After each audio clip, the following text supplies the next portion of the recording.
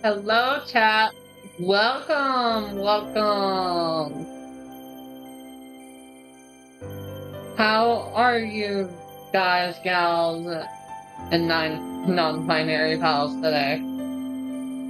Um, so since last night's stream was kind of a train wreck due to performance issues in the game I chose, I decided to download four different visual novel games to play throughout the stream, because we gotta support our indie devs. This one is Without a Voice by L Cubed. Let's see how it is. Should probably get a drink next to me. Please note, the following game contains disturbing themes and explicit content. There's our trigger warning, chat. If you're not comfortable dealing with heavier themes or anything like that, take care of yourself. This might not be the game for you. I do plan on playing something sillier later, like one of the games that I downloaded, you date slasher villains. So, you know, the list is in no way exhaustive or complete, and not everything on this list is present in every playthrough. Please exercise caution while playing. Violence, graphic depictions of death and gore. So if you're not good with gore, now's the time to leave. Homophobia, implied incestuous themes, and codependency. When cold, cruel destiny has thee within her grasp. The voice actress is good, at least. Like, that's... Actually, let's turn on auto. Bravely, dear, to change thy path. But fate cares not which twisted road you choose to take. Your dance atop her palm, with airy choice you make. Day one, huh? It was a morning like any other.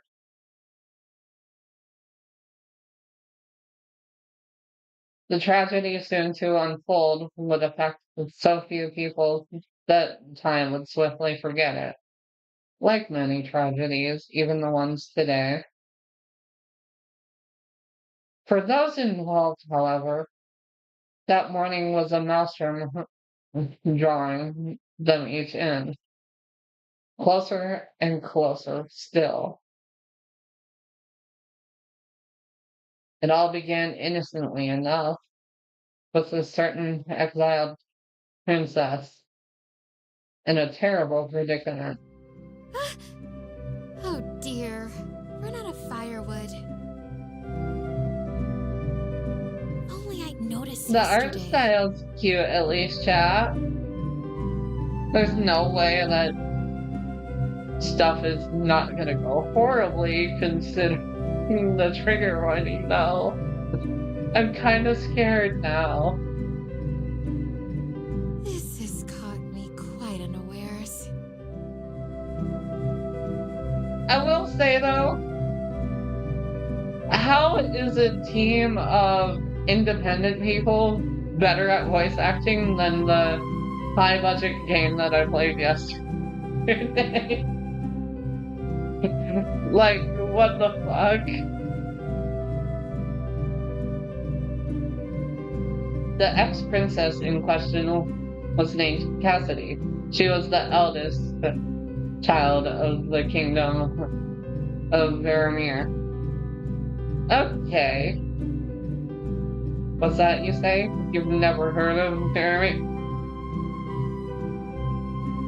I don't like this writing part right here because writers, if you're gonna write a visual novel game in a fantasy setting, the last thing you want to do is start out by saying, "Oh, you've never heard of it?"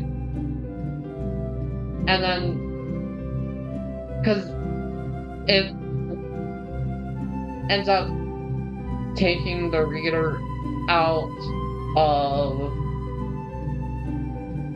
the world for a second there. It kind of breaks the suspension of disbelief. So don't add in lines like this unless you're going for a more fourth wall breaking tongue-in-cheek type of game, you know?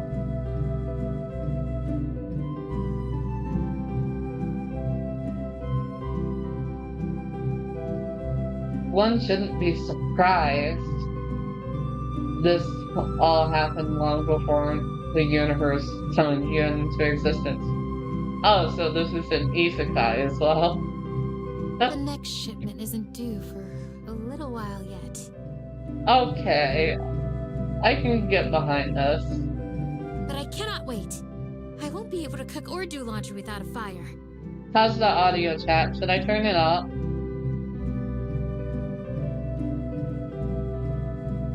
Yeah, you need to boil water to do laundry and cook food, so need fire. So long had the princess had been living. That felt awkward to read. I know technically proper, but living in this cottage alone that she'd taken to talking to herself just to feel less lonely. Honestly, same. Like, I talk to myself all the time, which is part of why I stream. I tend to just talk to myself. Determined to gather some wood before sundown, Cassidy grabbed a hatchet and some linen, and then a quilted plate. Ooh, these backgrounds and stuff are pretty, chat. What's outside? She paused, considering for the umpteenth time whether it would be best for her to lock her door. Cassidy, you should lock your door. No one will come in anyway. My brother's agents never enter. No one else travels this deep into the wood. Oh, that expression is cute. Convincing herself so, Cassidy turned away and headed into the forest to begin her mission. Unfortunately, her determination and willpower were short-lived. As I thought. Firewood isn't just lying on the ground just waiting to be picked up.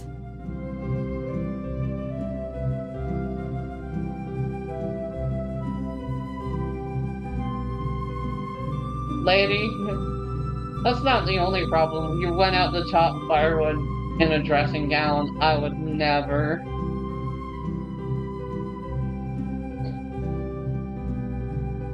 Though she'd brought the hatchet, she foolishly hoped she wouldn't have to use.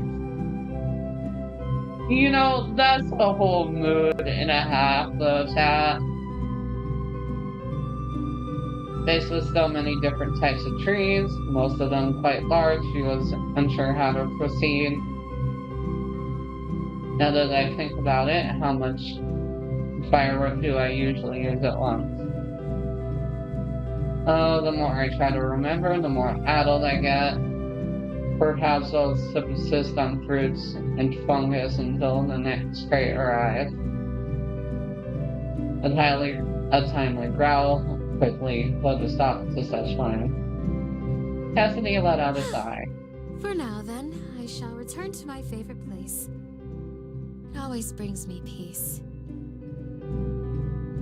That place holds some magic I've always felt.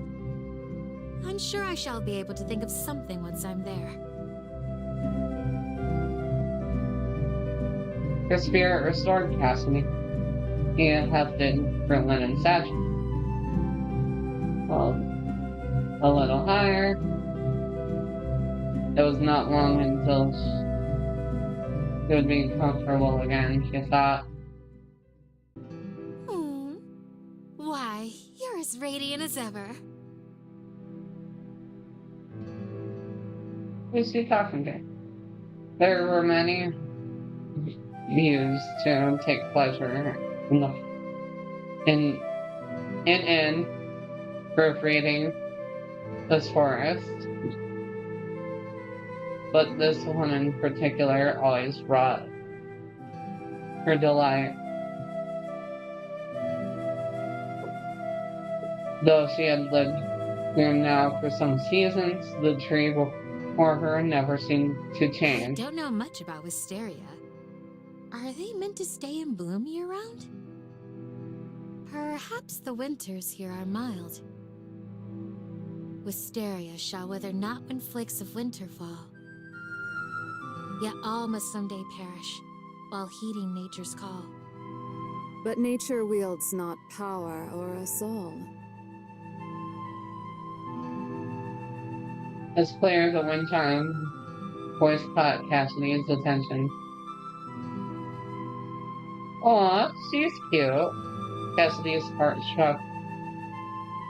heart stuck in her throat as she followed the sound and caught the sight of the woman sitting there.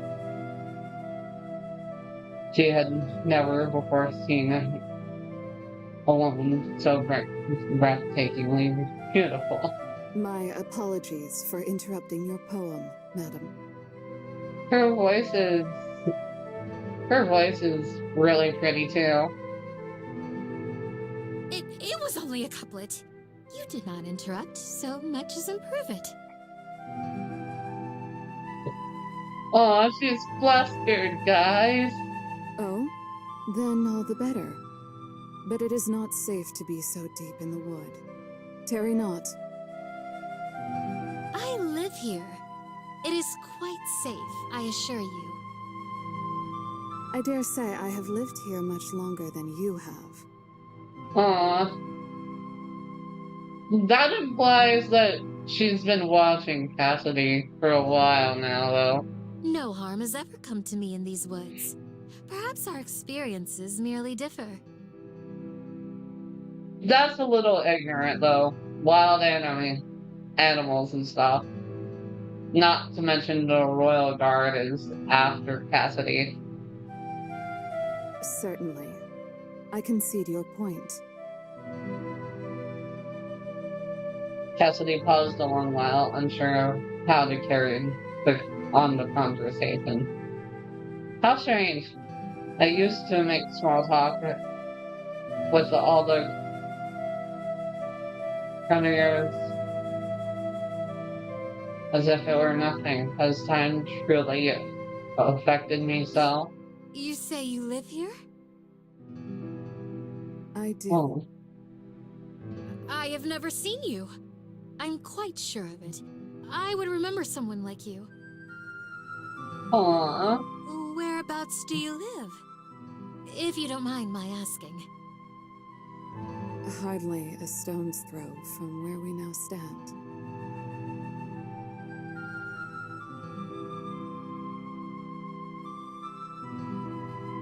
How can that be? That's highly suspect. How can that be? I suppose she does not wish to expose where she lives to another stranger.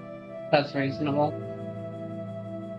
She seems to be quite on her guard. I envy your view of this lovely place. Do not envy me. Oh. We love our depressed goth girl guys. We love them.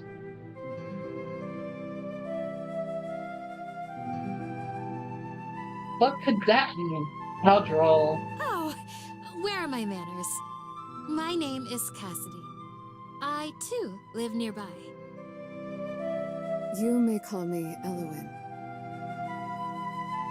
Evelyn, that's pretty. Elowen. What a lovely name. Besides, I was already aware that you live nearby. Yeah, she's been watching us. What? How? I have seen you before, albeit from a distance. You come here often. Oh dear. I must have been making a complete fool of myself. Don't feel bad, Cassidy. The amount of times I've been caught while talking to myself about stuff, it's I'm surprising. sorry that you've had to witness that. Cassidy thought back through all the complaining she'd done under this tree, and all the times she'd sullied herself trying to gather fruit. There were many other truly mortifying memories. She stared at the ground. You know what? Fair. If a goth baddie who saw me doing embarrassing stuff, when she looked up, however, Elowen was smiling. Cassidy felt her tension So what wane. brings you back to this place? I wanted to calm myself. Calm yourself? What for? What could possibly cause you distress? What a sour tone. Does she think I just daydream and lays about all day? Many things.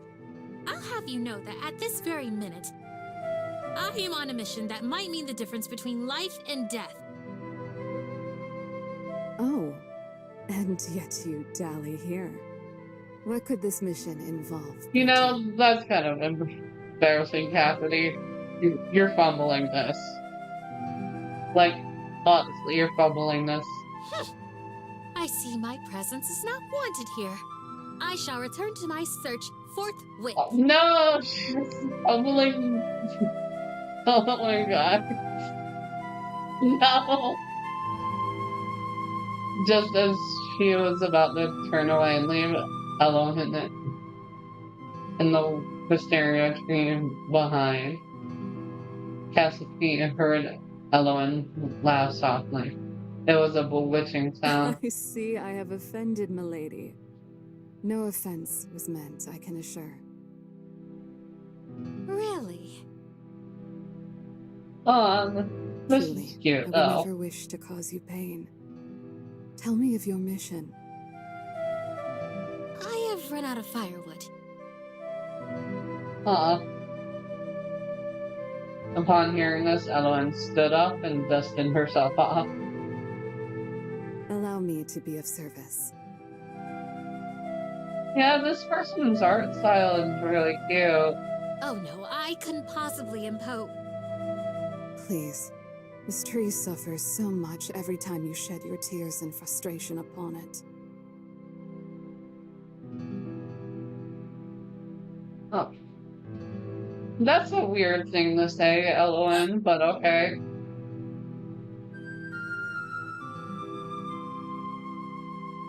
Yet, despite her abrasive words, Elowen was tirelessly helpful. It was she who taught Cassidy to gather smaller bits of kindling and to use the hatchet when that proved insufficient. If you wrap these smaller branches together, they shall burn just fine. I see. Oh, I am certainly glad not to have to chop down a whole tree. I was worried about that. Yes, once felled, a tree can never rise again. Take of them their fruit, their branches, but spare them their roots and lifeblood. Lifeblood? Aw, that's kind of profound. The trees have blood. She's an idiot, guys. the goth and the idiot. What a pair. This forest is quite old, you know. I wish it would stay forever this way. But man has trouble leaving things be.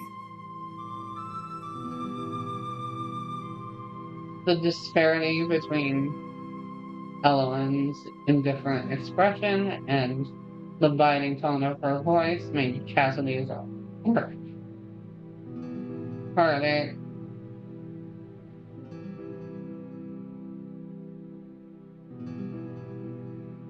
She must have had a bad experience. We humans are meddlesome things, aren't we?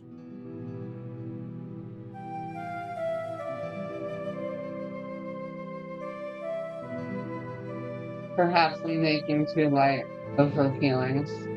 I thought that was a rather intelligent thing to say. Don't try to be profound when you're a moron. Oh no, we're fumbling. We are fumbling so bad. No. No.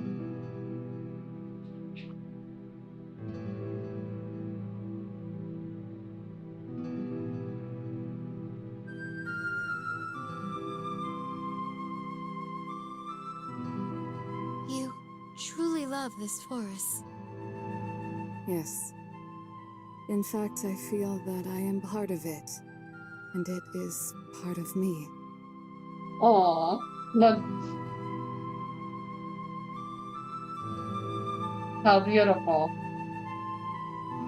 The two continued through the forest, gathering wood and passing the time with easy conversation. Oh, this piece is really pretty. As they walked, the sun began to sink. So, too, did the satchel of wood over Cassidy's shoulder bag. It seems that you've gathered plenty of wood now. Surely that will be enough? You're right. Aw. She lost track of time. Cute.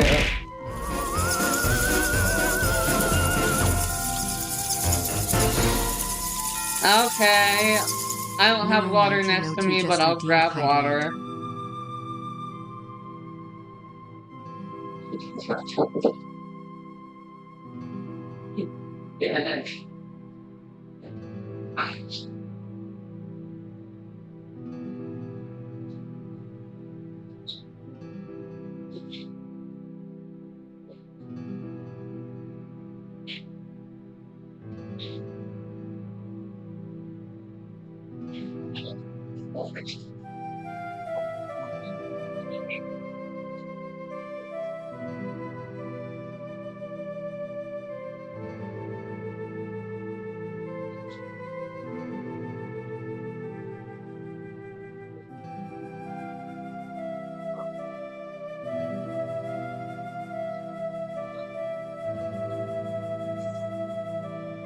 There, I got it.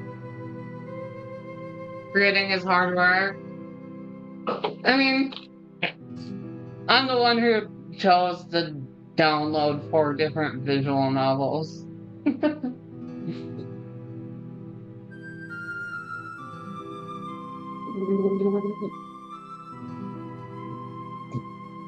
Tasty.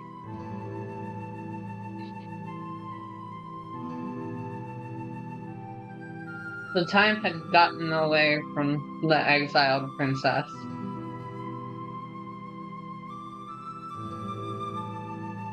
Now that their afternoon together was coming to an end, Cassidy was afraid. Afraid and hopeful, which was perhaps more dangerous still. Excuse me, Miss Elowen? Yes? Might Aw. That is, might we? Aw, she's smitten. Somehow, this idiot didn't fumble the goth chick. That's surprising. You've no idea how happy I am to meet another person living in this wood. And a woman at that. Have you ever heard...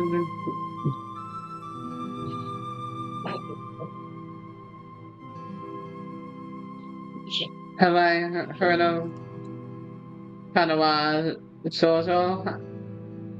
I have not. I don't play too many visual novels. But I do like supporting indie game devs, so I figured streaming their games would be a good thing, you know?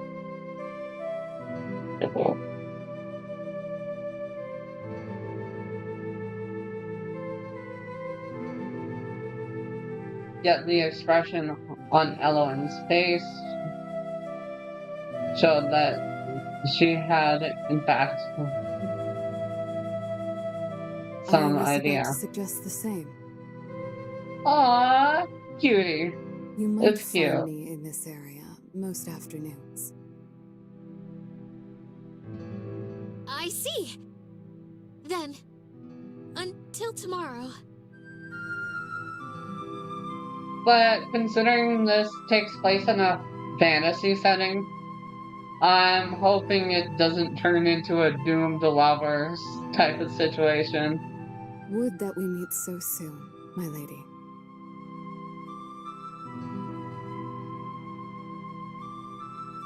With that, Eloin bowed and left. Her steps make almost no sound. What a graceful woman. Not just beautiful, but elegant and smart. As she walked back to her cottage, so filled with thoughts about Eloin was her head. I get that the writer is going for this old English medieval style of writing, but you also have to read and reread it, just like read it aloud to make sure it actually sounds good when being read. Because the flow of this line is kind of off.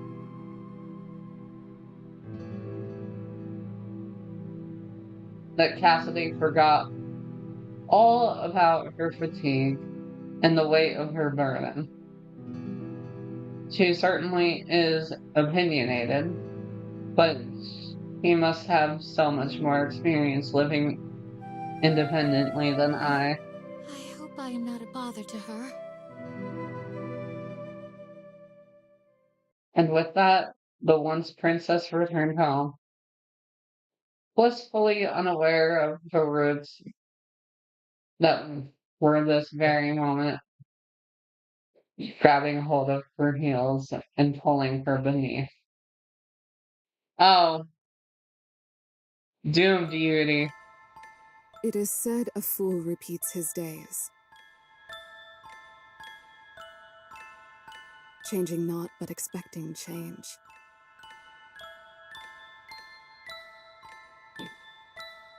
I posit these men are by routine hogtied. Yeah. They expect not, and are by not satisfied. Yep. Day 2. Wonder how long this one is.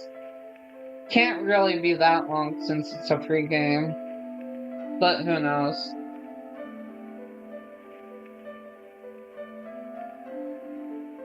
There's sort of melancholy. There is a sort of melancholy one feels when closing a book for the final time. Feeling its last words wash over you as you leave its world. and return to your own life. Yeah, I've felt that way with certain books, like lots of fantasy books, I've felt that way. Definitely some anime as well. It was an Inui that Cassidy had grown used to. In her former life, she had received the best education that money and bribery might buy, right? Royal. Now that bright mind was left to languish, fed by nothing more than a single new book each fortnight. By now, Cassidy was in the habit of reading very slowly indeed. She shut her latest tome and placed it upon the table next to her half-written letter to her brother. I never sound quite myself in these letters. How do you write from a distance to one whom you once saw daily? Yeah, that's always been a confusing one to me. My brother and I were awfully close until we weren't. And now he lives far enough that sure I can text him and stuff, but it doesn't feel quite the same as being able to talk to him directly. And how do you write anything at all when your life has grown so dull? Yeah, I really relate to Cassidy. She decided to pen a few more sentences on how moved she felt after reading the books.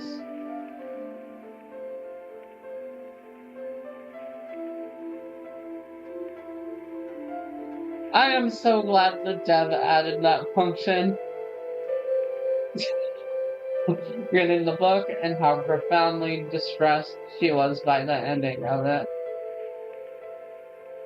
Family is important, but so too is recognizing the value of what you have before it's too late.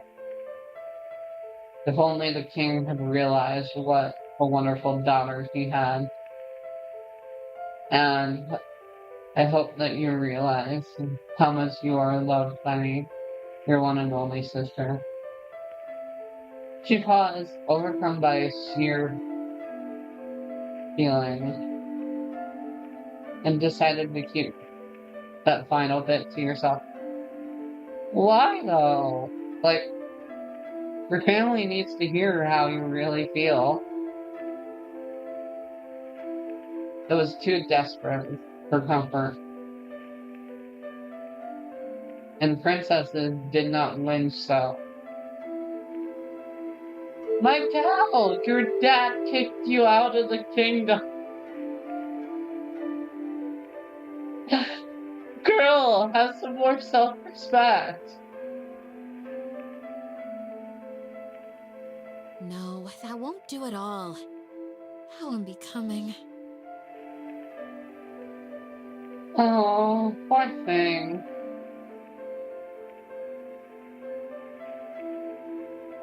With a sigh, Cassidy stared at the crackling fire. She had more than enough firewood now to last her until the next shipment of it.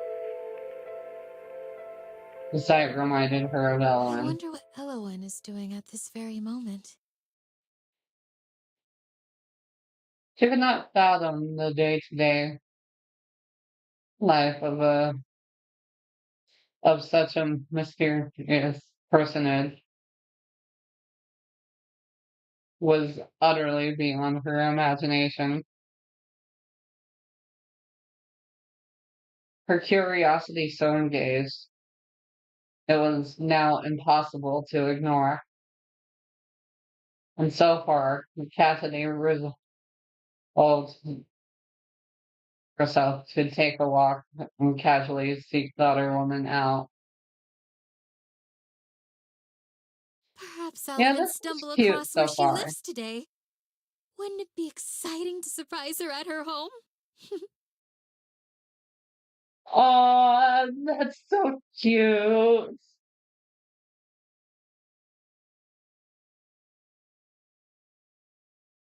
Thinking nothing at all of how inconvenient, how overly forward and impertinent it might be, she departed immediately.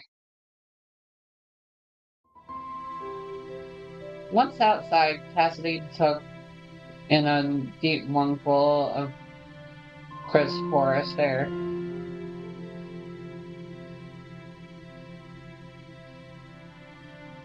Need to be like, what this thing is.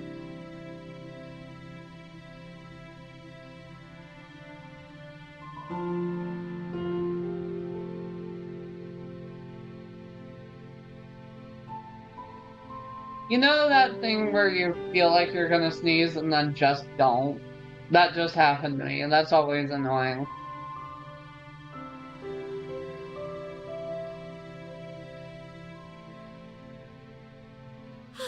How lovely it is today. Hardly a cloud in the sky. Aw. She took measured steps into the forest, constantly scanning the area around her, on the lookout for this elusive domicile. Might Elowen live in a cottage like mine? She is so elegant. I cannot imagine her doing housework. What's that supposed to mean, Cassidy? Then again, I could hardly imagine myself doing housework not so long ago. Oh, how times change a person. Cassidy reached her beloved wisteria tree before long, and eagerly drank in the sight of it. She ran up to the tree and encircled it with her arms, as if meaning to embrace it. Tree hugger.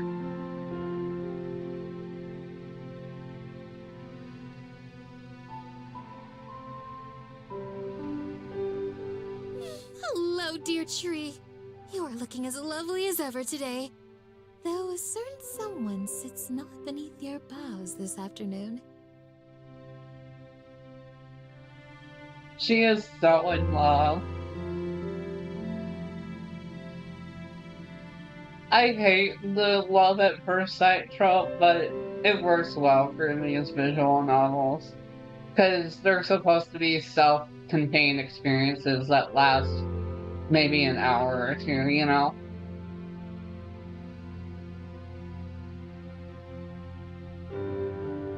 She leaned to one side and then another, looking around the tree and into the forest to see if she might spy a window or the billowing of chimney smoke. Sadly, she could not make out. She could make out only more trees. I can't suppose that Elowen lives in a tree house, does she? Certainly not.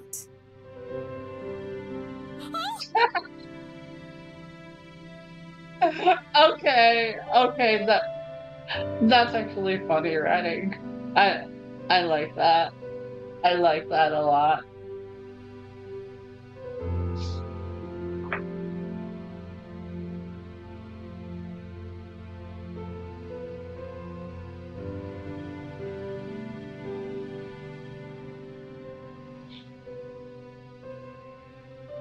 Startled, Cassidy jumped, her foot catching unhappily on one of the tree's roots, sending her flailing forward. Oh, so now we're gonna be caught by Elowen here. Careful. Aw, that's cute. That's adorable. Elowen's arms shot out at once, her vice-like grip snaring.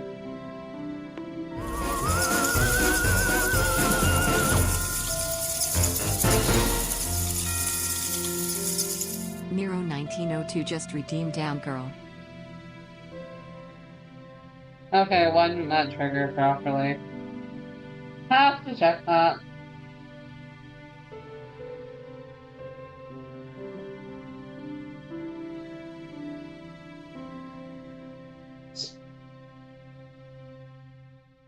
No, okay.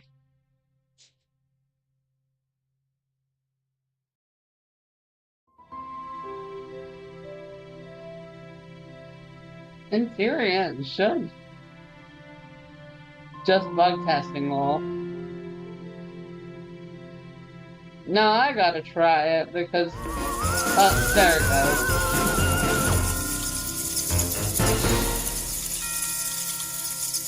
Lorelei_Albrecht_VT just redeemed down girl. You know what? I deserved 2 bonks anyway.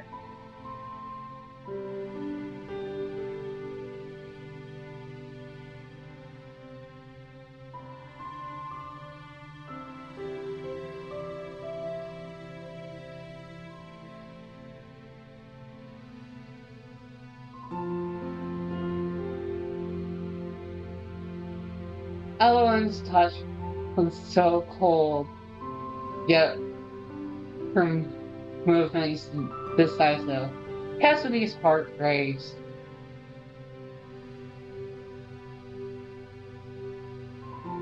Was she truly worried, Harry? It took Cassidy several moments to regain her composure. Eloine, too, looked a bit shaken. Thank goodness you arrived when you did. Though, truth be told, if you hadn't startled me so, I would not have fallen. Is that so? I shall endeavor to be less frightening in the future then. I love her voice. I do. Oh dear, she may have mistaken my meaning. I was only trying to cover up my embarrassment.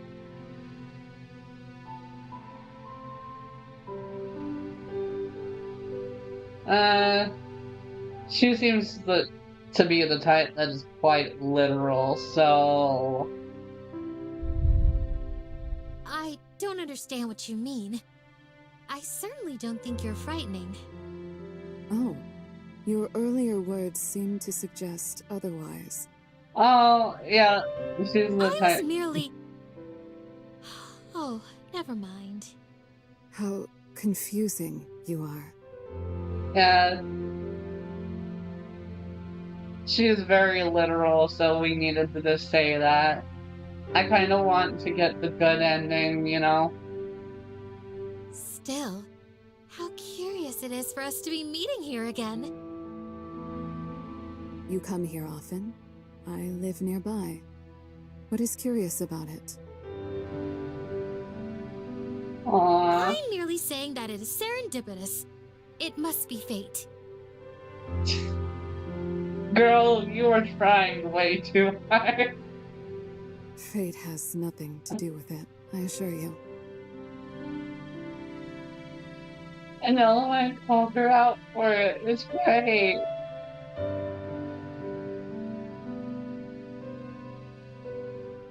But it's so much more romantic to think of it as fate. Down, girl. Down. Bad. Need to get the spray bottle. Jesus. I can think of nothing less romantic than fate. You know, I honestly kind of agree with Eloine here. I've always found stories that are like, oh, you two were very literally made for each other and fated to be together. To be the type of stories that really fucking freak me out. Like, I'm never ever able to get into that type of story. At least not for long. I usually wind up dropping it. Hmm? Perhaps this is something not yet possible for you to understand. Don't speak as though you're much older and wiser than me.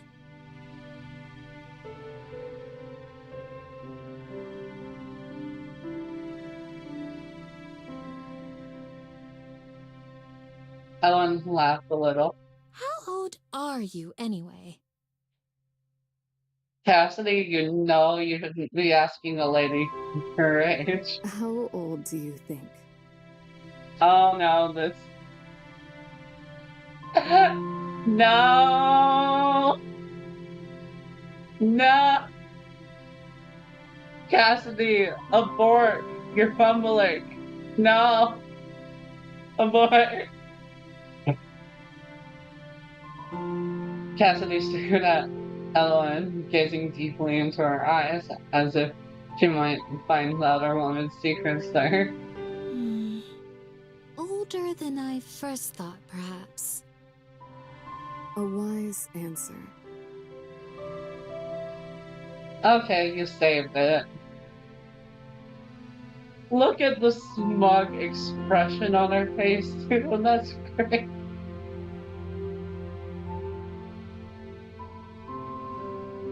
Ellen tipped her head slightly, the motion seeming to indicate that a desire to walk on. Cassidy was only too happy to comply. Together, the two women strolled. Their time together was marked by a companionable silence. Cassidy never before a quiet girl was desperate to fill it, but what conversation might pique Ellen's interest was unclear. She peered shyly at Ellen's face and profile. So striking and noble did it seem. She has the air of an aristocrat. What could someone like she be doing living in the forest? Then again, am I not in the same position? I was gonna say, you're in no position to judge, princess. Perhaps it's something she finds difficult to speak of. An icy gust of wind whistled through the clearing, causing Cassidy to shiver and rub her bare arm. The sun will be setting soon and it will grow colder. Perhaps you should. Was then that the question Cassidy had been ruminating on over all afternoon burst forth. Would you like to come to my cottage? Aww, cute. Ellen appeared quite overcome. Is that wise? Come on, do it. Whatever do you mean? How can you extend such an invitation to one such as me, whom you hardly know? You are entirely too trusting. I can understand Ellen's position, but you clearly aren't a threat to her. At least, probably aren't. We'll see. I'm surprised at you. Two solitary women ought to stick together out in these wilds. Besides, who else have I to invite? That is, I sometimes feel quite lonely out here. Don't you? Ellen turned her gaze slightly and gazed into the forest behind them, as if peering at something only she could see. Loneliness, then. I see. Very well. I will take you up on your offer.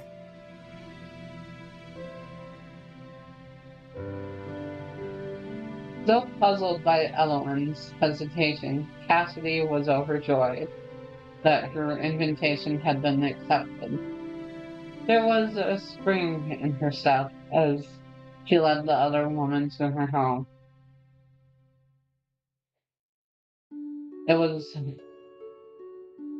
was only in front of the cottage that Cassidy suddenly understood what an impetus thing it was that she was doing.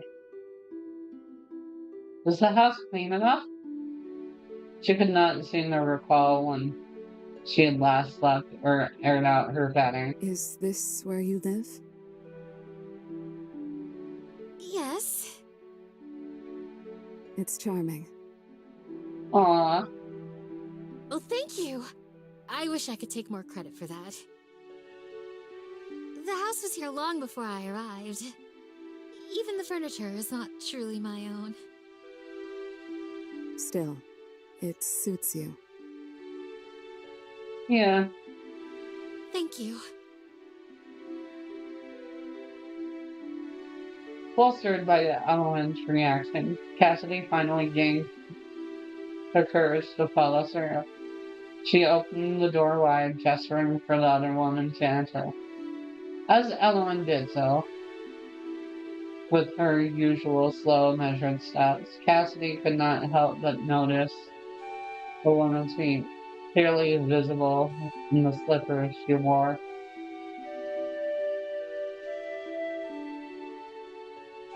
Her toes are curled. How odd.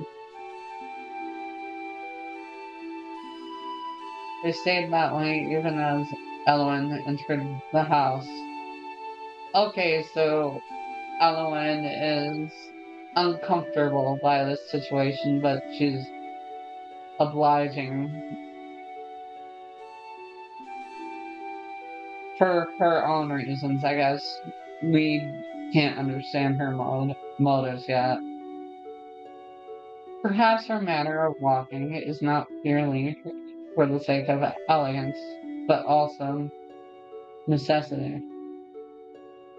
Had Elowen some sort of pain in her feet? Cassidy pondered on this and resolved to ask about it when the opportunity arose.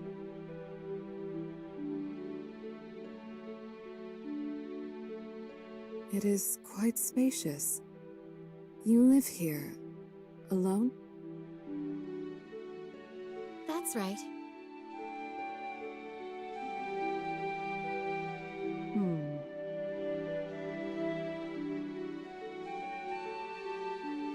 It's not so bad. I don't have anyone to tell me what to do or where to go. I have a freedom now that I'd never known before. Fair enough, Perhaps, Cassidy.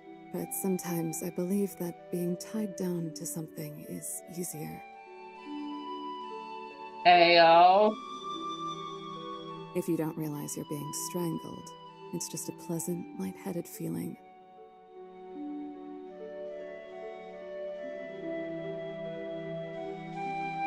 Why is Elowen teenage me? I legitimately used to think like that. I used to be quite the pessimist. I don't really understand. And of course Cassidy is too stupid to get it.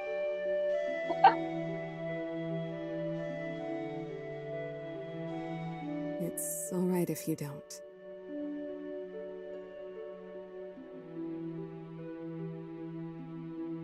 Elowen walked slowly from one part of the room to the next, her fingertips ghosting over every surface. She looked to be seeking the essence of each object, taken in every minute flaw and deciphering its true nature. I'm gonna head to the restroom real quick. Be right back.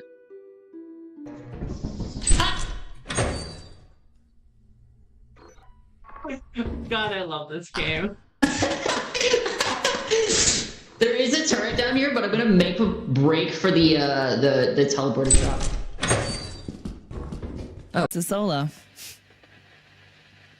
You just wait till I'm feeling better. I could eat you under the table. Wowzers. That's not what I meant. Shit! That came out wrong. My thoughts have been kind of... It's cool. I'll never be able to drink you under the table the same way again.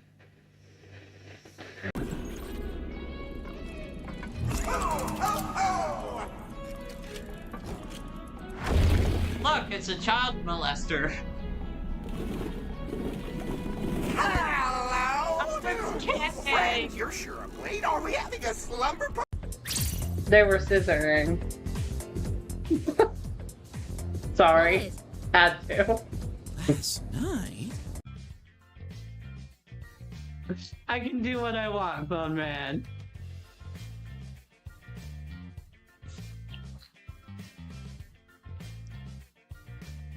They're literally made of dildo material now. Anything is a dildo if you're brave enough. Whatever.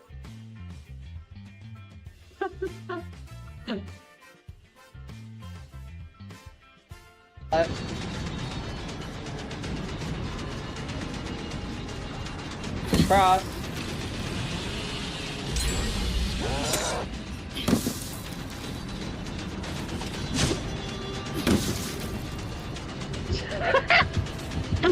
Let's.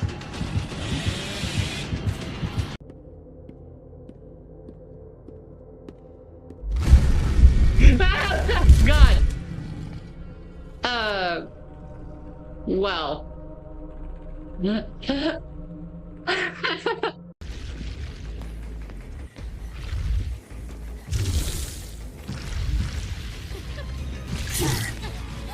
Don't you fucking dare.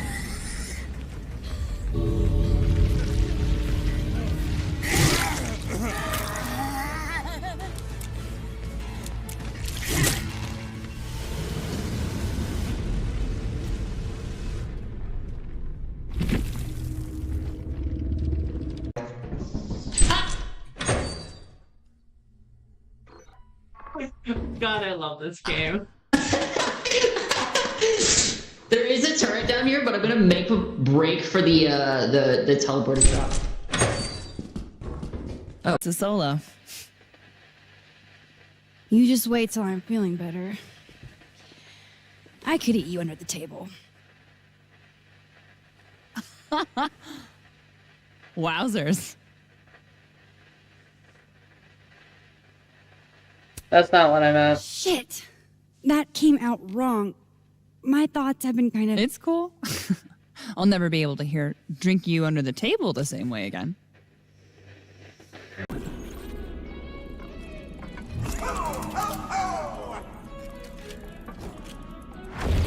Look, it's a child molester. Hello, friend. You're sure I'm late. Are we having a slumber party? They were scissoring. Sorry. Had to. Last night? I can do what I want, Bone Man.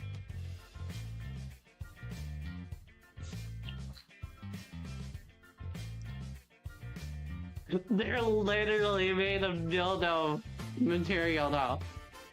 Anything is a dildo if you're brave enough. Whatever.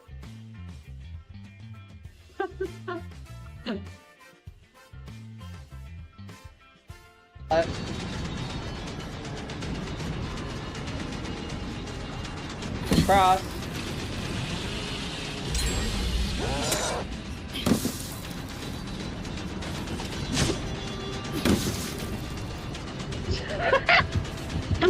That's...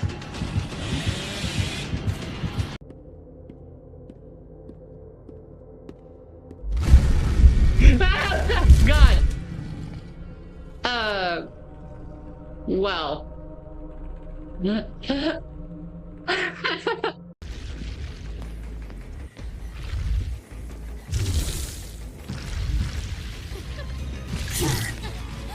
Don't you fucking dare.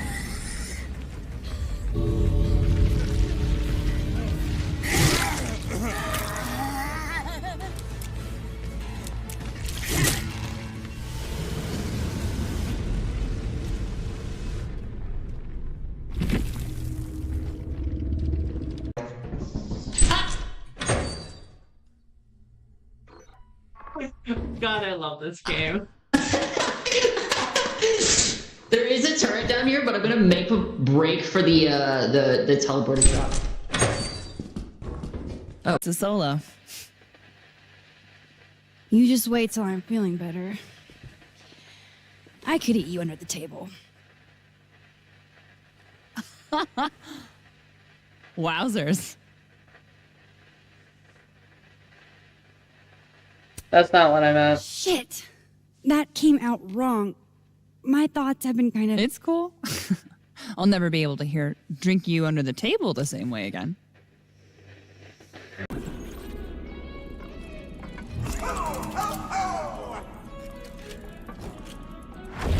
Look, it's a child molester. Hello there, friend. You're sure of late. Are we having a slumber party? They were scissoring. Sorry. Had to. Last night? I can do what I want, Bone Man.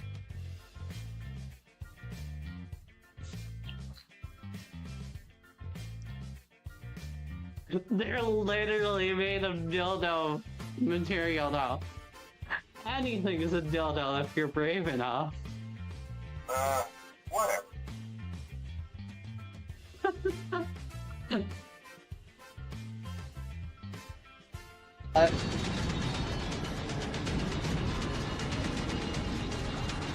Cross.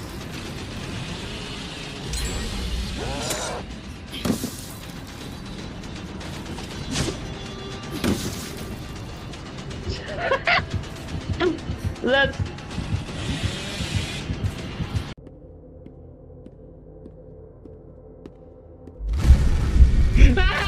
God. Well. Okay, I'm back. Sorry about that. Don't worry, I washed my hands. I'm not gross.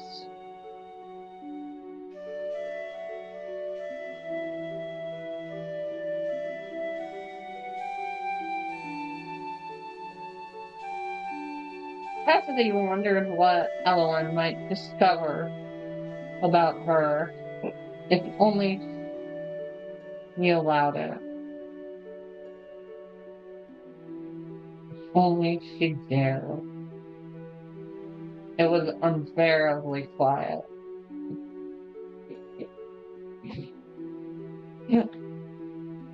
Invite a woman into your house and say absolutely no words.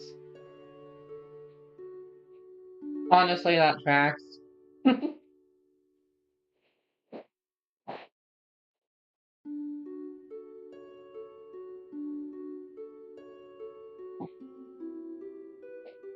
Just then, Elowen came across the book Cassidy had finished reading.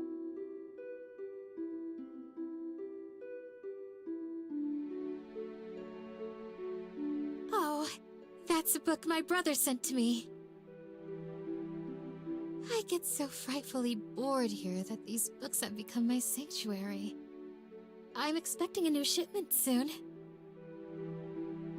Your Yeah. brother? Elowen was silent for a time, digesting that new information. And then her eyes fell on the half-finished letter, haphazardly placed next to the book. Cassidy followed her gaze, eyes wide. She leapt forward to snatch the letter away. How much had the other woman seen? She blurred in Your mortification. brother is far away from here. Yes. Is it beautiful? The place where you once both lived?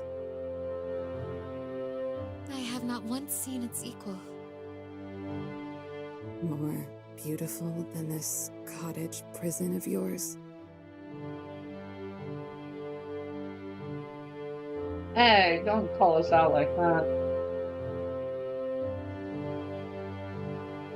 Cassidy could not hide her surprise at Ellen's poisonous choice of words, nor could she hide her sudden tears. Excuse me? Or it's not like that.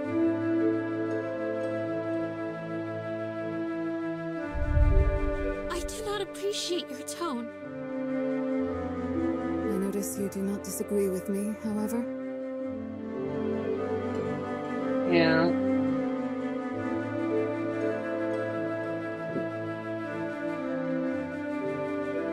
I most decidedly do. You don't understand how much my brother cares for me. You are correct in at least one thing there. She doesn't understand. Cassidy angrily dried her tears. And then looked through the window. It has gotten dark. Oh my. How rude of me. I have not offered you tea or any refreshment. Do not trouble yourself on my account. I must away. I did not mean to impose for so long. Oh, you are hardly an imposition. You are kind and good. Cassidy's face lit up. Kind and good things do not survive long in a world such as ours. What the fuck is that supposed to mean, Ellen? Just as quickly as it can come, the sudden rush of delight left her. Bowing her head, the other woman was out the door and gone, leaving her in confusion in her wake. I have to believe that Alexander loves me. If not, what will become of me? When she looked out the window to glimpse the same view that Ellen had just beheld, what Cassidy saw before her was but a bleak uncertainty. Without wisdom or experience,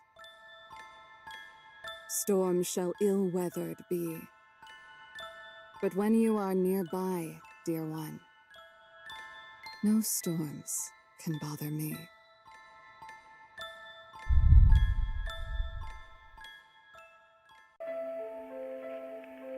The exiled princess paused on the very first line of her letter. Is that too familiar? Will he dislike it? The brother of her memory was a kind boy, but rather stiff and particularly mindful of decorum. Following the events of the previous evening, Cassidy felt compelled to rewrite her half-finished letter.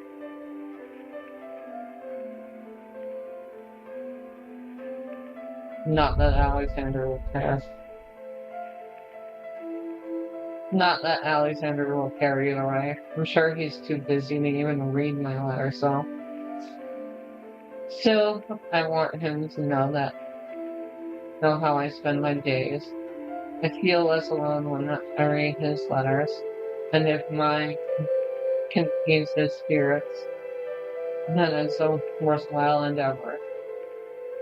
Cassidy finished the letter without much of a fuss. She wrote briefly of Elowen, a passerby, helping her find firewood. Most of the contents, however, were in regards to the book she had finished recently. Perhaps this will encourage my dear brother to send me more. When Cassidy looked out the window, she realized the sun had started to Oh set. dear. Was I revising for so long? Silly me.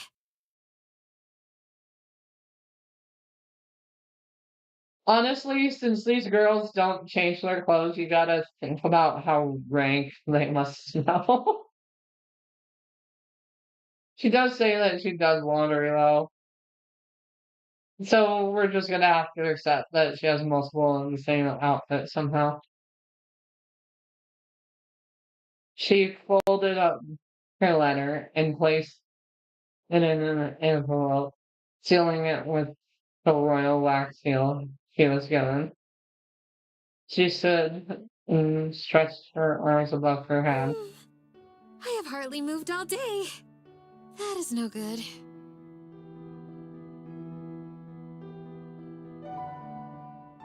Cassidy walked to the front of the cottage, where she normally left her letters, halfway beneath the door for an agent to collect. She had just stuffed the letter under the door Princess? when Cassidy's blood ran cold for just a moment. Yet she soon realized who was addressing her and relaxed. You surprised me, Elowen. She spoke to the other woman through the half-open window at the front of the I am cottage. no princess, you know. Is that so? You seem like one to me. Oh, princess! Jesus Christ. Cassidy was not sure how to respond to that sentiment. Have I casually let it slip that I was a princess? I did not realize that I still behaved in the manner of one. Lifelong habits cannot so soon be discarded, it seems. There's an envelope under the door. Oh, yes. Do leave it there. It's outgoing. Outgoing? Ellen paused for a long while, but said no more on the May I subject. come in? Oh, of course. I'm so sorry. I should have invited you sooner. I was so taken aback, you see. I did not mean Fair enough, to she surprise you. showed up unannounced. It's all right. A happy surprise. I am so glad to see you. She wants her so bad, chat. It's hilarious. She opened the door and ushered Elowen inside. This time Cassidy did not forget her manners. She quickly flew into the kitchen to make her guest some tea, and she pulled out the crackers she'd set aside and set for just such an occasion. Elowen politely sipped the tea, but did not touch the crackers.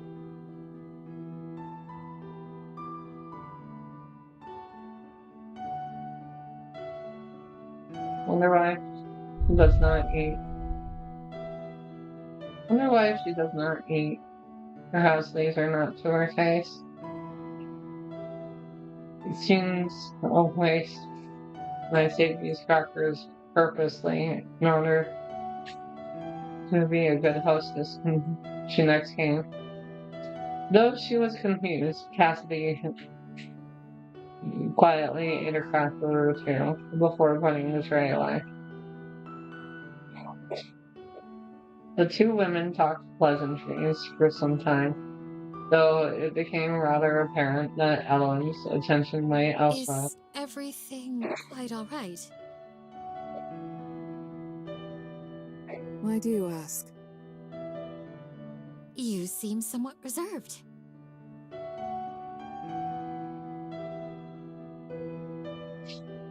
That is more than usual. That letter. Hmm? You said it was outgoing. Is that the letter you wrote your brother? Oh, yes. If I leave the letters there, someone will come collect it. Someone? How can that be? You do not go into town to have your mail delivered?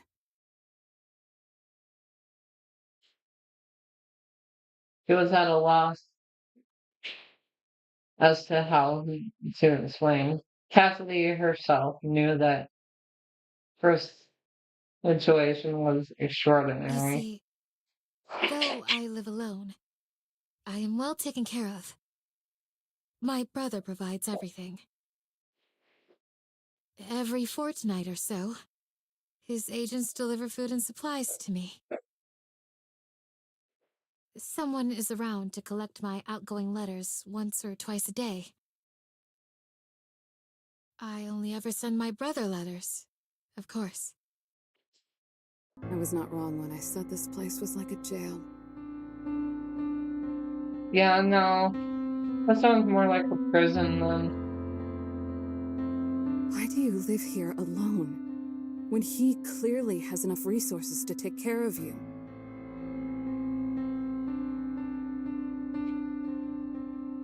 Cassidy shifted uncomfortably in her seat. Evelyn's eyes seemed not to look at her so much as bore into her soul.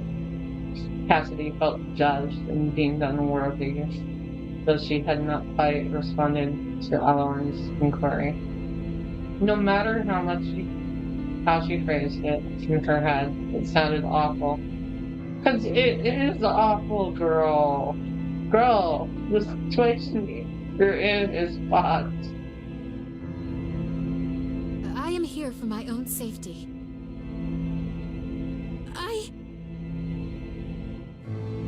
She took a When you deep breath. called me princess earlier, you were not far off the mark.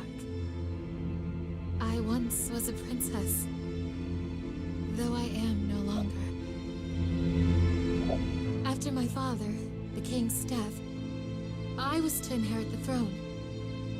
But our barons in Parliament voted no confidence. Worse, I was then handed trumped charges of treason. I very well could have been executed. I Instead, see. my younger brother intervened on my behalf. So you are. Alive. In exile. But alive. The former princess surprised herself at the depth of her own feelings, at the desperation with which she tried to convince, especially herself, that this was for the best.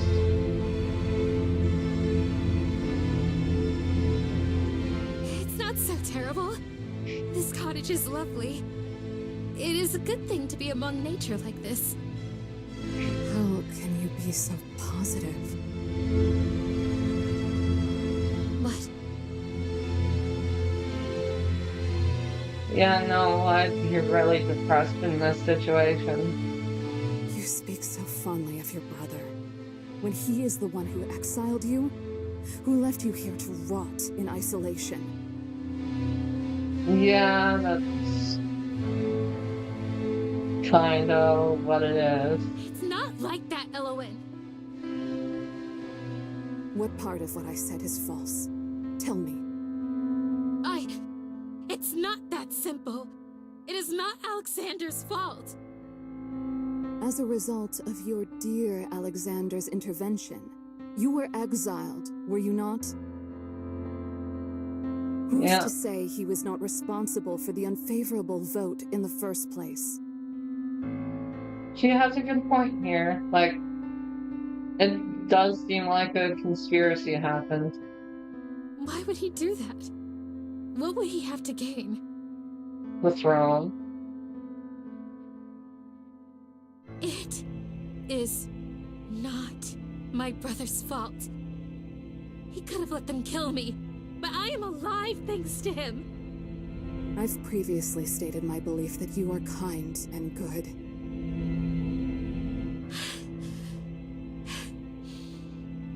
I have now revised my opinion. You are a blind fool. As I am mute, you are blind.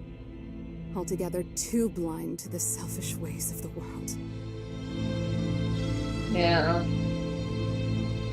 She's being way too charitable to her brother. What is your meaning? It is nothing. Believe in your brother all you wish, but you cannot deny that there is a truth to what I've said. Yeah.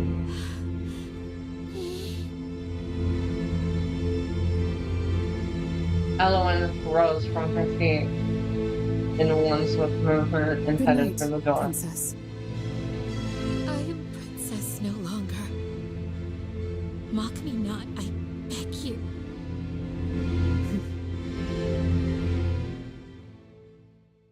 Just like that, just like that, she was gone. Disappeared into the dark. Cassidy wrapped her arms around her torso, hugging herself for comfort in the wake of Ellen's sudden indignant anger. Feeling comfort none, the former princess squeezed her eyes shut. Oh, Alexander, if only she knew you as I do, then she would understand. Are we gonna get a flashback, chat? There is a treasure that can't be bought, no matter how long it may be sought. It is something priceless, yet free. I speak, of course, of an apology.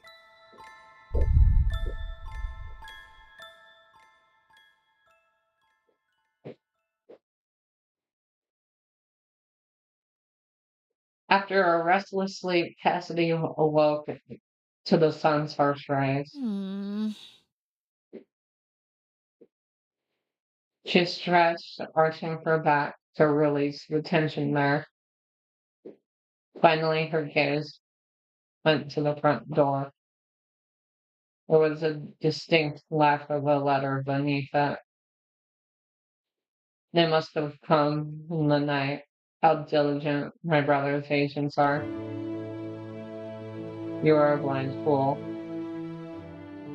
All at once, the memories of her argument with Elowen nearly knocked the wind out of I her. cannot believe I divulged such secrets to someone I barely know.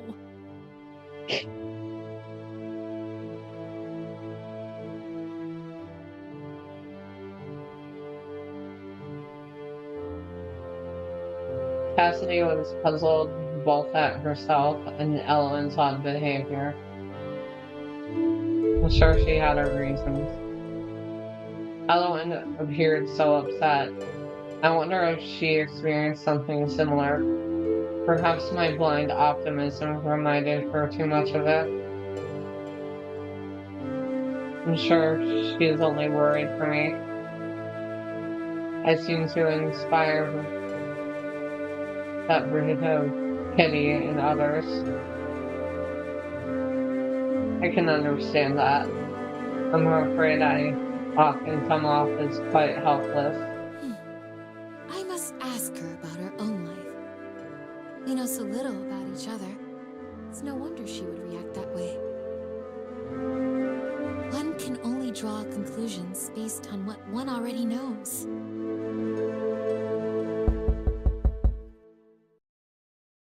Presently, there was a knock at the door. given how long it had been since her last shipment, as well as the fact that Evelyn was far more likely to announce her presence with her word. Cassidy could draw but one conclusion. She waited nearly 10 minutes before opening the door. It was protocol. She knew not who her brother sent. It was unclear whether they knew whom they were delivering to. The royal family of Veramir had a distinctive look to them. It would not do for too many people to know who she was, or that a former princess dwelled here. When she finally allowed herself to open the door, she found a large wooden crate, not unlike the previous ones, sitting atop the crate. Its contents was a sealed envelope. Cassidy instantly recognized the severe cursive. To my sister, I'm glad to hear that you are adjusting well to life at the cottage. Doubtless there are many things that must challenge you, given your former life. But we must all make the best of things. I know that you have too much time on your hands, so I have been sure to enclose more books for you to read. You may one day be called upon to marry well for the advantage of a king and country. As such, it is of utmost importance that you keep your mind sharp and your hands unidle. The last part seemed to have been written later, as the script looked slightly different. I think of you often. I worry about you more often still. Be safe in the forest and keep to yourself. Though I know that is difficult for you.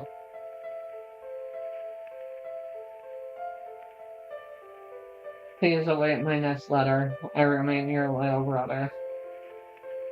She read over the letter many times, trying her best to get a gleam of affection from it. Alexander has always been a little awkward. Girl, don't excuse this. The letter was kind of cruel and heartless. I'm sure the last bit was added with some reluctance, after one of his advisors chastised him for the content of his letter. She smiled and ran her fingertips along the part that read, I think of you often.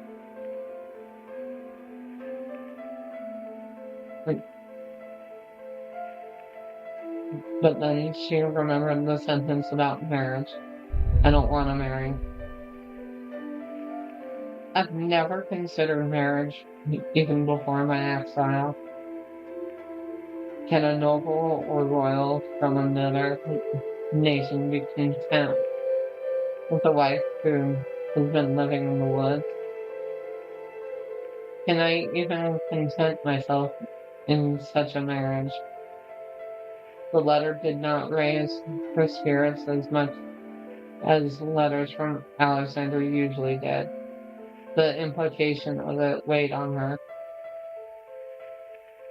Of course, I must be useful to the kingdom somehow.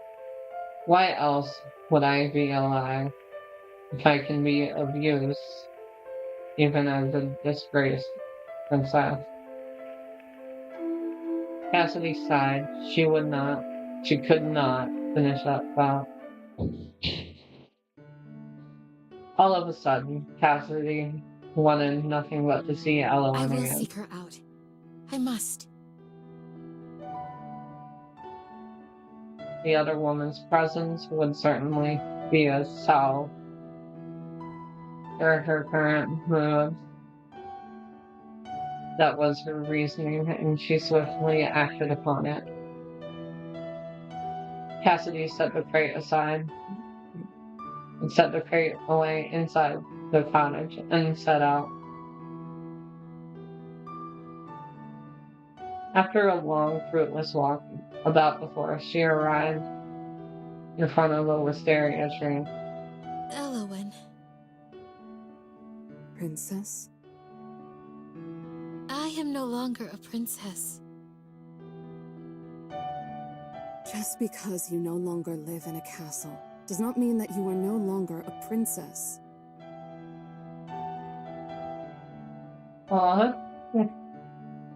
Cassidy was reminded of the word marriage once again. Elowen was right.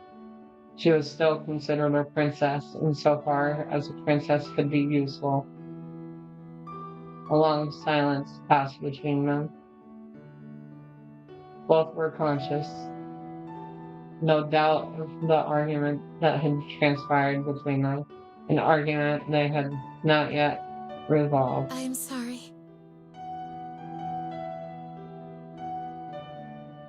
Elowen's eyes widened almost imperceptibly, but Cassidy, staring into the other woman's face, as she was, took I note. should not have burdened you with my circumstances to begin with.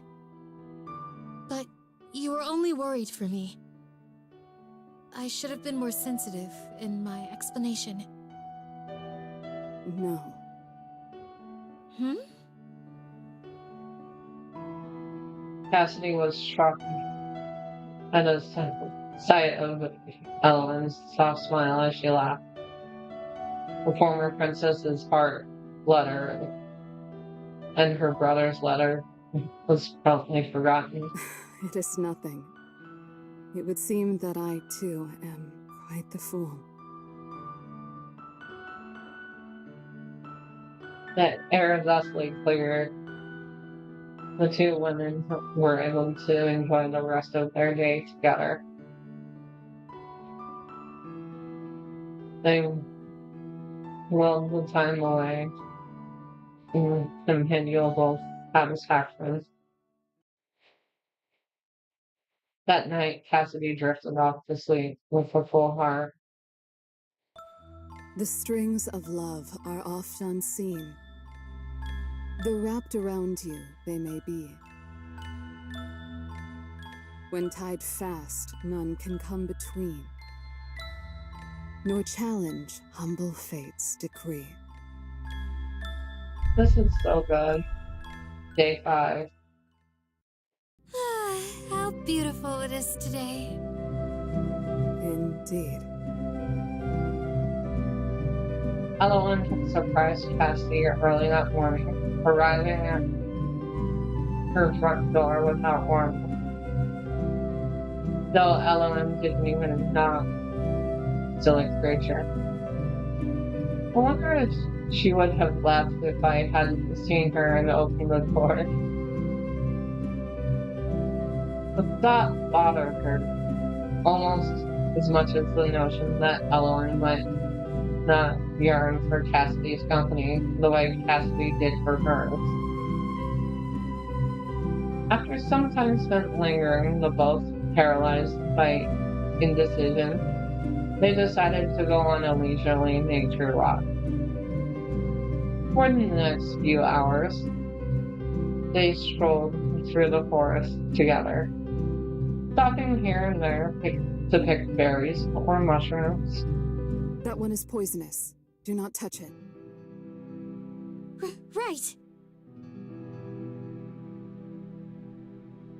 Cassidy drew her hand back in mortified It would alarm. not do for your lovely skin to be marred by poisonous spores.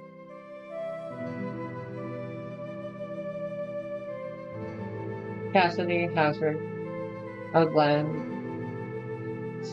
at the other woman's face, but Evelyn looked as unflappable as ever.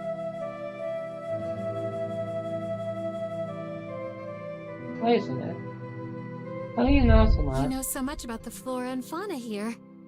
However did you learn it all? I have lived here many years. In that time, I have witnessed many interesting things. This story is cute so far. I have learned much, letting the people who pass through educate me. I see. However, Hmm? it's been a solitary life. I have seen much, but experienced little. When? I I see. have long felt like someone on the outside, looking in on a world I could never touch. Aw. Honestly, I felt the same way at certain points in my life. Like, it's hard to describe how lonely it feels.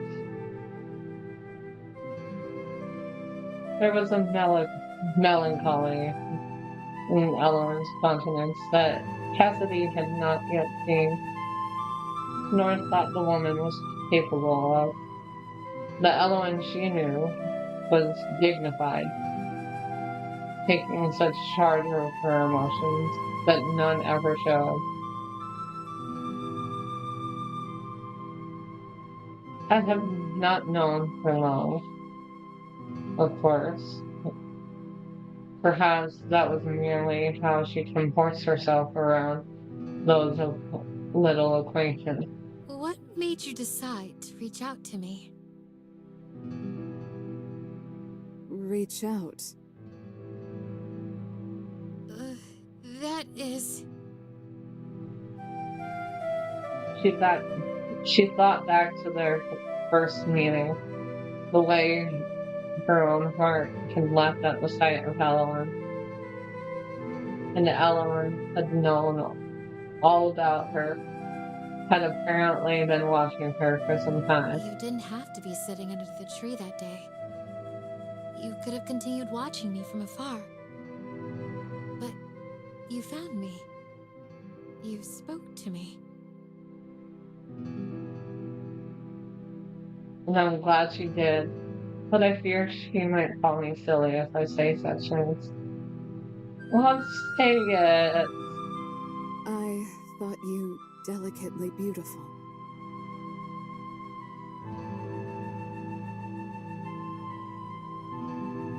The matter-of-fact way that Ellen had said this struck Cassidy.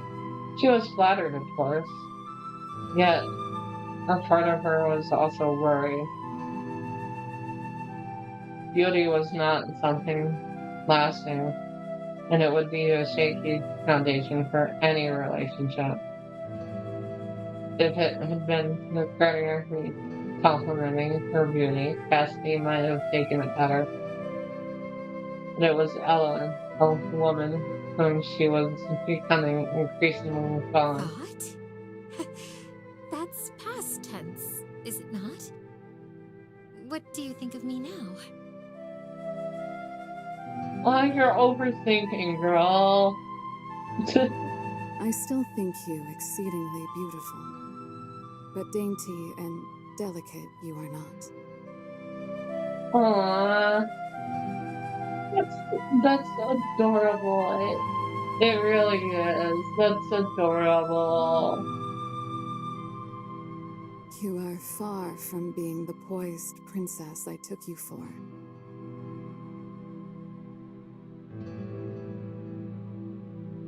Cassidy winced, and her mouth formed a little pout as she turned her eyes to the ground. As I thought, it is to be expected someone of so graceful as Ellen would, of course, find me lacking. You are not what I expected, but I believe that might be for the better. Aw.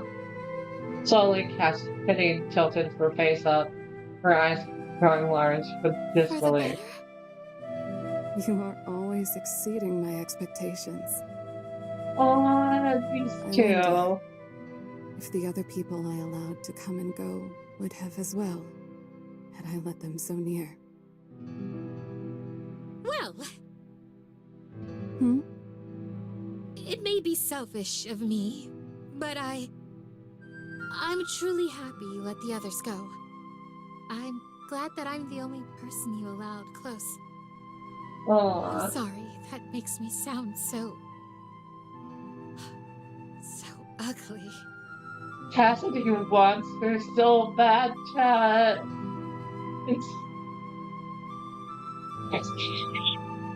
Oops, my phone's ringing. Hello?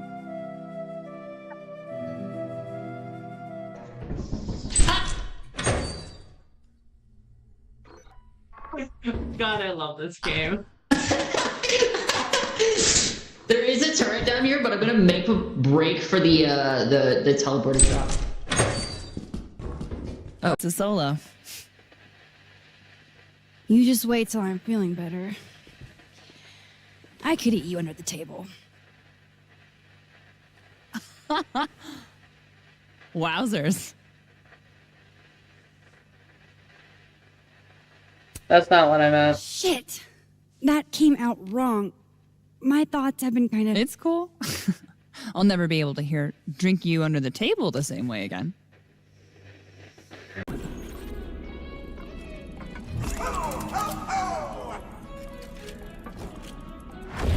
Look, it's a child molester.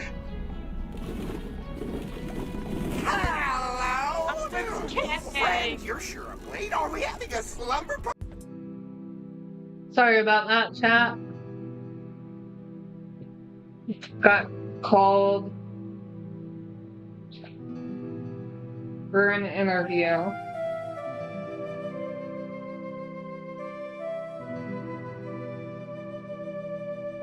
No.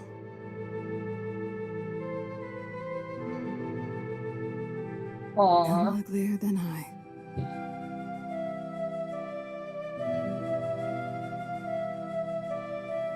Suddenly, in Cassidy's eyes, Ellen looked so very haggard. She peered through the polished veneer and saw a woman who was tired and Are you hungry. alright?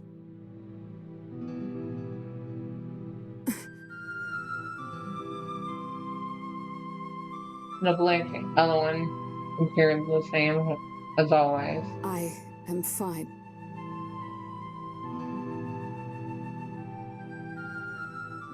Even so, Cassidy could not shake the feeling that something was off. Are you quite sure? You seem tired.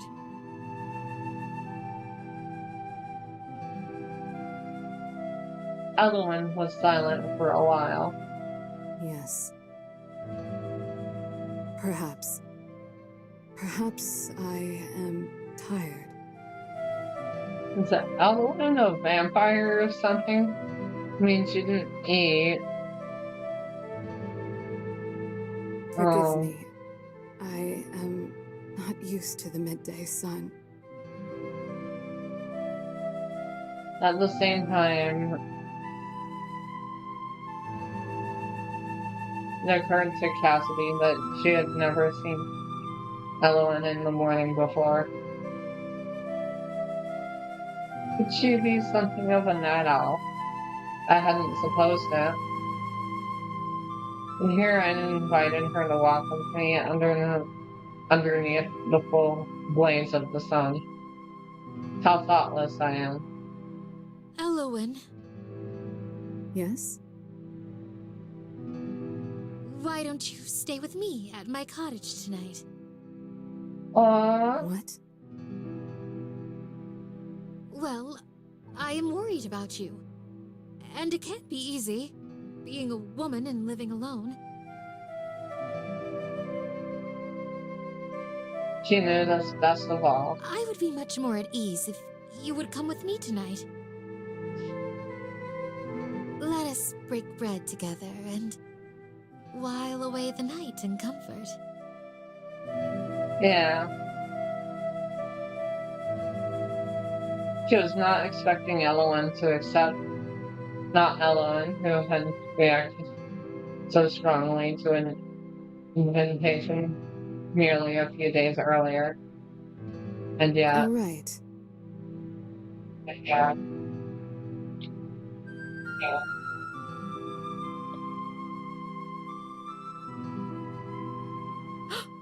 Really? Would it be Aw, better if I this is returned so to my cute. home? No. I was just worried that you would not accept. I Aw. realize that's not very dainty to be so forward. At this, Elowen finally smiled. This is so freaking cute, guys. Cassidy's heart felt akin to an acrobat at the sight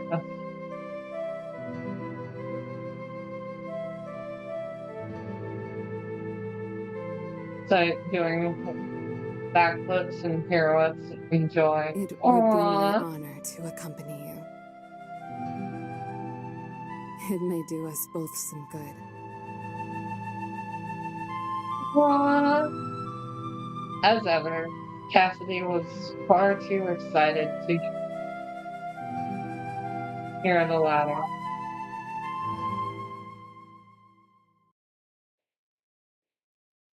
Looking forward to a night with, excuse me, looking forward to a night with her new favorite person. She had already changed course and started a path home. Uh, Cassidy closed the front door behind them and then went to the kitchen to put away the plants they gathered. Is there anything I can help with?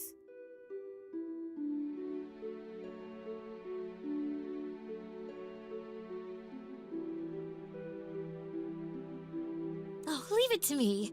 Just have a seat and rest. You really do look tired. All right. Aw.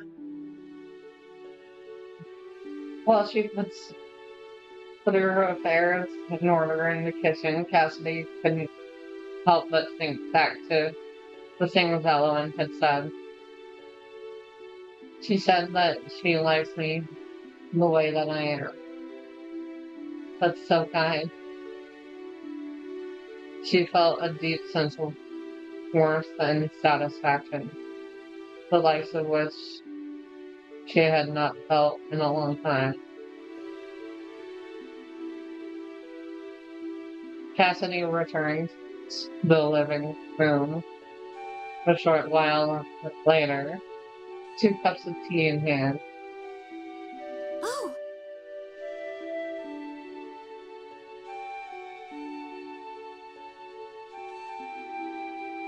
She found Elowen asleep, slumped on the divan. Poor thing, she must have been exhausted. There was a loose strand of hair in front of Elowen's face. Cassidy reached down and tucked it behind her ear. She looked so innocent when she was asleep. Chuckling to herself, Cassidy let Elowen rest. Passed some quiet time reading by the other woman's side. Night moon fell, and the pair slept together. She still isn't eating anything. She had plenty of tea earlier, but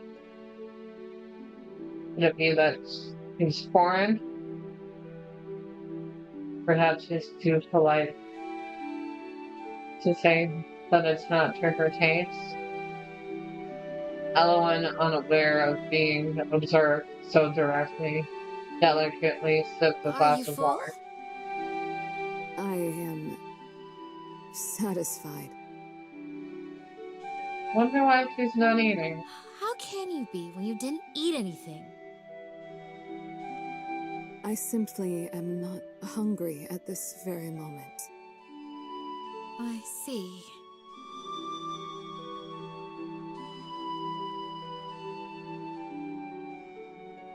So, let's actually set up a prediction. That seems like a fun thing to do.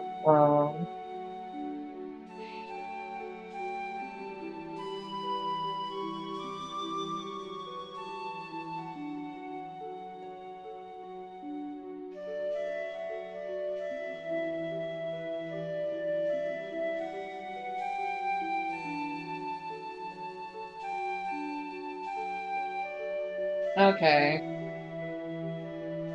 Seems I cannot do that because the way the app looks changed on my phone. Thanks for that. After dinner, Cassidy cleared the plates and things away and began to get the room ready for sleep. The cottage was not large. The parlor had to double as her bedroom out of necessity. It was all well and good for a single person, but now that another had been added, Cassidy became acutely aware of the lack of space. There's only one bed. I do not mind sleeping on the divan. I already did earlier. Once again, I'm sorry that I didn't wake you up. You just looked so at peace. I could not bear to wake you. Aww. Chad, she I'm wants it. embarrassed to have allowed you to see me in such a state.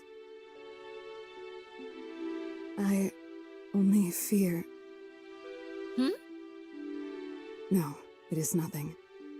I will gladly sleep on the divan or the ground. I am not choosy.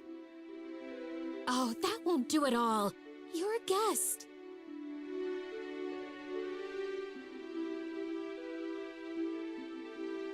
Cassidy well, truth be told, she had one other, much more preferable arrangement in mind. We could share the bed. There's room enough for two. I notice you do not offer to sleep on the divan.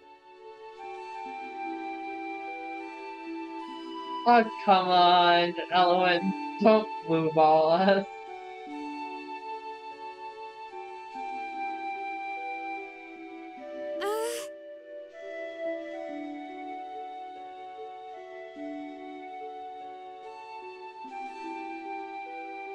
Shocked by the her own lack of graciousness, Cassidy bit her lip and cowed into I silence. am only teasing.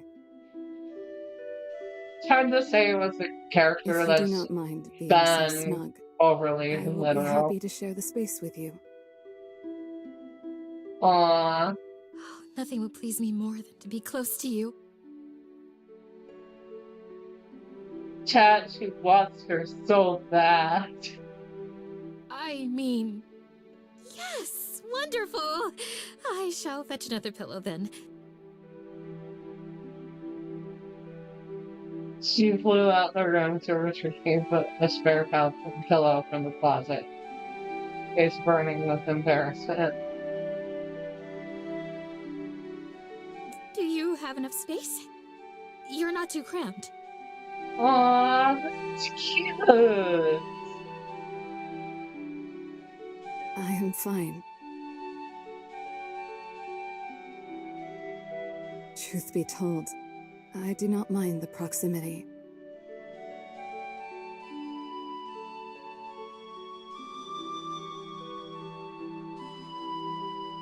There was a faraway look in Elowen's eyes. I'd been alone for so long. Until you came. How Aww. did you come to live here in the forest?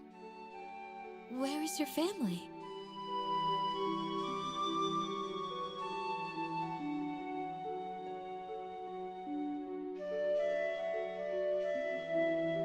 Perhaps she cannot say.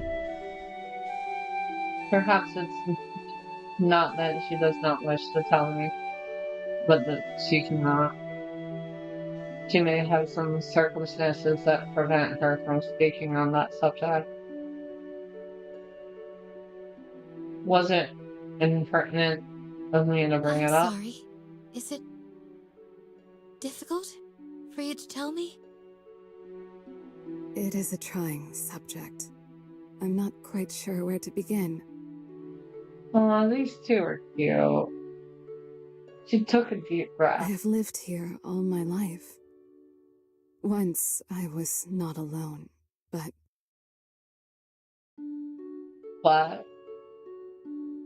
Ellen paused you inside. remember the wisteria tree? Of course!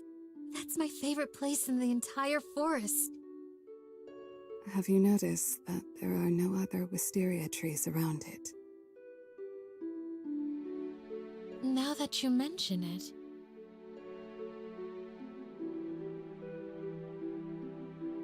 She never had thought about it, but as Cassidy searched her memories, she realized that Elowen was You're correct. right. I wonder why that is. There is an even older wisteria tree deep in the forest. But now those are the only two left, and they are so far from each other. So it is with me.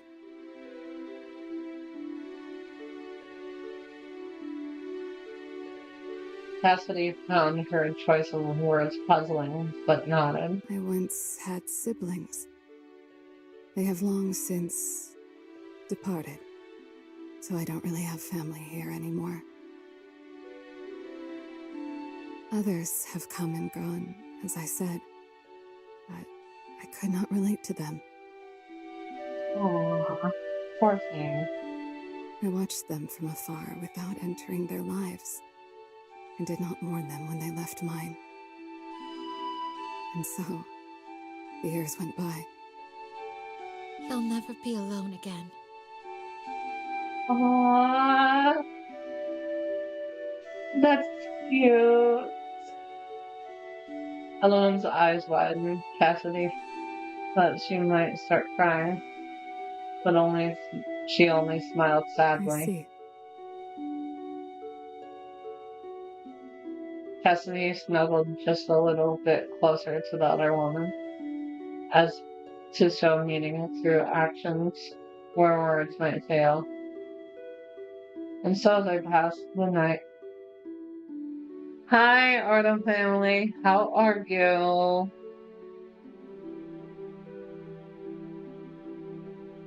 In pleasant company and warm conversation. When the sunshine blazes down, I soon begin to wish for rain.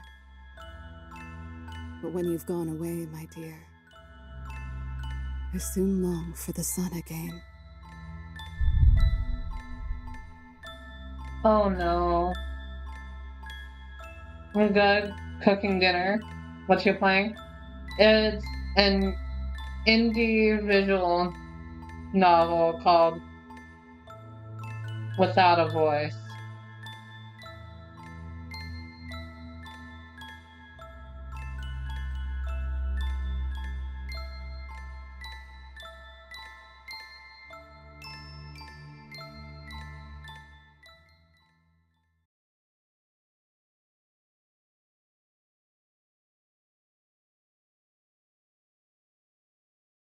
Cassidy awoke alone, with the cold space beside her. I hope she's alright. Still, what a wonderful night that was. Aww. It's so cute. These precious memories have been carved into Cassidy's heart. She yawned and slowly pulled herself out of bed.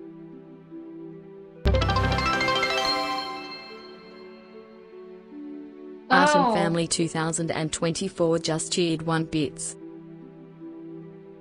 thank you for the bit.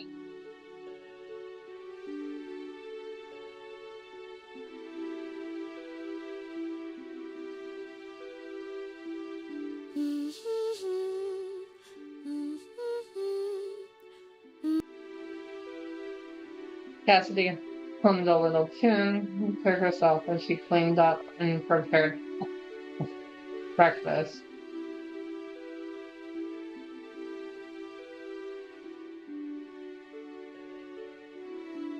Sitting down at the table with her bread and morning tea, she glanced at her stationery set left by the vase.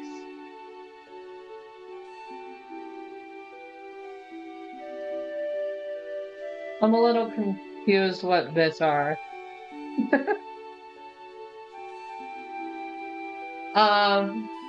They're Twitch's currency. Can use them to support the streamer. And I appreciate your support.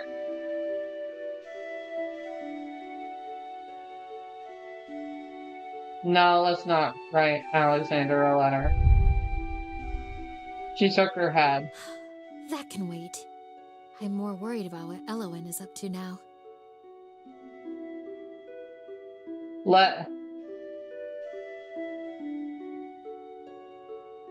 Though always lonesome before, the former princess's life now felt so much emptier without Elowen's presence.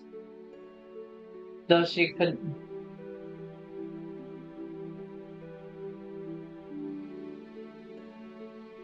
though she should be accustomed to such solitude, she could barely concentrate on her usual chores.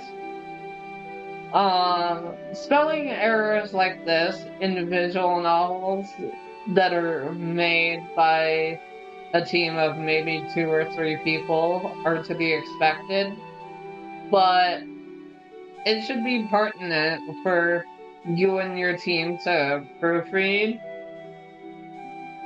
just to make sure that there are no obvious spelling or grammatical errors. To think that a few days could change a person so. Yeah. In a lull in her activities, Cassidy's gaze went to the window. Deep in the forest, her beloved wisteria tree stood.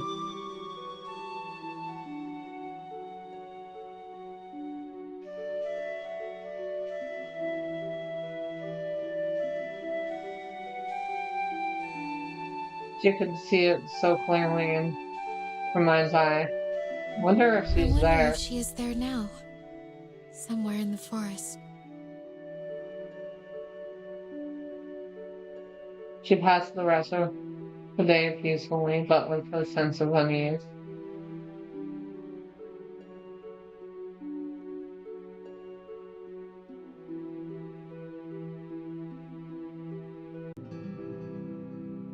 The next day came, and still no Elowen. Cassidy left with nothing but her own thoughts. And thinking of Elowen perturbed Cassidy greatly. In the last several days, the woman had embedded herself into Cassidy's life like a I thorn. never expected to become close to another person again. Aww. She thought about Elowen and things that the other woman had said. The hours spent together that were so few, but felt like an impossible I never eternity. did ask her about her feet. Why are her toes always curled? Despite how she looks, she must be much older than me. She has a proper way of speaking, and always says she's lived in the forest a long time. And with the intricacy of her clothing and her manners. Something did not quite add up. Elowen did not seem to like people much. Certainly, it did not seem her presence in the wood, despite how long it had been, was known to many. Alexander most probably would not have sent me here if it was known that a beautiful woman was living alone in this very one. Where did Elowen come from? Why was she all alone? She still had no satisfactory answer. And I oddest still of have all, never seen her eat. thinking it all over, Elowen is unwirely.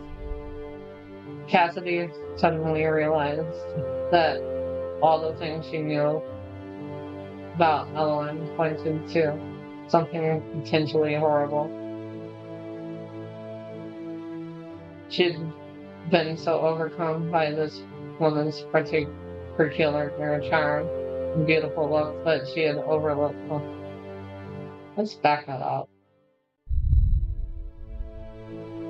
She's rather strange. Then again, there's nothing normal about my situation either. This only means that I have more things to discover about her in the future. Cassidy shook her head. Even if Elowen was a tad strange, Cassidy knew that there was more to her than that. She Wasn't can there? be blunt, perhaps, but I believe she means well. I care deeply for her, and she...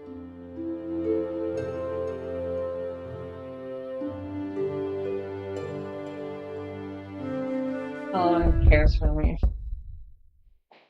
Presently, there was a knock at the door, startling Cassidy out of her deep thoughts. It was a short knock, a signal for a letter, accompanying a box. A letter?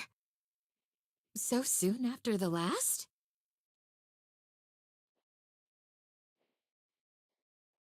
The latter brought another thought to Cassidy.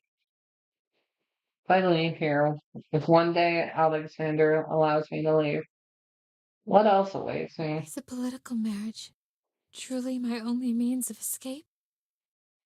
No, honey, don't. If I can be useful to the kingdom in any way, is that better? Will my life no longer be considered a waste? Alexander, did you ever truly love me? Is the precious younger brother that I once knew completely gone? Are you truly the one who's been writing me these letters? One negative thought spiraled into a dozen, let out a long sigh. Her thoughts had taken her on a not so merry chase. If I dwell on these thoughts, there will be no end to them. She brewed herself a cup of tea to calm her nerves and began reading a new book. From time to time, her eyes went somewhat nervously to the window. And so evening fell. Oh! Cassidy awoke suddenly from an impromptu nap. She frowned at the book in her lap, still open to the boring page she left off on. A can hardly recall what the book is about. How unlike me. Yes, she knew the reason. She was still distracted by thoughts of Ellen. She likes her so much. Now, I wonder, if I go into the forest now, might I... The front door suddenly burst Please, open. pardon my intrusion. There is... Oh, An army is approaching. I do not like the look of them, and I fear for your safety.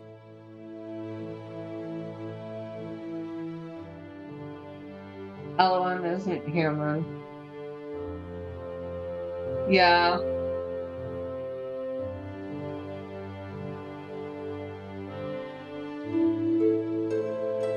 Despite her strange appearance, Cassidy knew it was Ellen immediately. Those piercing golden eyes, that long hair. She was alarmed, yes, confused, but the concern that was clear on Ellen's face overtook any other questions she might have. She looks different, but that is her. Those eyes. There must be some real danger. Surely there is a reason for the way she looks. I'm certain she'll tell me, but for now... All right. What should we do?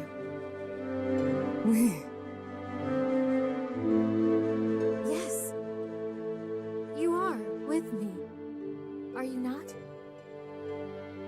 Yeah, Ellen is her girlfriend. At least at this point in the story, I think. You believe what I say? I do. I trust you wholeheartedly. Do you? Ellen's breath seemed to hitch, most probably from the fear she felt.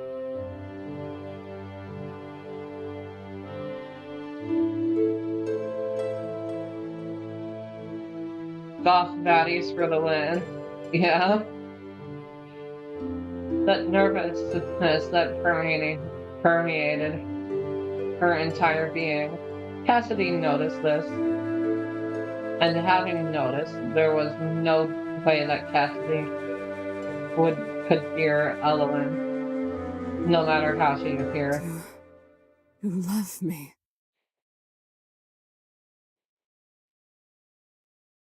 It was not the response Cassidy expected, but deep down she knew that this was no time to hesitate, to demur.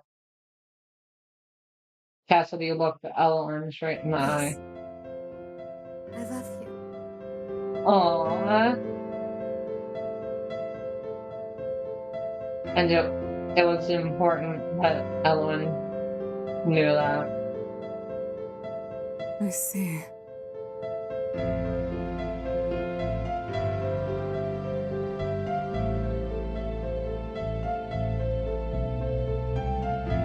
And so the frog has turned back into a dashing prince. Cassidy smiled Now you warmly. finally tell me what is going on. Oh, the army.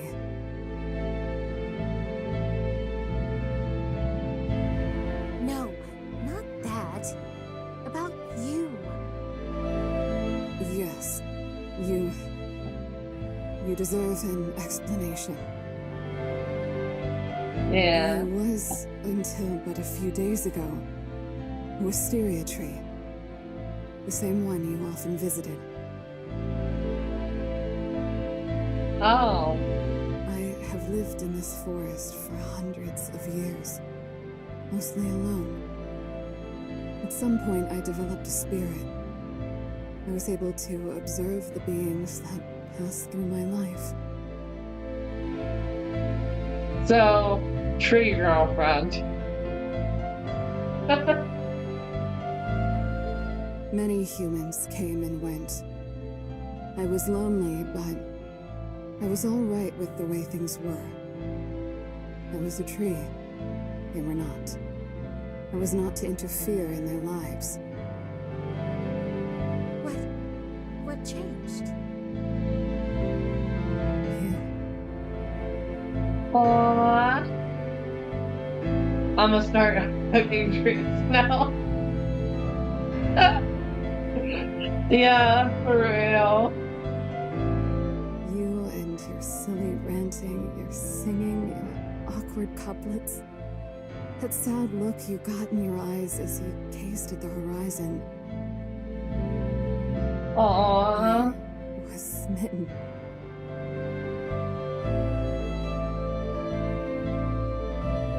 Even after you realized that I wasn't so dainty as you believed? Yes. Perhaps I came to love you even more for all your flaws, though I do not see them as such. I had to speak with you.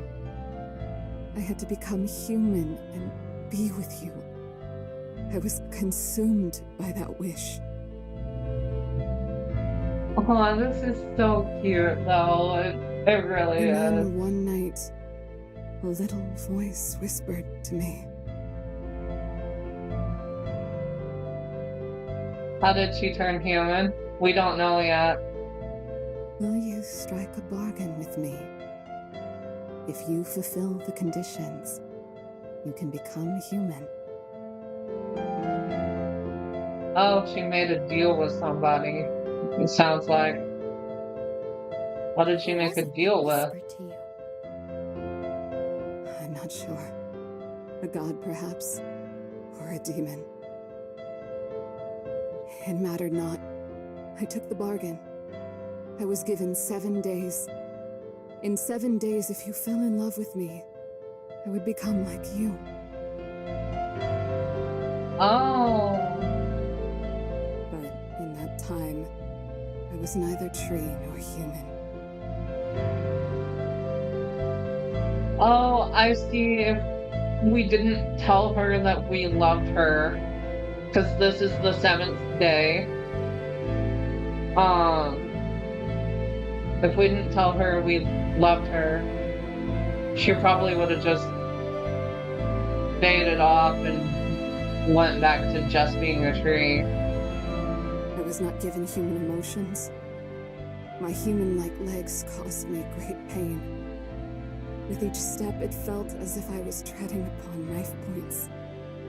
Oh, she went through all that pain for Cassidy, though. That is so cute.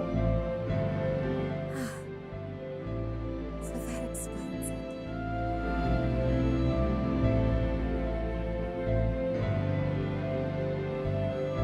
Cassidy felt a strange comfort in laying to rest the mystery of Elowen's odd stance, though she was sorry to know the other woman, had suffered so. And every morning I needed to take in the purest of sunlight to survive.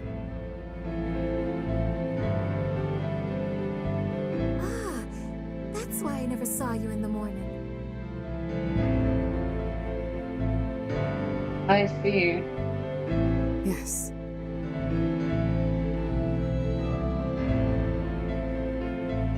Cassidy was tempted to ask Elowen more, especially about the other side of the bargain.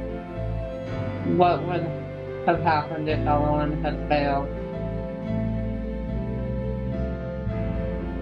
But there was something in the way Elowen skirted that topic that told Cassidy not to ask it. Perhaps it was better that she not hear. One day when Elowen is ready, no doubt she will tell all to me. But there is something else still to consider now. Oh, you said that there's an army approaching. Yes. The morning after I spent the night with you.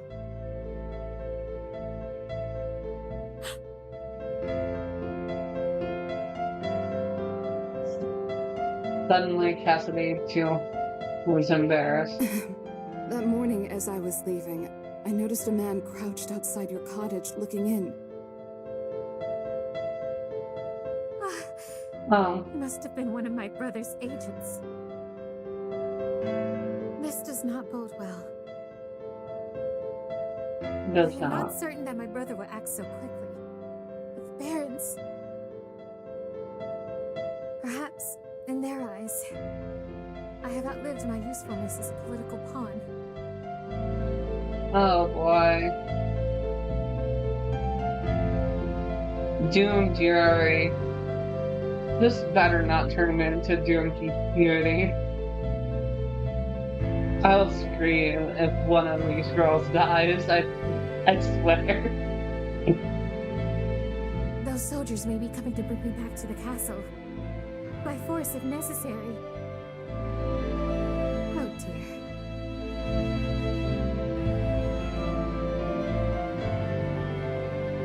You do wish to return home, do you not?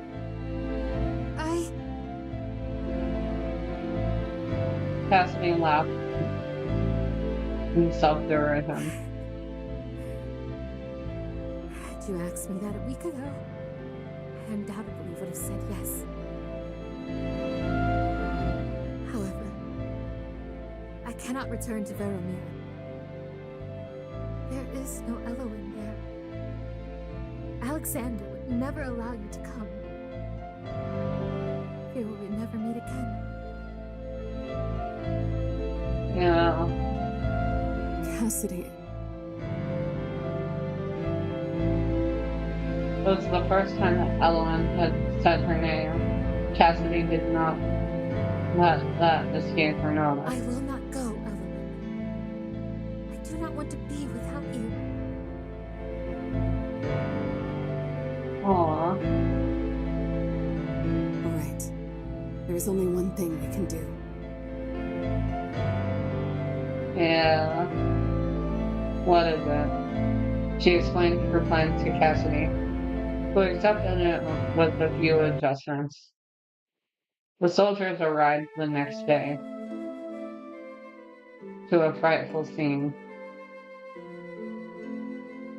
In front of the house, Cassidy lay sprawled on the ground. There was blood everywhere, a knife protruding from her abdomen. No! A group of soldiers inspected the body, leaning in for a closer What look. is the meaning of this? That voice acting, no. The princess is dead. No doubt oft by the lover we heard about. The harlot deserved no better.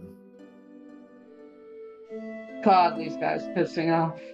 Still, I do not envy the man who tells King Alexander the news. They proceeded to argue over whether or not to bury the body, ultimately deciding it was well above any of their pay grades. Once their investigation was complete, they left the place. Oh.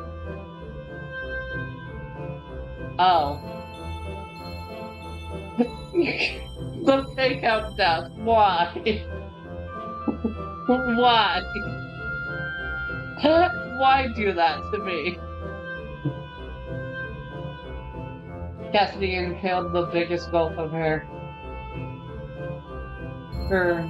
life. That was close. I thought my heart would stop. She heard Eloin laugh from nearby. It's not funny. I never dreamed they would get so close. Still, it's good that they did. Now there can be no doubt in their minds that you were deceased. The only Aww. question is, what shall we do if they come back? That is precisely why we must now enact phase 2 of my plan. Your plan? I was gonna say your plan. It was Eloin's idea. They best run. Yeah. Tree life will probably kill them. Come now, let's not split hairs. Phase 2 is entirely my idea. Keep telling yourself that, Of Cassidy. course, as I have not heard of it. Okay, fair enough. Phase 2? We go on a trip! Sure, why not? A trip? Yes!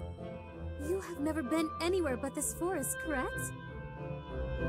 Well, that is true. Wouldn't you like to see the world with me?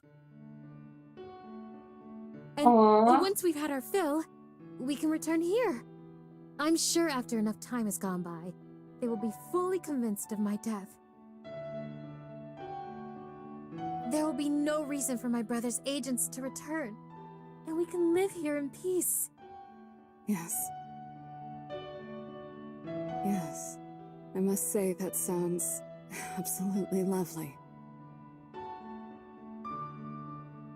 Yeah. Cassidy took Eloin's hand in hers. Eloin, you know, all my life, I only did as my parents wanted. And as Alexander wanted. I had resolved myself to being trapped forever. Yet now I am able to do as I wish. It is all thanks to you. Aww. You are mistaken.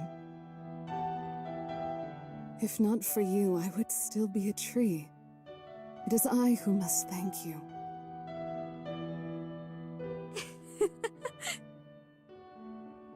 Oh, it looks like we're about to get the gun end, though. That's great. If we can argue about who is more grateful to have met whom, I believe we are happy indeed. Yeah. Yes. Yes, you are right, my dear.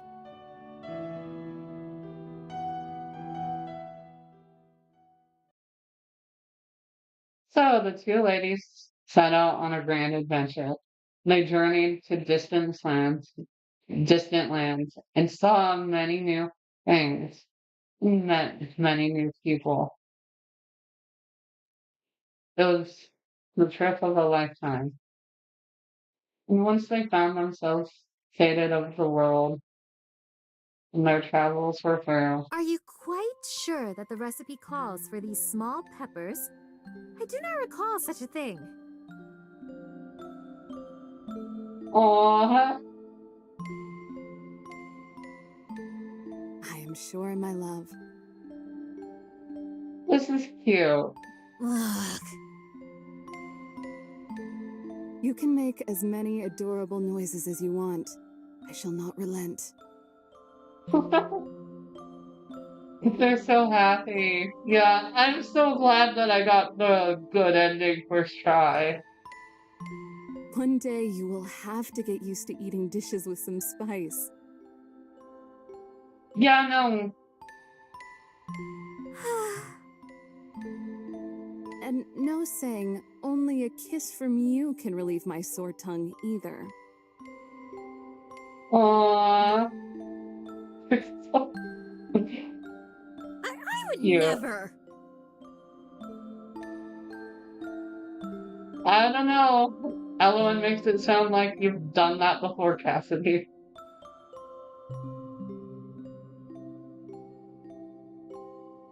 No, she was quite sure that she has. That's what I'm saying, chat. At least once or twice. Perhaps the two of them are still there now. living happily ever after. Though we may journey many miles, I know well where my true home lies. By your side, where I remain, to watch with you every sunrise. Aww.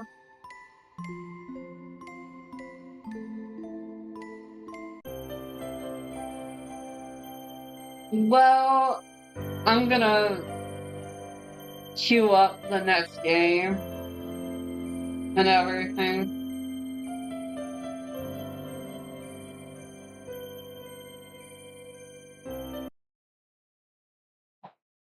So I'm gonna throw up a BRB screen.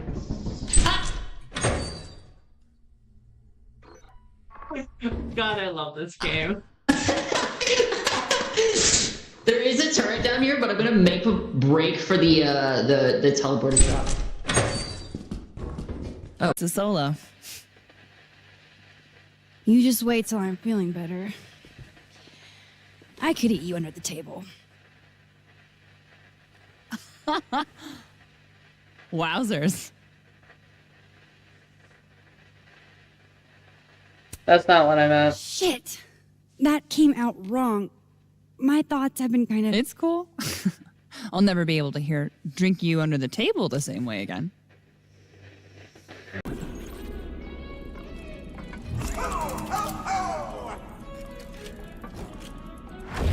Look, it's a child molester. Hello, friend. You're sure I'm late. Are we having a slumber party? They were scissoring. Sorry. Had to. Last night? I can do what I want, Bone Man.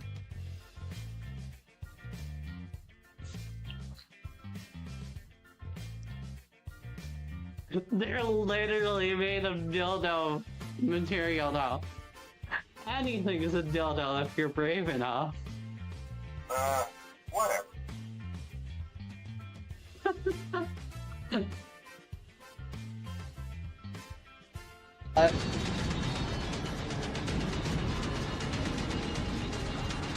Cross.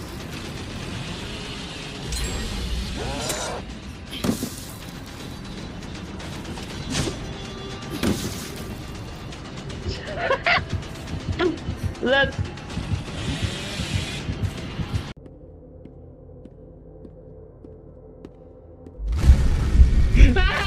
God. Well.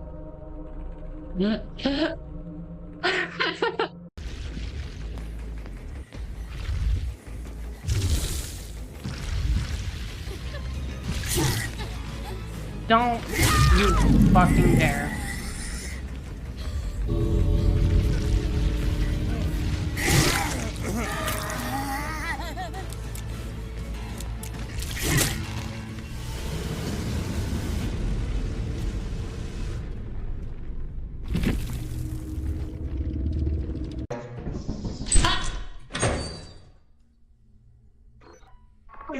God, I love this game. There is a turret down here, but I'm gonna make a break for the teleporter shop. Alright, let's switch the game on this as well.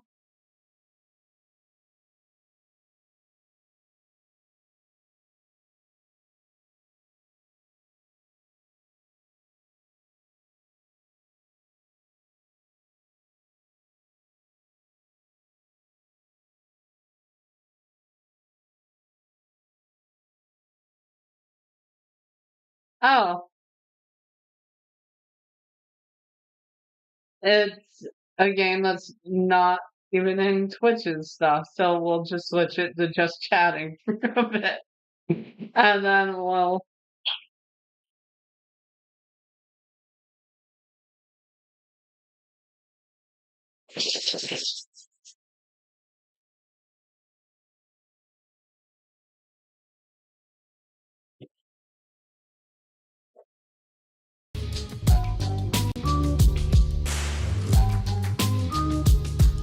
Okay, we need to turn it down. There we go. I figured I should mix something silly into the lineup, because I plan on playing 4 different visual novels. You know? And what's sillier than something like this? We get this date slasher villains, guys. My god, it's just occurring to me how stupid this is. But it's okay. Why is Michael kinda hot though?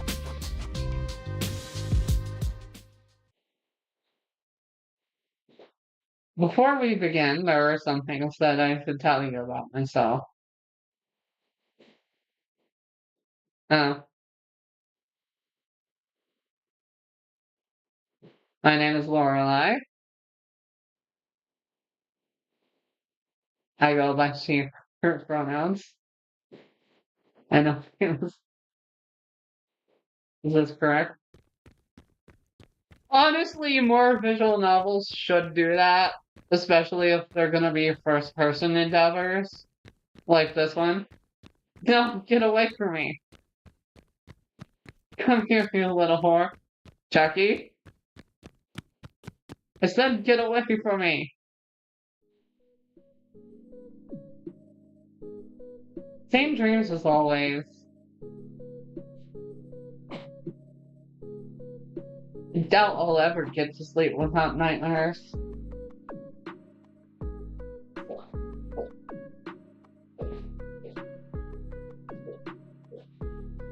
Oops.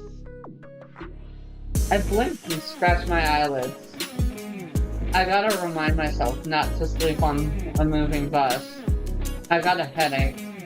Maybe a concussion for every time my head hit the window while sleeping. You know what? That's fair enough.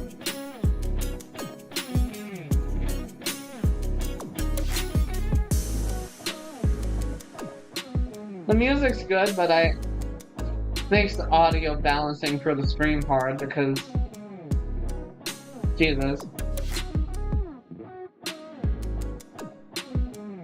I searched inside my backpack for my phone.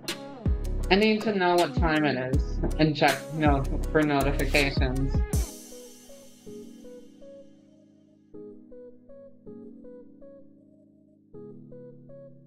Lorelei turns on the phone.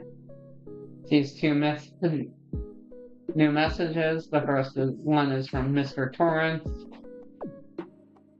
Lorelei, please contact me whenever you arrive to Amityville. Everything's set up. If you want, I could come to you.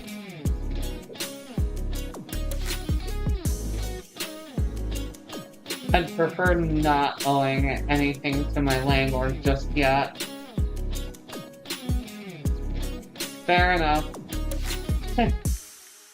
Thanks for caring, but I'll go to the cafe before heading to the apartment. I just gotta sort out all the purchase paperwork. Lorelei slides into the next message. From one. New waitress, Carrie. I'm really grateful for this opportunity. I'll be at the cafe tomorrow by 7 o'clock. Thanks, Carrie. Please don't worry too much, okay? It's just a waitress gig. We'll work on the cafe later. I've spent all night inside a bus. Now I gotta get to the cafe, then the new apartment, and then unpack. My body is hurting. I'd kill for a frappuccino right now.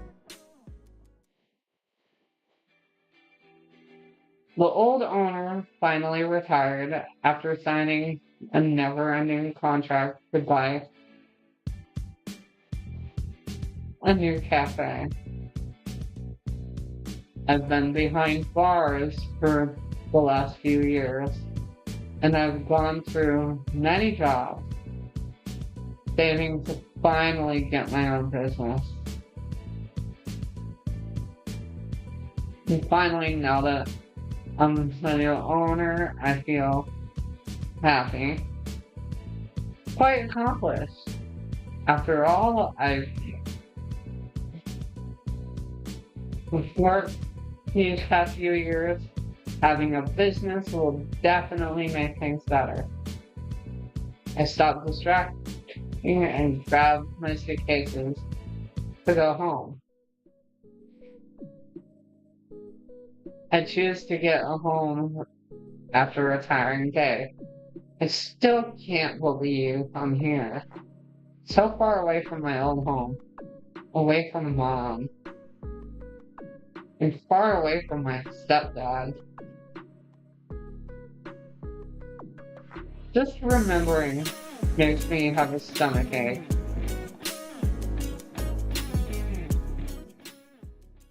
Sometimes I wonder if killing him was really worth it. So it wasn't a nightmare directed at us, it was a nightmare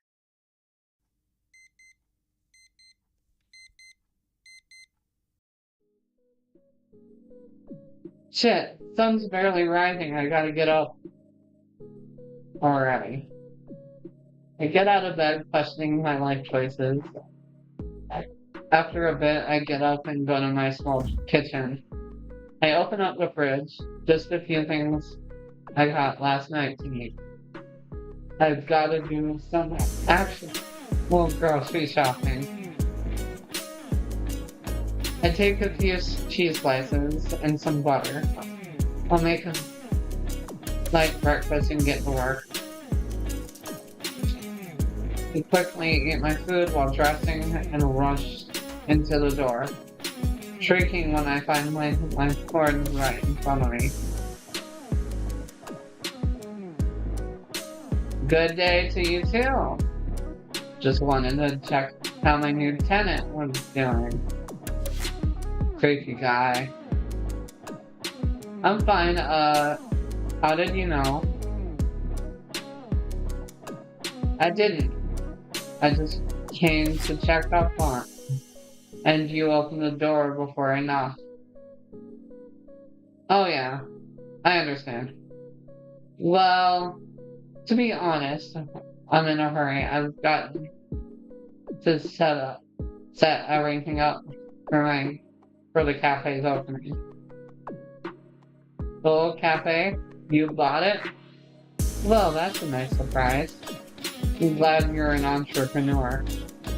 Does it have a new name? Yeah, it's...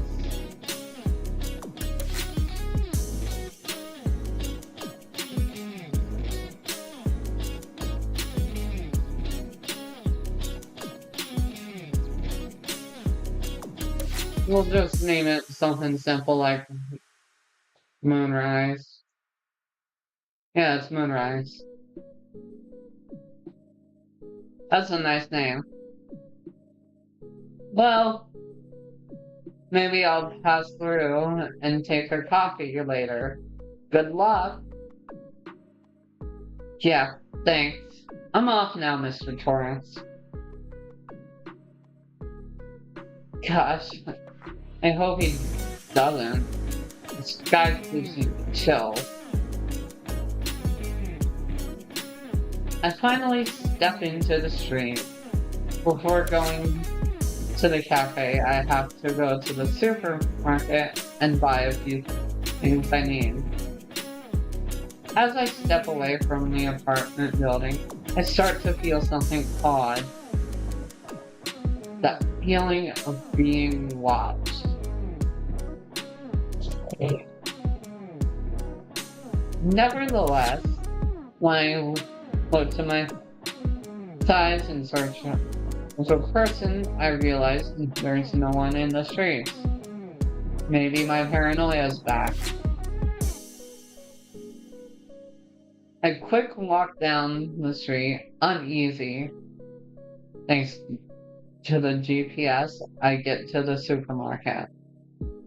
I take everything I need, milk, almond milk, vanilla, cocoa, etc., and a treat for myself, a chocolate bar.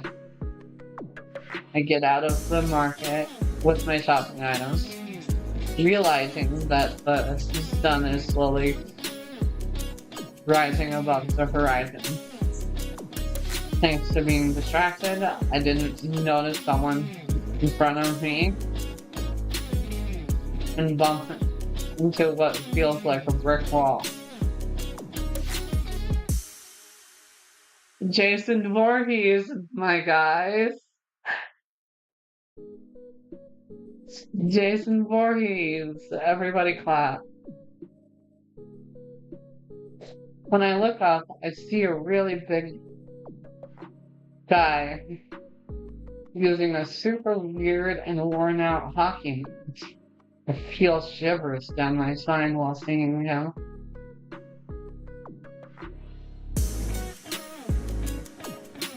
He doesn't say anything. He just stares. After a bit, I realize he's not looking at me, but at the chocolate bar in my hand. Oh, I get it. He wants some. We'll share. Why not?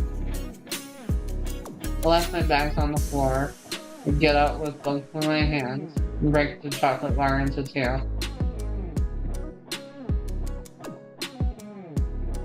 Here.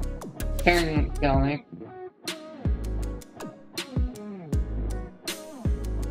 The guy tilts his head, looking at the chocolate for a few seconds. He accepts and proceeds to move his hands in a paused and gentle manner.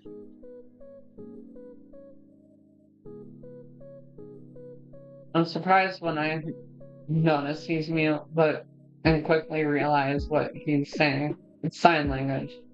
And I move my hand to answer, "You're welcome." Oh! That's actually cool. Makes the silent slasher villain speak in sign language.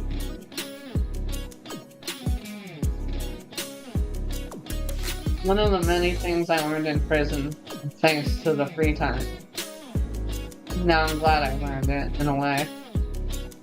Finally, I grab my things and leave the big guy behind.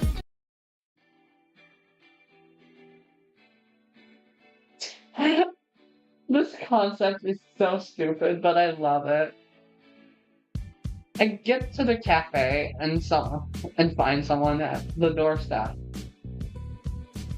For her appearance, I knew it. She was my new waitress, Carrie. Oh, you must be Lorelei. I'm sorry I got here too early. Could I come back later, or...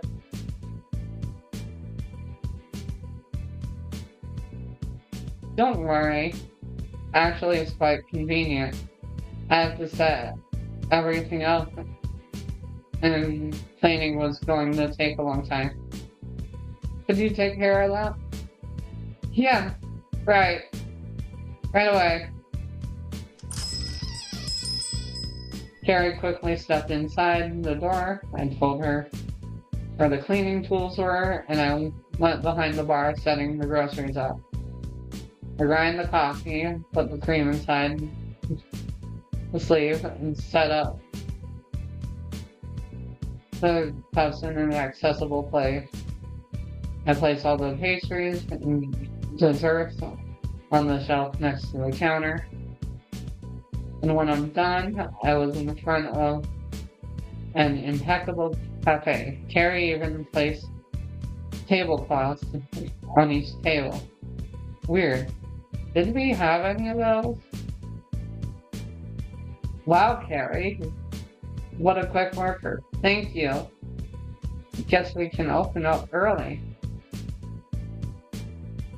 It was nothing. I'm a good cleaner. I'll change. Carrie went behind the bar and put on her apron. Meanwhile, I hang up the open side. I had already put the advertisement in the newspaper alongside a coupon, and I had the advantage of the cafe being right in front of the park. I come back to the bar, approaching Carrie. While we wait, I want to explain to her how to use an espresso machine.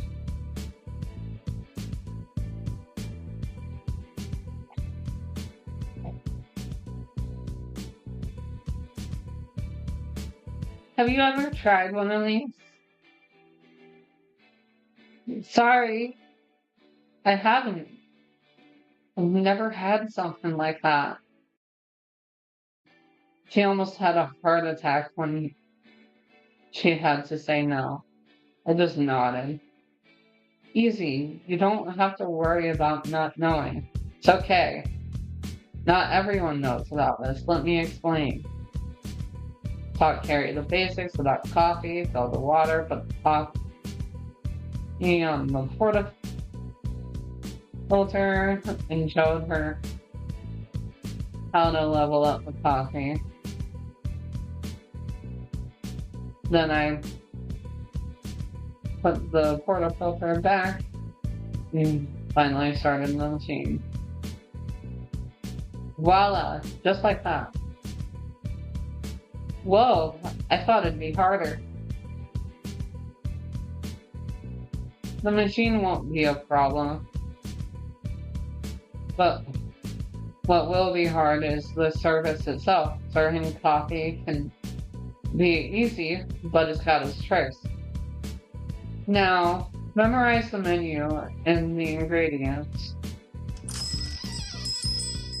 A client's arrived, so I tell Carrie to bring them the coffee once it's done. I get closer to the bar, noticing a dark-haired, tall man. His most noteworthy feature being a metallic hand. Welcome to Moonrise Cafe. What can I offer you? Look at that. The old shithole's reopened. And with a hottie serving. Damn. Last owner looked like he got a stick up his ass. The man laughed. I don't know if I should laugh or raise an eyebrow. I didn't get to know him much. I only do coffee. That's all I'm expecting. Well, give me an Americano with whiskey. We don't have that in our menu.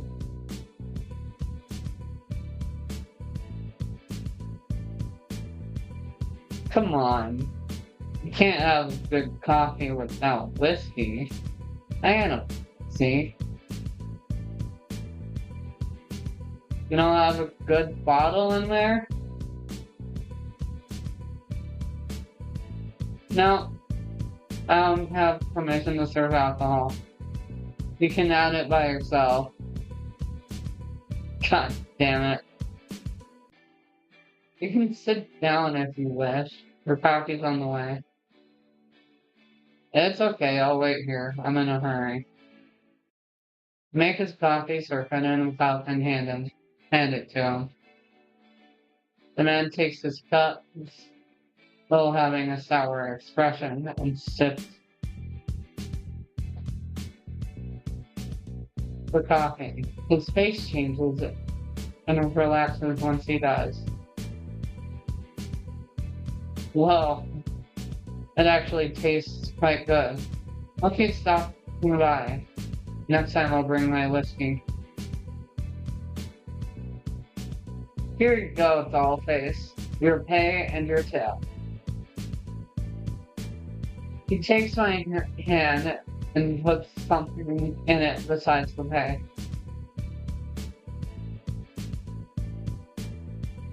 Closing it. It's for good luck. Trust me. I wouldn't want anything happening to my new favorite barista. This town's weird and quite dangerous, so watch your back. He passed me. What's with all the touchy-feely, Ash? Pats my hand. He walks away with his cup of coffee. Coming it to him.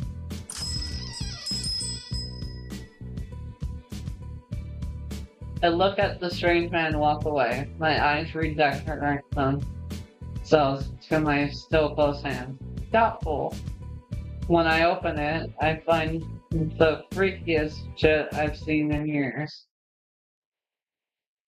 It was a fucking dried, severed finger. I was unable to tell if it was real or fake. You know, it's games like this that are great. I look at the door without knowing what the hell all that was about. I hear Carrie approaching me, so I hurry, putting the finger in my pocket, the money in the register. Our first client. How much was it? I noticed some childish happiness coming from her. You couldn't help but smile. An amazing $1.25.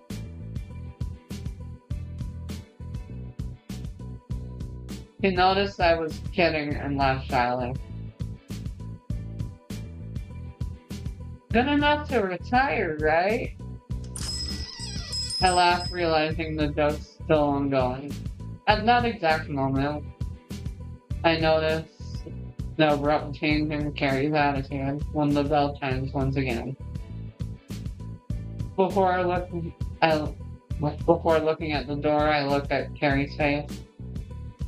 At first, she was surprised to see who'd entered, and her face changed into discomfort. Oh no, it's her. It's who? I turn around to see and look at the door to see who it was. While I heard Carrie running away into the storage room, I just see a blonde young girl dressed in fancy branded clothing. She's got quite the unfriendly face. Her nose was wrinkled, almost if she smelled something awful. Ugh. Another stupid town cafe. Beg pardon? I want a phone-free mental latte, 5 decaffeinated shots, pumpkin essence, and no foam. 208 degrees Fahrenheit. Oh, she's one of these. I blink, not getting this kid's attitude. I immediately realize this is one of those rich entitled girls. Great. My favorite kind of people to talk to.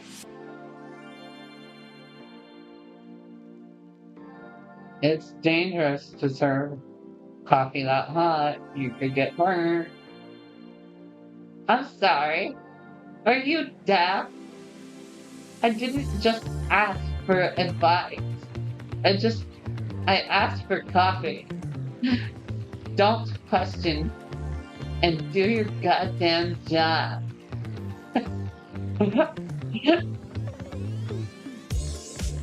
I take a deep breath. Grit my teeth. I'm gonna do as she asks. She deserves it. I swallow the anger I have right now. I choose to do the most reasonable thing for the business. I make her a Trenta latte. While I'm at it, I fantasize about throwing it at her face and messing up her makeup, or with a bit of luck, causing her first-degree burns. What would happen with a coffee at that temperature? Finally, I got the exact order. Here you go. Instead of taking the damn cup, the blondie just stares at it.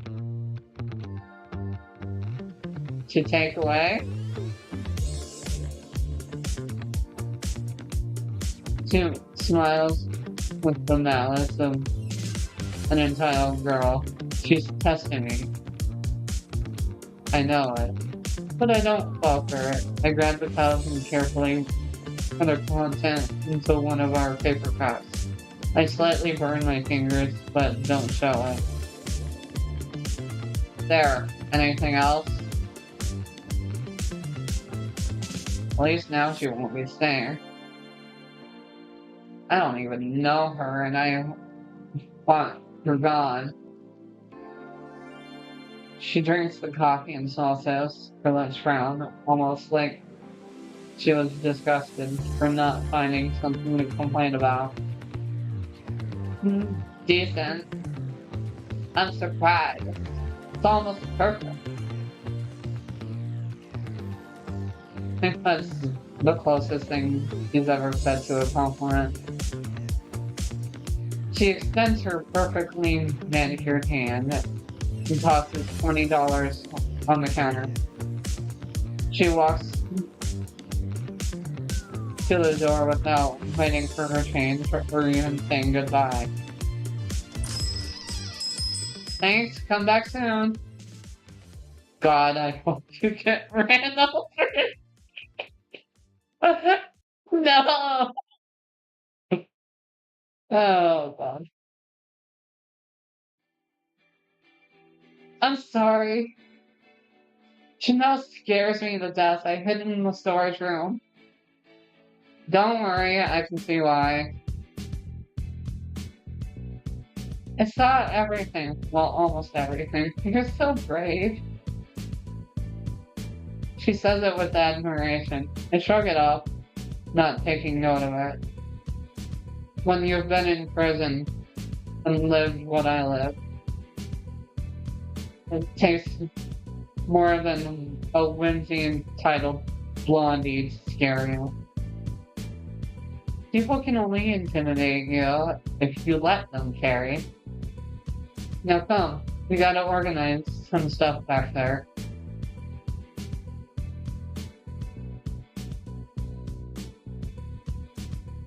We didn't get many customers, just a few. But at least Carrie and I haven't been lazy, and most of the storage room is fully organized now. I'm a bit tired. Yeah, it's been a busy day. Now, we just gotta take the tables back in and close. Ask Carrie to please turn the sign from open to close, and she does. She comes back with me to arrange the chairs until she remembers she left her bag in the storage room going back for it. When I think the first day's over, I hear the door opening and the bell chiming. Someone entered the cafe. That's just my luck.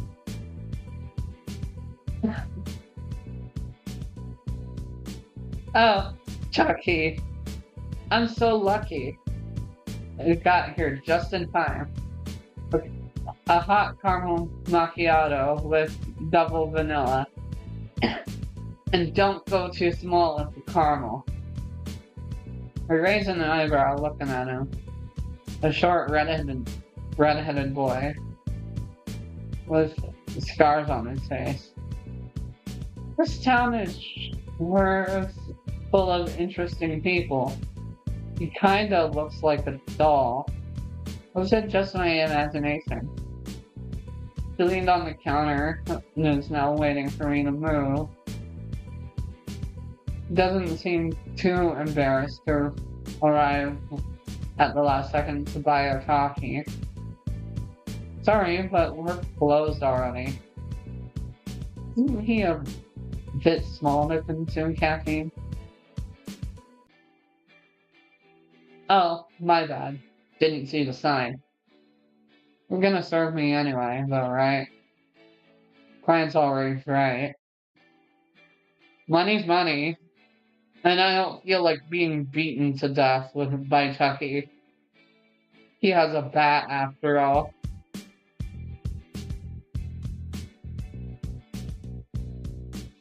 I sigh and go into the bar. It's not that I don't think the client's always right, but after such a hard day, I don't want more trouble. Now I get why the owner was so bitter. Making the caramel macchiato took less than I thought with the boy's indications. It looks like he isn't taking his eye off me while I'm preparing the drink. Like he's making sure it's just how he wants it. I placed the coffee in front of him on the bar. His mouth changes into a big grin without looking away from me, his huge blue eyes piercing my soul. At least it seems he likes what he sees. Whatever it is he's seeing. Here you go. The redhead takes the glass and sips. A few seconds later, he nods please. I feel the sugar kicking in already. Ideal for a long night. He laughs in a unique manner, winking at me, and handing the exact amount of honey. He continues drinking the coffee without moving at all, like he owns the place, and time doesn't matter. Ahem. Excuse me, we're closing. As I was saying. Oh yeah, right. I get your hint. Don't be so grumpy or you'll grow wrinkles. It'd be a shame to ruin such a pretty face.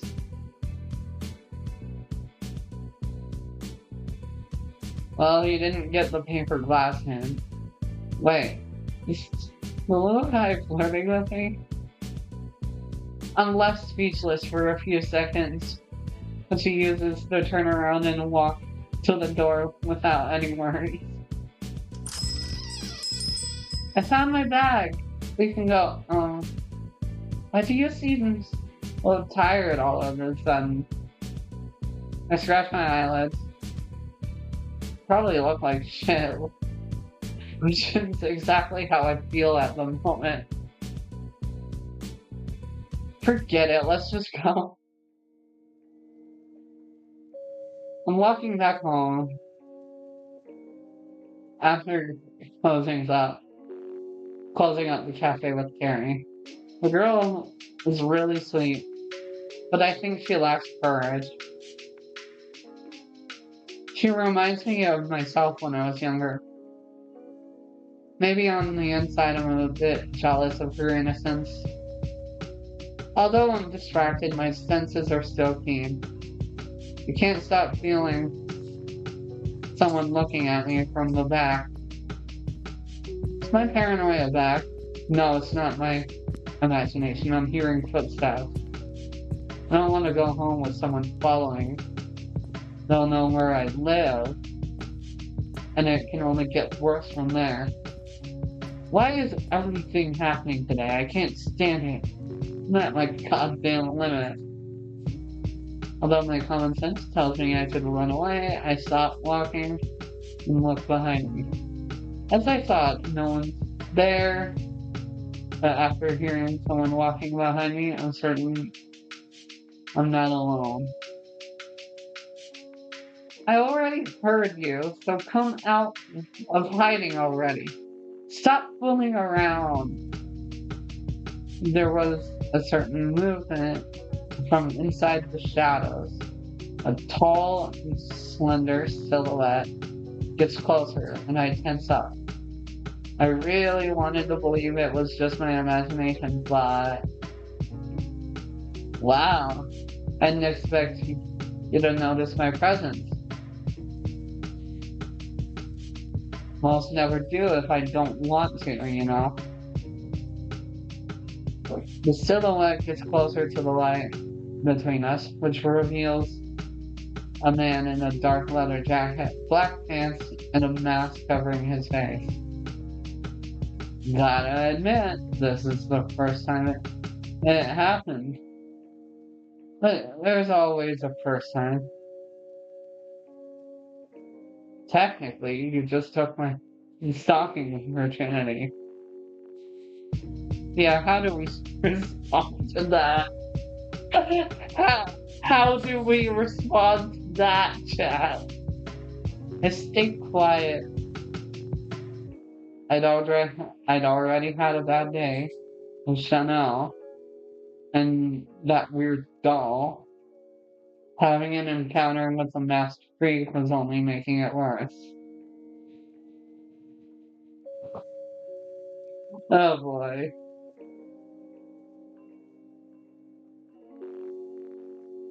This is great. I'm having fun. I hope you are too, chat. I don't know what you want, but I'm not in the mood. Please leave me alone. I wish it was that easy. The masked man makes a theatrical gesture, placing one hand on his chest and the other facing me. But sadly for you, catching me by surprise has caught my attention. So no, I won't leave you alone. My eyes twitch. You're so deep. You know, I'd be done after getting sexually harassed by, like, verbally harassed by Chucky as well. But still, we're so done, and it's hilarious.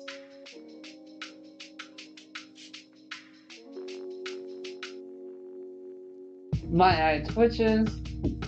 I'm definitely about to lose my patience, the little sanity I have left, and everything else. Although, I can leave you for the moment in exchange for one simple question. Sure, what is it, Ghosty? I sigh while pinching the bridge of my nose. I really want to go back home as soon as possible, so I better just play along. Alright, you win. Ask me whatever you want. Great. I'm glad you're cooperating. This game was originally in Spanish, I can tell. Alright, the question is, what is your favorite horror movie? Just that? This freak just wants to know my favorite horror movie?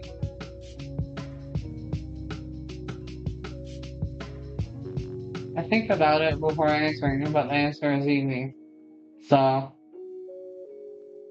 the one with the jigsaw doll. I watch it when I'm bored. The masked man starts to laugh, like he's been told a joke. What a sadist! Alright, you're okay for now. I also like it. He says goodbye, still cackling. The last thing I see before he turns around is him winking at me. Wait, how did a mask wink at me? What's up?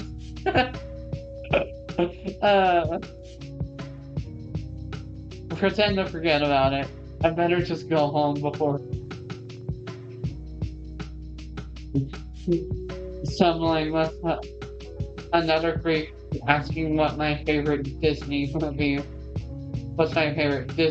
or some shit.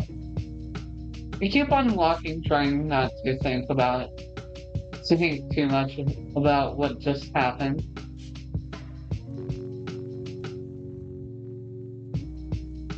I'm so done with today that I just want to go home, refresh myself with the shower, and sleep.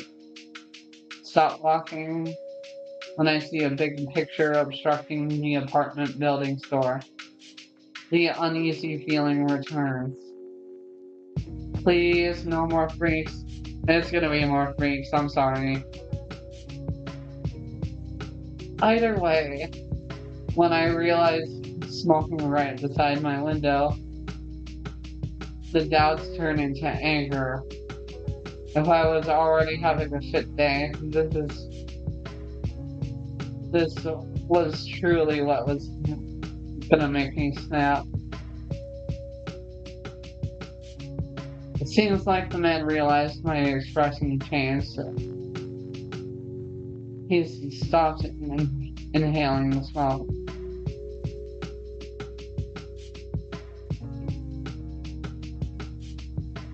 Ask who he is.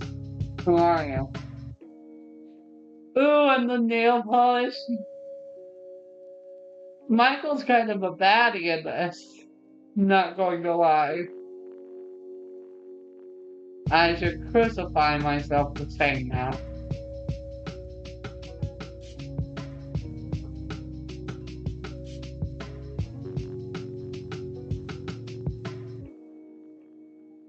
The stranger adjusts the mask he's wearing, the cigarette in his hand still lit. The message is clear. He doesn't want to talk. Rude. I should have told him to stick the cigarette up his Michael. Unexpectedly, he finally spoke. I remained silent, waiting to see if he keeps talking. But since he doesn't open his mouth, I'm in charge of carrying the conversation. Do you live around here? I moved in the morning, so I don't know many people. He takes his sweet time answering, but he does nevertheless. He raises his hand and points with his thumb to the building that I'm trying to get in. I live right here.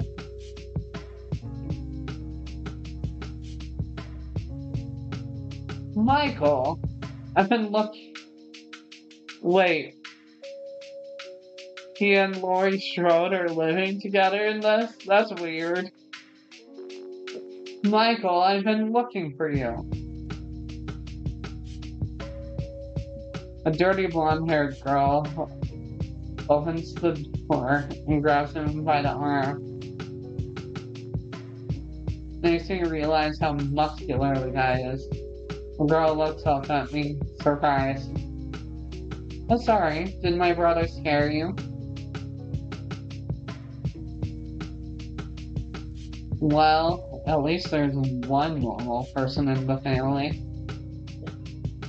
Don't worry, we were chatting. Michael spoke to you? That's new. I don't want to cause a bad impression saying otherwise, so I just nod in response.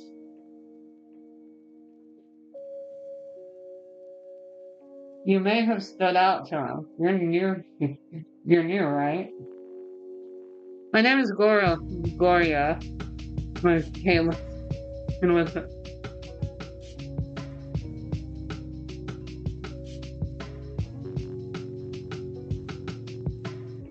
where I am not. I am not gonna dignify that with a response, and I'm hiding you. Like, Jesus Christ. Let's not jump into small streamers chats and say weird sexual stuff out of nowhere, like, please.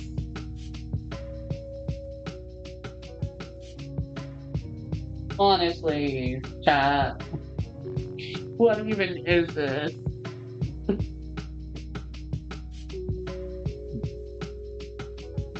You may have stood out to him. You're new, right? I already read that, sorry.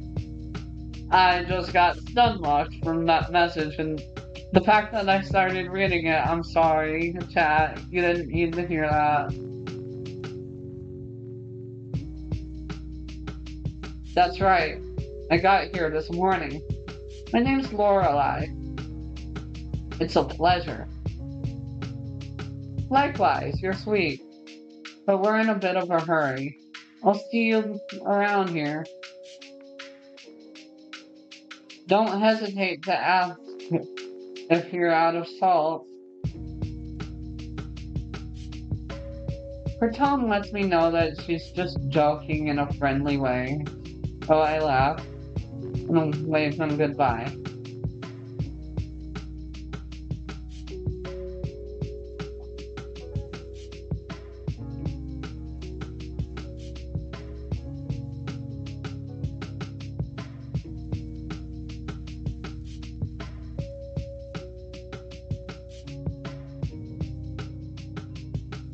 Yeah, no, you're spamming.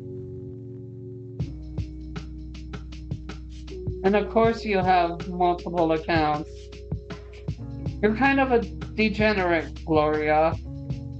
If that's your real name. I will not pray for your uterus. My God.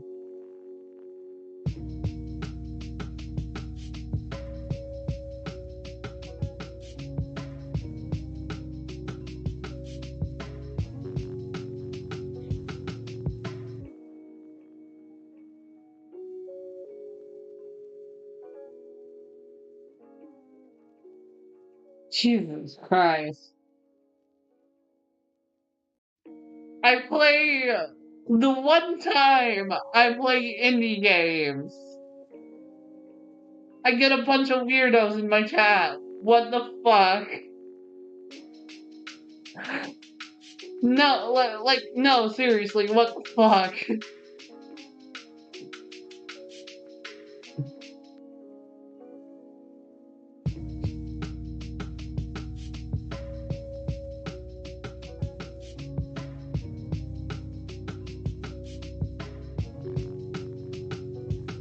I choose to ignore the fact that Lori practically had to drag Michael upstairs once we got inside.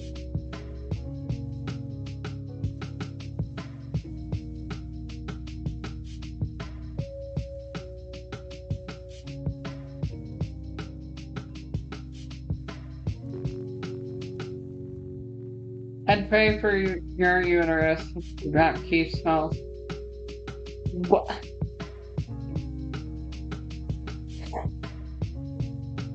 What do you get out of this? Like, no, seriously.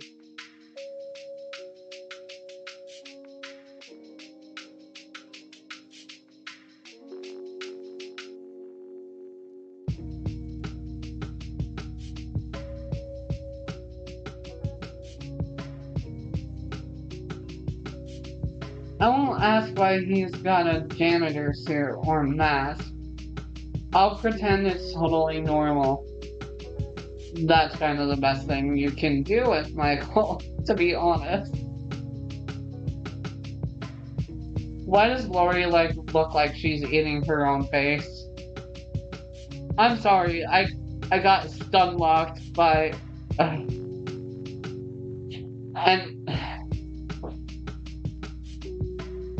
You know what? Now's a good time for a break. I'm going to make myself dinner and recuperate. Christ almighty.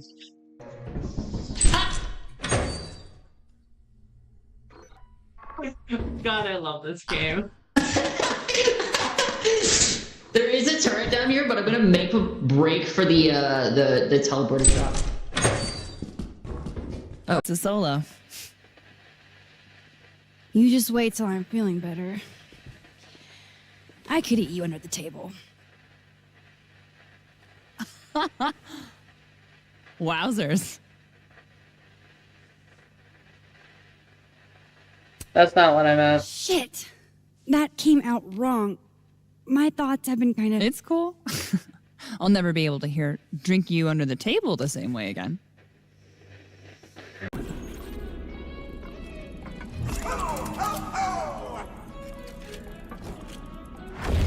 Look, it's a child molester. Hello! Friend, you're sure late. Are we having a slumber party? They were scissoring. Sorry. Had to. Last night? I can do what I want, Bone Man.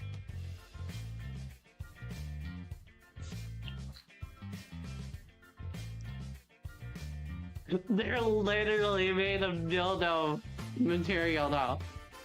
Anything is a dildo if you're brave enough. Whatever.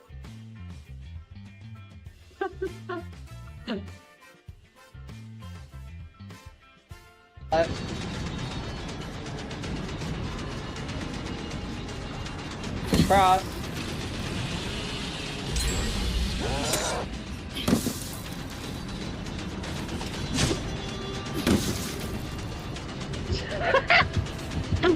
Let's.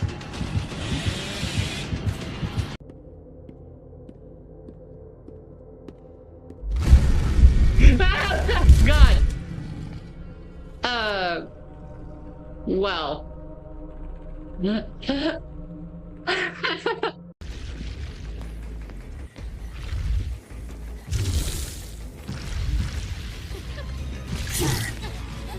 Don't you fucking dare.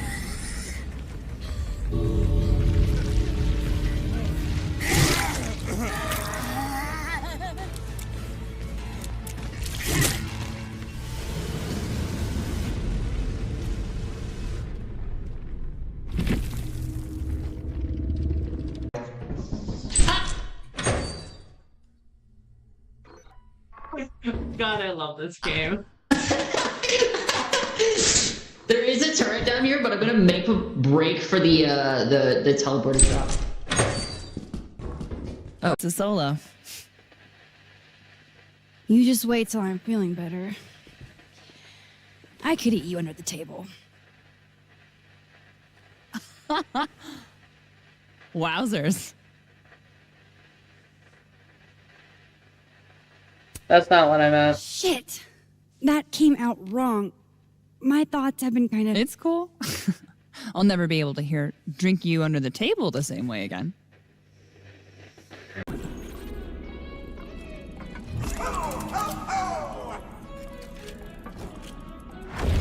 Look, it's a child molester. Hello! Friend, you're sure late. Are we having a slumber party? They were scissoring. Sorry. Had to. Last night? I can do what I want, Bone Man.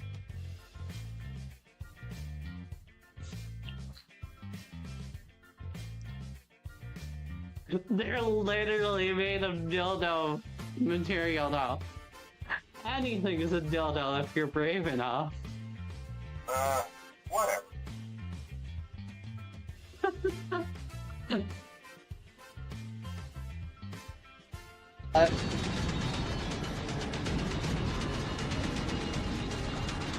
Cross.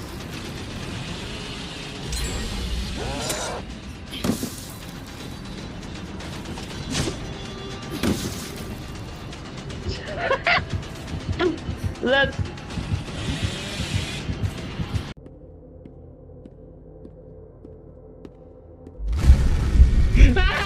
God.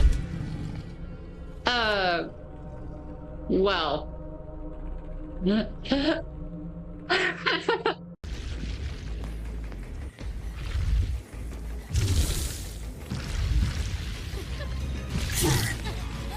Don't you fucking dare.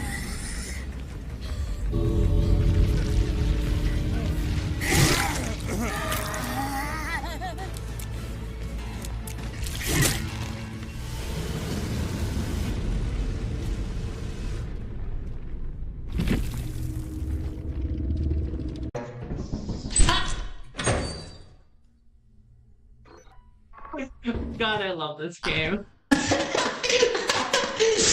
There is a turret down here, but I'm gonna make a break for the teleporter shop. Oh, it's a solo. You just wait till I'm feeling better. I could eat you under the table. Wowzers. That's not what I meant. Shit! That came out wrong. My thoughts have been kind of... It's cool. I'll never be able to drink you under the table the same way again.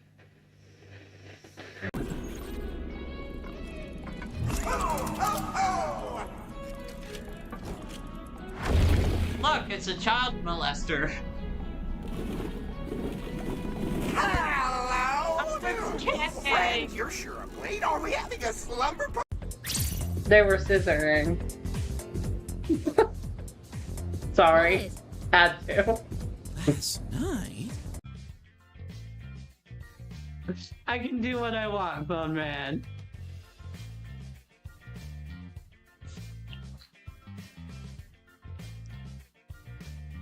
They're literally made of dildo material now. Anything is a dildo if you're brave enough. Whatever.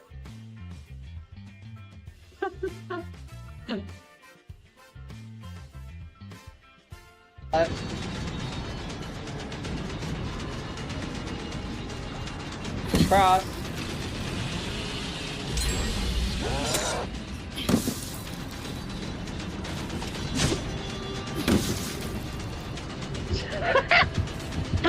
Let's.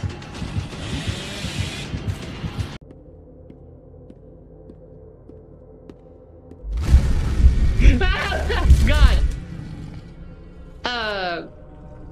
Well.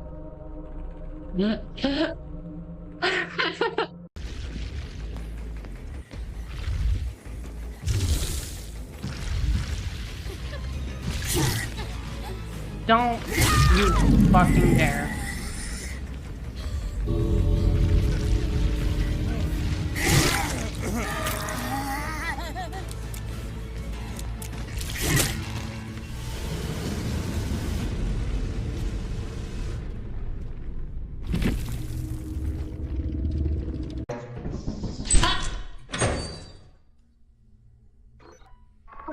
God, I love this game.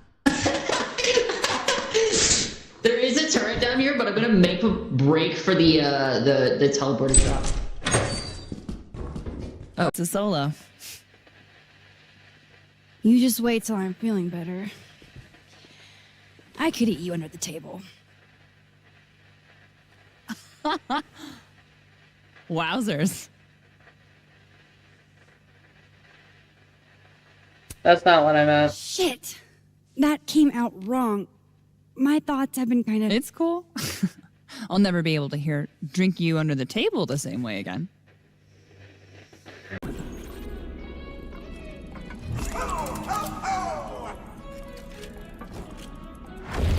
Look, it's a child molester. Hello, friend. You're sure I'm late. Are we having a slumber party? They were scissoring. Sorry. Had to. Last night? I can do what I want, Bone Man.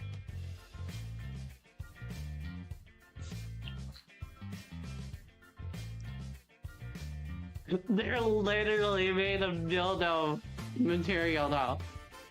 Anything is a dildo if you're brave enough. Whatever.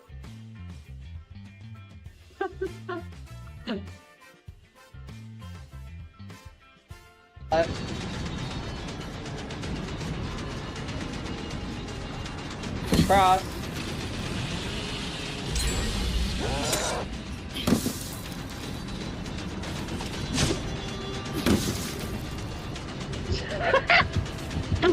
Let's.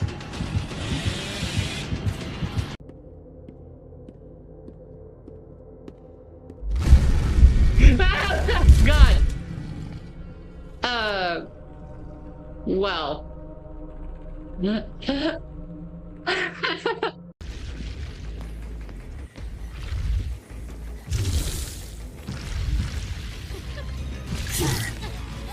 Don't you fucking dare.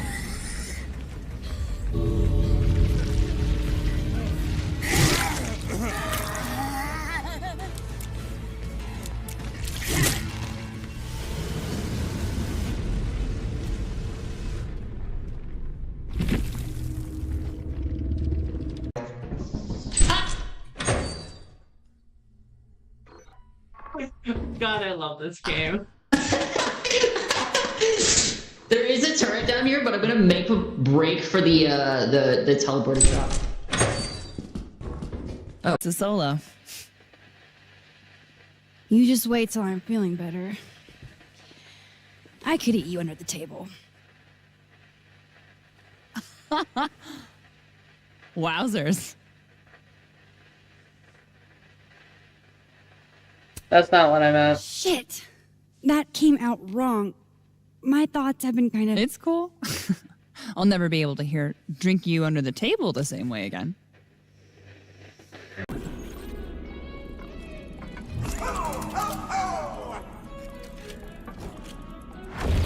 Look, it's a child molester. Hello, friend. You're sure I'm late. Are we having a slumber party? They were scissoring. Sorry. Had to. Last night? I can do what I want, Bone Man.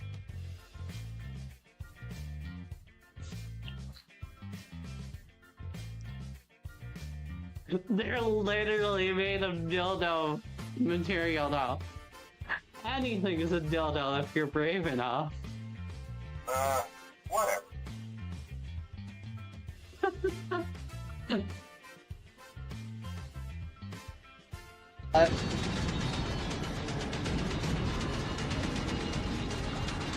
Cross.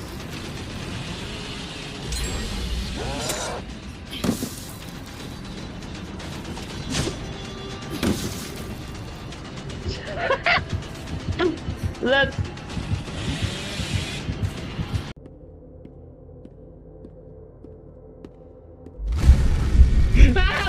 God. Well.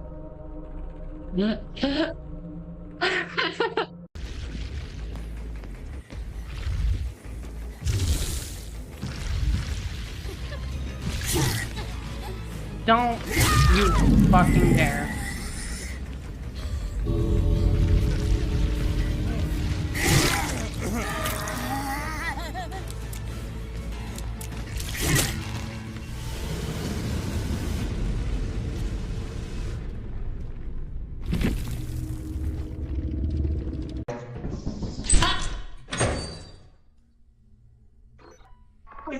God, I love this game. There is a turret down here, but I'm gonna make a break for the teleporter drop. Oh, it's a solo. You just wait till I'm feeling better. I could eat you under the table. Wowzers. That's not what I meant. Shit! That came out wrong. My thoughts have been kind of... It's cool. I'll never be able to drink you under the table the same way again.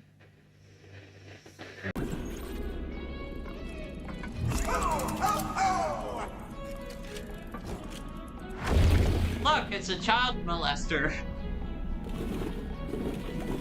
Hello, friend. You're sure of late. Are we having a slumber party? They were scissoring. Sorry. Had to. Last night? I can do what I want, Bone Man.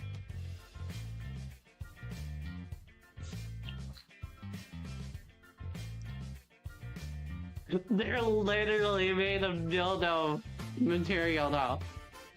Anything is a dildo if you're brave enough.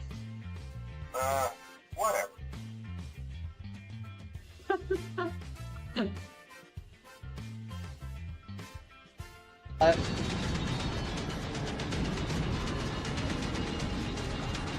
Cross.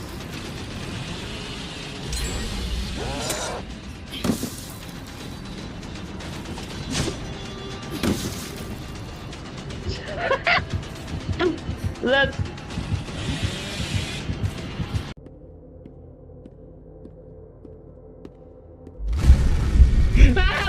God. Well.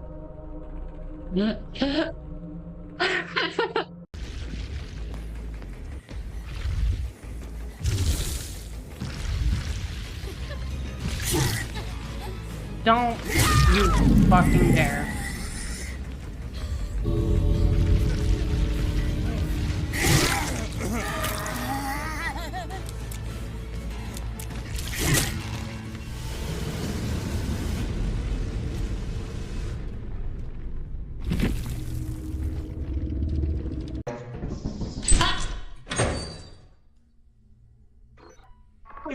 God, I love this game.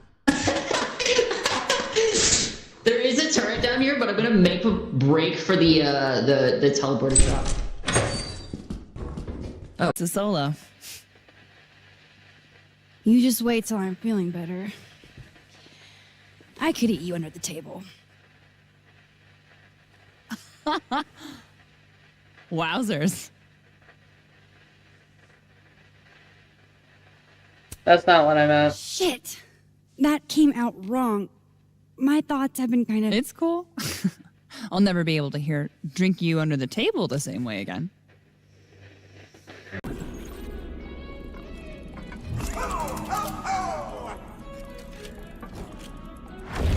Look, it's a child molester. Hello, friend. You're sure of late. Are we having a slumber party? They were scissoring. Sorry. Had to.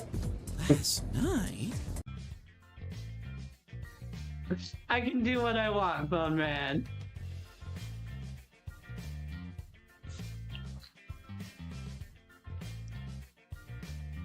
They're literally made of dildo material now. Anything is a dildo if you're brave enough. Whatever.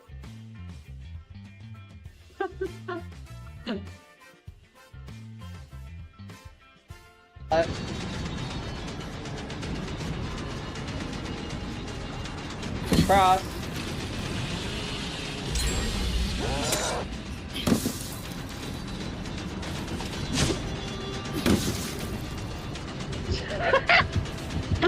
Let's.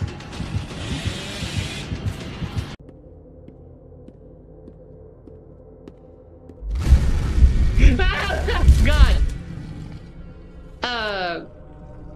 Well.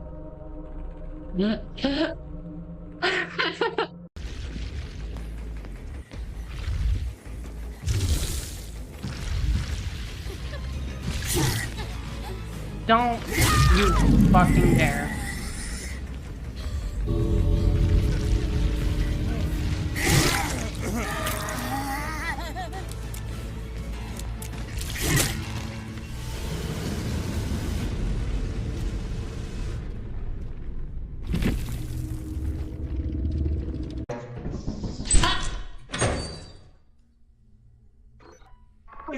God, I love this game. There is a turret down here, but I'm gonna make a break for the teleporter drop. Oh, it's a solo. You just wait till I'm feeling better. I could eat you under the table. Wowzers. That's not what I meant. Shit!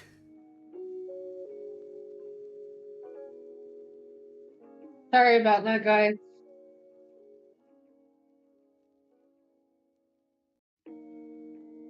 Hope you're doing well. My dinner was good. I had ramen.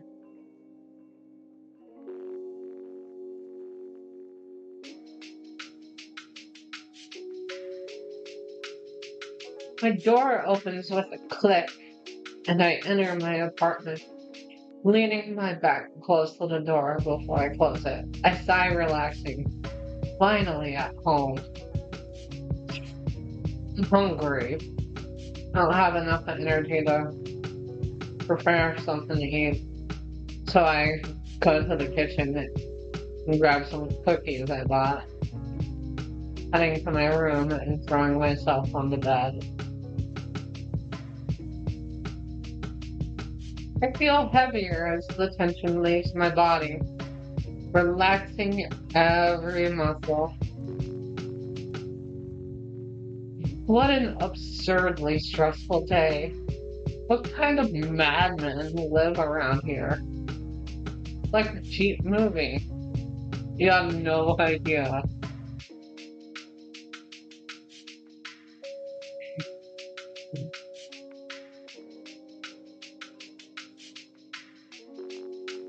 I eat some cookies and fall asleep as soon as I take my pants off in bed. I've had nights like that.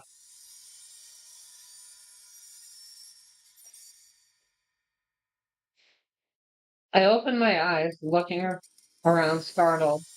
I can't recognize where I am, but it's cold. I hear strange metallic sounds from a place out of view. I get up from the ground, scanning my surroundings. I must be dreaming. I start to walk around the place. I can feel cold, rusty metal under my feet. This feels too real. I'm starting to doubt if this is actually a dream. Maybe not, it's not a dream after all. You can hear a small girl humming in the distance. You can feel shivers down my spine. But I don't feel the fear I should.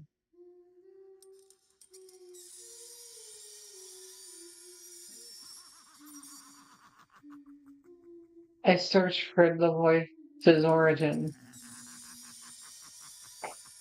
but I can't seem to find it. Instead, now I'm hearing a deep, raspy laugh. The cackling feels closer. No, this is a dream. I know it is. Can't just suddenly appear somewhere so horrifying.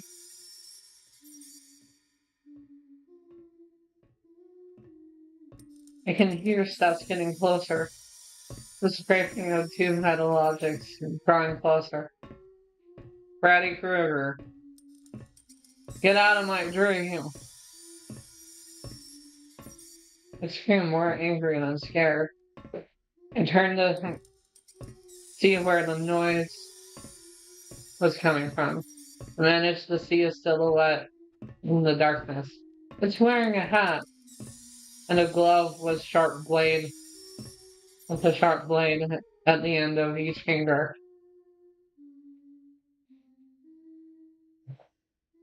He stops on his feet when hearing my voice. By the way his head tilted, he seems confused. What?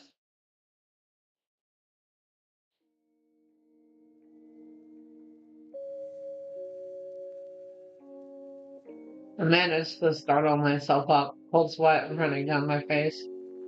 I look at the ceiling and let out a deep sigh. A groan leaves my mouth as I pinch the bridge of my nose. This day can't get any weirder.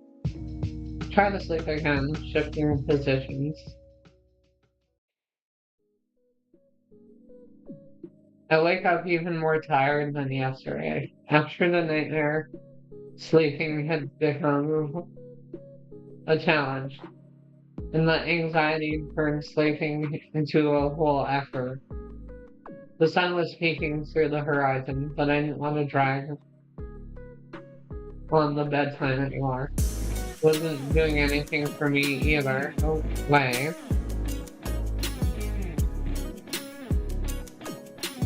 I get up to walk down into my little kitchen. I leave the coffee machine to do its thing while I make breakfast.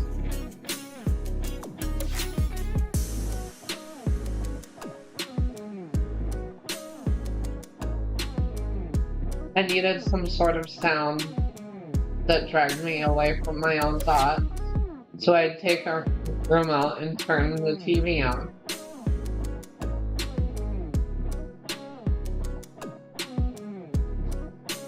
At least I know where to look for a job if the cafe doesn't work.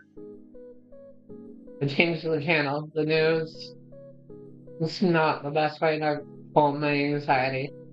I zap between channels until I find a criminology series. Maybe not the best moment to watch something like this, but it manages to calm me down. Going back to breakfast, I start making eggs with some bacon and toast. After the toast is done, I pour a cup of coffee and sit down to eat, distracting myself thinking about what needs to be organized for the cafe today. When I'm done eating, I take a shower and dress myself, grooming my hair properly for the day. When I'm ready, the sun's already out, and it's just the time to go to work. As I get out of my house, I have to thank the guy upstairs for giving me a casual encounter with someone that's not Mr. Torrance.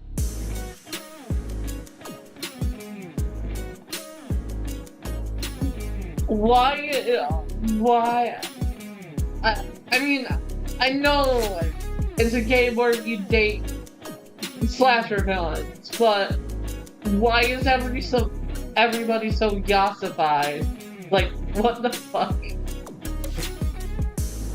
I managed to see my strange enigmatic neighbor watering the plants in the building. He turns to look at me, and I can see his penetrating gaze under the darkness of his mask. Oh, good morning. Michael, right? He doesn't say anything, he just looks at me and goes back to what he was doing. But he doesn't take his eyes off me. Have a good day. I took refuge in simple cordiality and headed down the street, noticing that he nodded to me as I passed by. I walk around the city going to the supermarket before going to the cafe for last minute supplies. It doesn't take me long, so I head to the cafe, which luckily for me is near the supermarket. When we arrive, Carrie is at the door waiting. Remind me to give you a punctuality bonus. You don't have to worry about that. The pay is enough for me. I chuckle as I head to open the door and enter the cafe to finally start today's shift.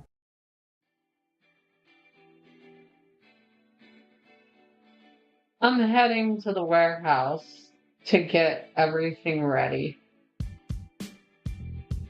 Clear the tables while I take care of the coffee. Right away. Take out some bags of coffee and put them in a basket along with spices and milk. I go to the counter to turn on the coffee makers and the blender. I notice that everything is ready, and before I know it, Carrie has already finished with the table. Already? Shit, you're more agile and faster than you look. This is one thing I'm good at. By the way, you've got more dark circles under your eyes. Did you sleep well? To be honest, I haven't slept well for years, but I'm still functional. That's what matters. I know what that's like. But I learned ways to sleep well despite everything. I'll tell you whenever you want. I enter her goodwill with a smile. Carrie feels like a breath of fresh air in my life. So sweet and genuine. Okay, you can tell me when we're closing. We're all set up for now. Put up the sign so customers can come in. Carrie's going to open the cafe and take care of everything behind the counter. Soon, some customers come for their coffee. I start to focus on the simple tasks. Prepare, mix, heat, serve. It repeats in my head like a mantra, and that relaxes me for a while until a small figure surprises me. Chucky? Chucky! Today I came right on time.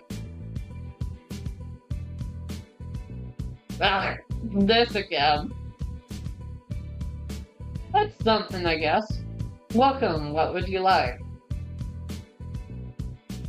Same as yesterday, and quick, darling. I let out a sigh and went to make the coffee like he asked for yesterday. A caramel macchiato. I grimaced at the amount of sugar in it. And just decided to hand him his drink without saying anything else. Drink for Charlie? It's Chucky. Who the fuck's called Chucky?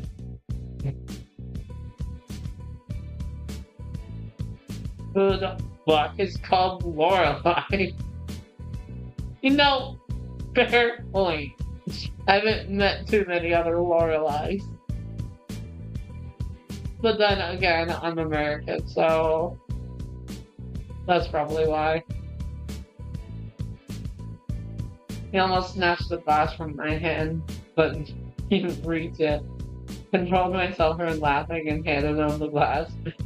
He just took it, irritated. However, when he took a sip, all the annoyance seemed to leave his face. My favorite. You prepare it very well. You will think you come here more often.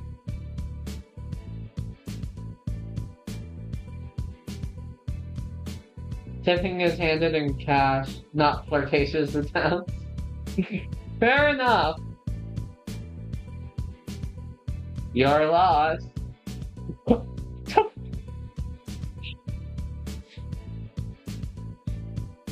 No, you're lost, Chucky.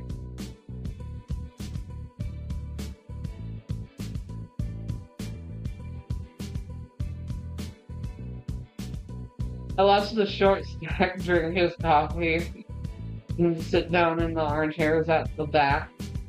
I sighed and watched Carrie walk past him confused. She's so baffled that she ends up approaching me again. You know, I'm kind of at a loss too, to be honest.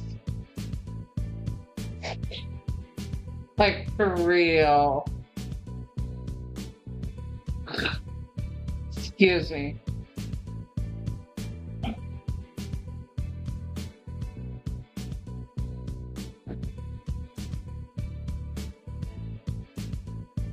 Why is there a good guy doll drinking coffee? A what now? Good guy.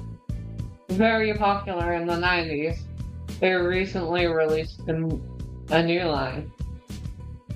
More technological and bigger, you know. Modernized.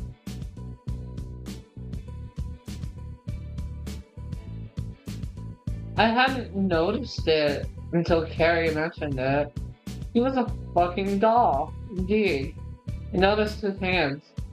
He's so inconspicuous, but because he's so well made, but he has small, beautiful proportions.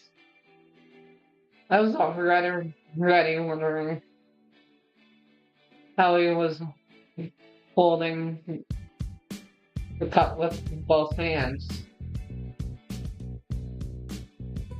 You know what?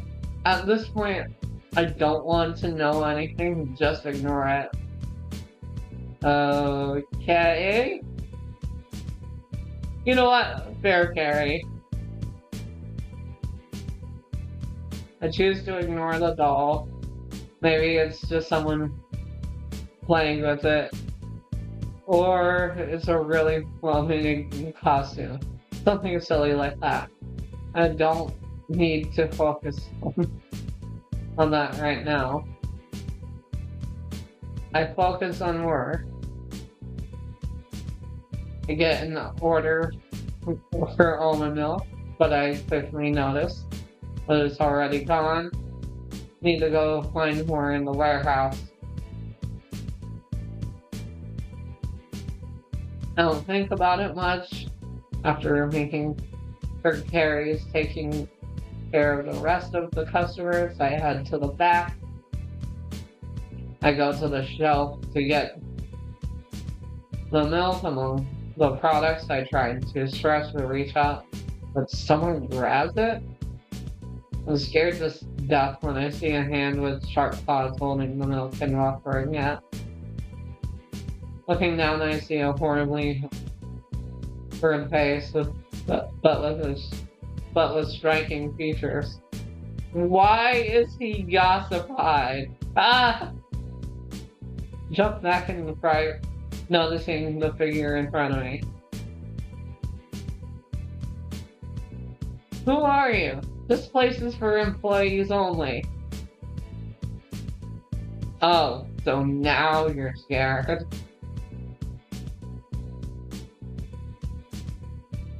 Hey, did you hear me, sir? Back off or I'll call the police.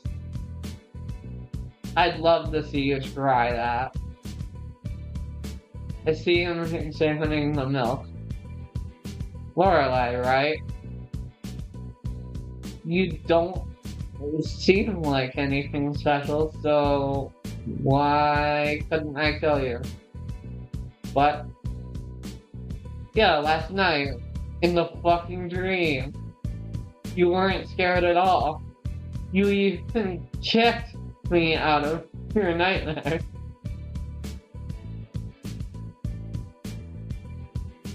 I promise I process everything he tells me, but it just seems impossible. My dream? Was this guy from the dream? Well, he has a similar silhouette. However, it didn't make sense. Yep, definitely went nuts now. Yep, we're fully batshit crazy. Let's get on the crazy train, chat. I end up grabbing the carton of milk from his hand and walk back to the door. If I ignore him, he'll go away. It's just an illusion. I'm hallucinating. Again. That's all that it is. I go out to the bar and focus on making coffee. I keep repeating the same thing to myself over and over again. It's a hallucination. First the doll and now him. It's a strange day, and it's not even noon. Some manners you have. Weren't you taught not to leave others talking to themselves? Oh shit. Jumping right and almost spilled the coffee, but I save it. I finish preparing it, controlling my shaking hand. Due to the small anxiety attack that crisps my breathing. Order ready. You can't ignore me forever. You know that, right? I can literally haunt your dreams. Wouldn't be the first one, I assure you. Doesn't seem to be taking it any better. He opens his mouth to answer me, but the customer who comes for his drink is the one who speaks to him. And I see him too. Wow, your makeup is great. It looks so realistic. It's a great cosplay. Yeah, whatever. Get lost, moron. Okay, so in this universe, the movies that they're a part of still exist. You know what? That tracks. That's not confusing at all. I am fine with that. Like,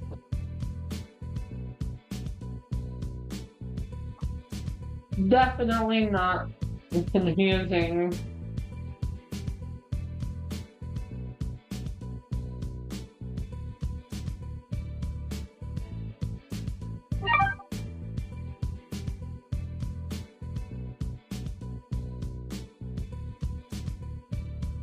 Alright.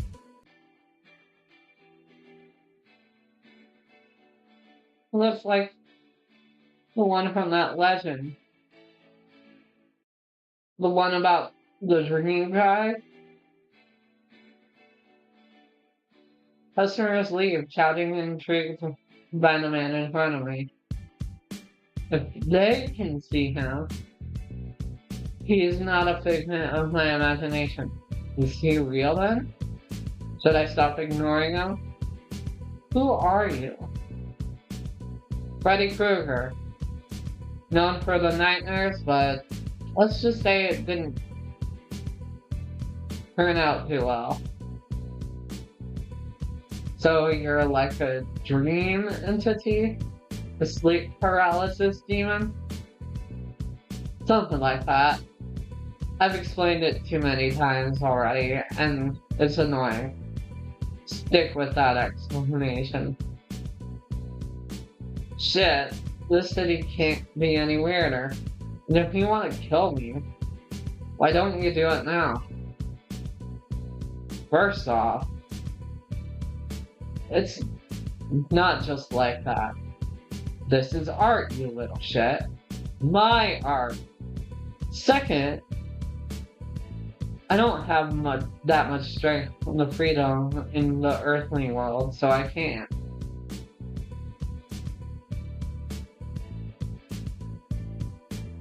But that's where the issue comes in. You were my victim last night, and I couldn't kill you. Why? What do I know? You're the expert. I complained as I was returning to work while serving another order. I saw some girls admiring Freddy's makeup. Wow, your appearance is brutal. I didn't know this cafe was horror themed. Uh-oh. I listen to them chatter and roll my eyes. These days, young people want to fuck everything. Guilty as charged. I have dragons that aren't on my list of hear me out, so You know, I continue to ignore Freddy and focus on serving the meals. But I noticed more orders starting to come in. More and more.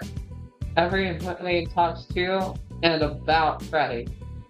He started to continue with the lie of the costume, explaining how he did it. What a showman he is. I noticed more people joining in to listen to him. But a group also sits down with Chucky. Apparently he only jokes with insults and people laugh in ears.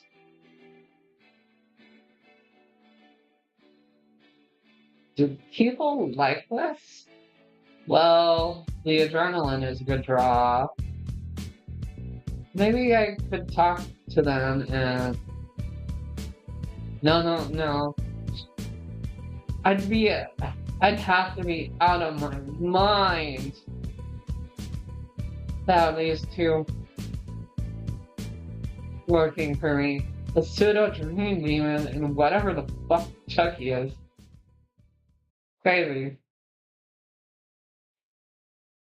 Just when I'm about to give up on my idea, the plastic princess walked into my cafe.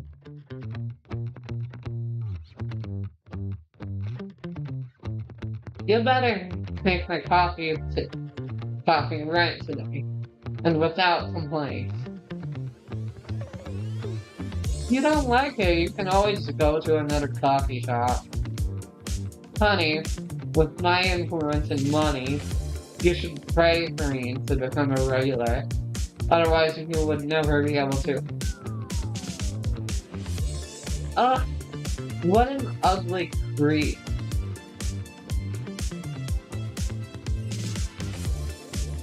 Just as ugly as you, but your ugliness comes from the inside, Blondie. Excuse me? Do you know who I am? You medium rare beef? Don't know all the whores in town. Just the older ones. Maybe I know your mother? You did not just say that. And you! She points at me with her index finger wrapped in a nylon glove. You don't kick this creep out, I swear I'll never set foot here again. She turns around, clicks her huge heels against the floor as she walks away. Maybe having these two here is the perfect solution to all my problems. What a nightmare it must be to live in your skin. You put up with people like that on a daily basis. Make the coffee quickly and quietly to serve it to Freddy. Look, I don't really have an answer to the question you asked me earlier. I'm just trying to make a living, but maybe we can figure it out together.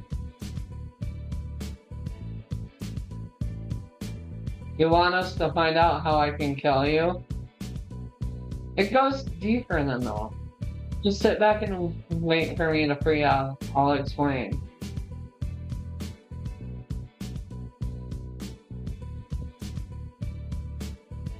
Freddy grabbed her coffee cup and tried it, gave it a thumbs up, and decided to sit down. I'll give you a chance, but only because you make an excellent coffee. I let him go to work. I let him go and got to work. The orders kept coming, even Carrie had to help me. Chucky and Freddy didn't leave. They seemed pleased with the attention and scaring a few people. I took charge of collecting the money and making sure the coffees kept coming to the customers. By the time I realized it, it was already time to close. There was a nice twilight on the horizon. I closed the doors and took 2 pastries, serving them both.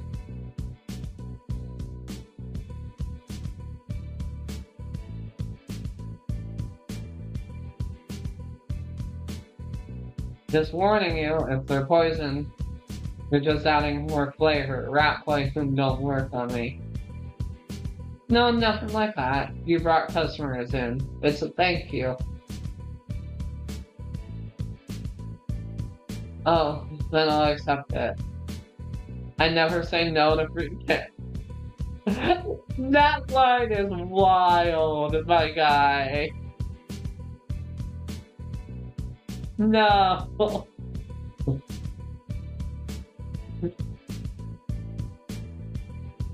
Then he puts the cake in his mouth, savoring it. At least I know he likes my baking.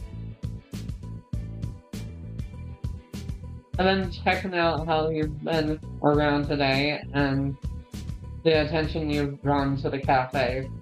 Actually, I have a proposition for you. They both fixed their attention on me. I'm offering you two a job. They both started laughing out loud. I sighed, rolling my eyes, but let them finish without moving from there.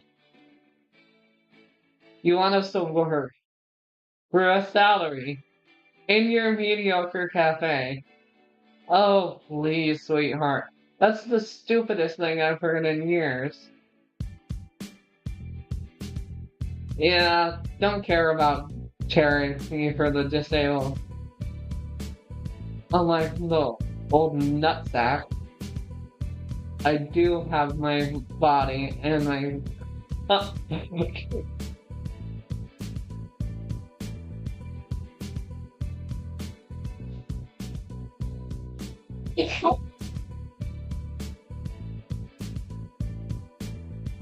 and my pocket. Perfect working order. Wouldn't bet on that, Dolly.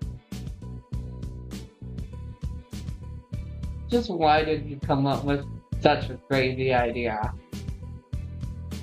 I've never had so many customers before. I guess the dark appearance of the cafe and your presence made people think you were part of a themed cafe.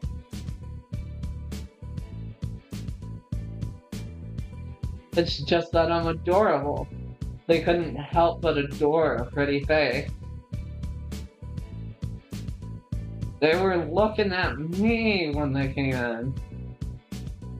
The point is, I need this. I don't care if they say no.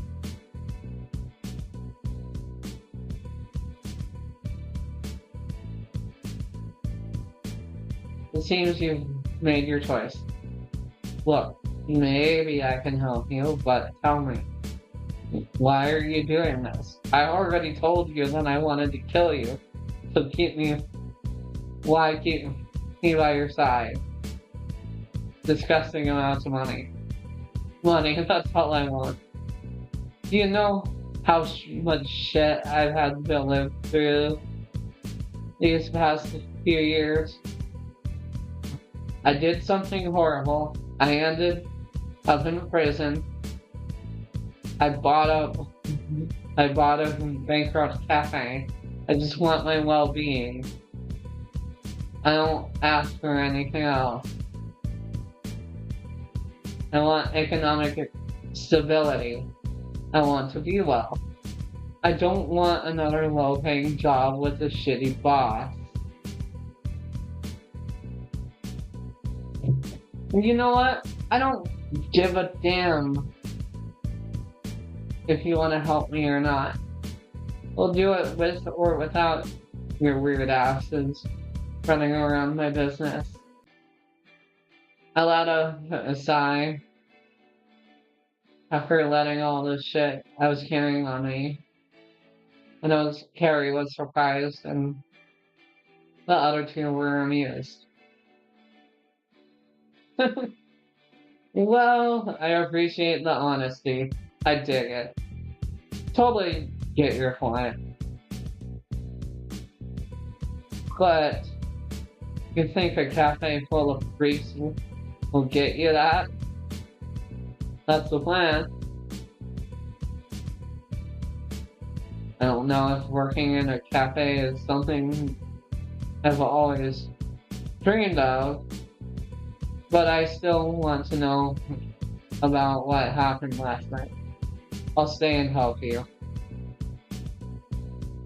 Who knows? Maybe I'll have fun in the process. Don't know if that's a good sign, but I'm gonna ignore it. What do you think? I watched Chucky eating his muffin without paying much attention. I'll pass. This sounds like a load of crap. I won't work for minimum wage. Actually, I was planning to pay you just for insulting the customers. Now that's something completely different I'm interested in. You know what? I like Chucky's energy in this game. It tickles me. Okay, now that everything is settled, you can go. I have several people in mind who can also work here. Come back tomorrow, and we can get started right away. See you tomorrow, sweetie. You might want to have more sweets and desserts when I get back. Both figures stood up and walked away talking about something, or arguing. I really didn't pay any more attention to them.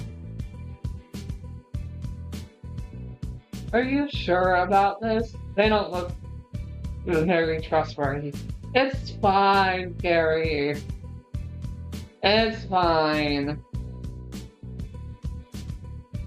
I mean, it's not like hiring 2 known serial killers will do anything bad to business.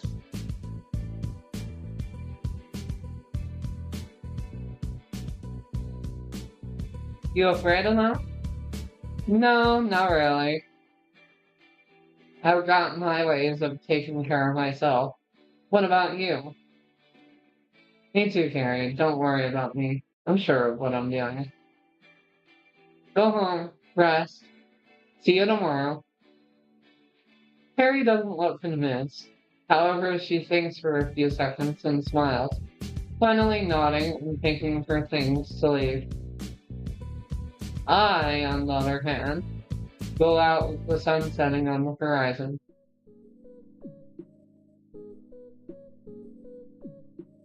There's still daylight, so I should hurry.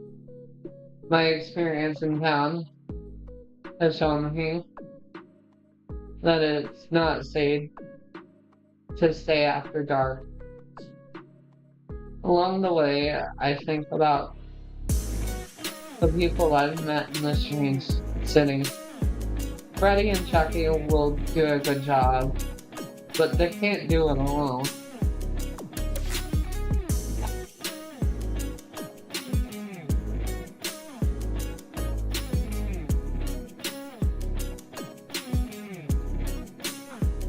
I have some very curious neighbors, to be honest.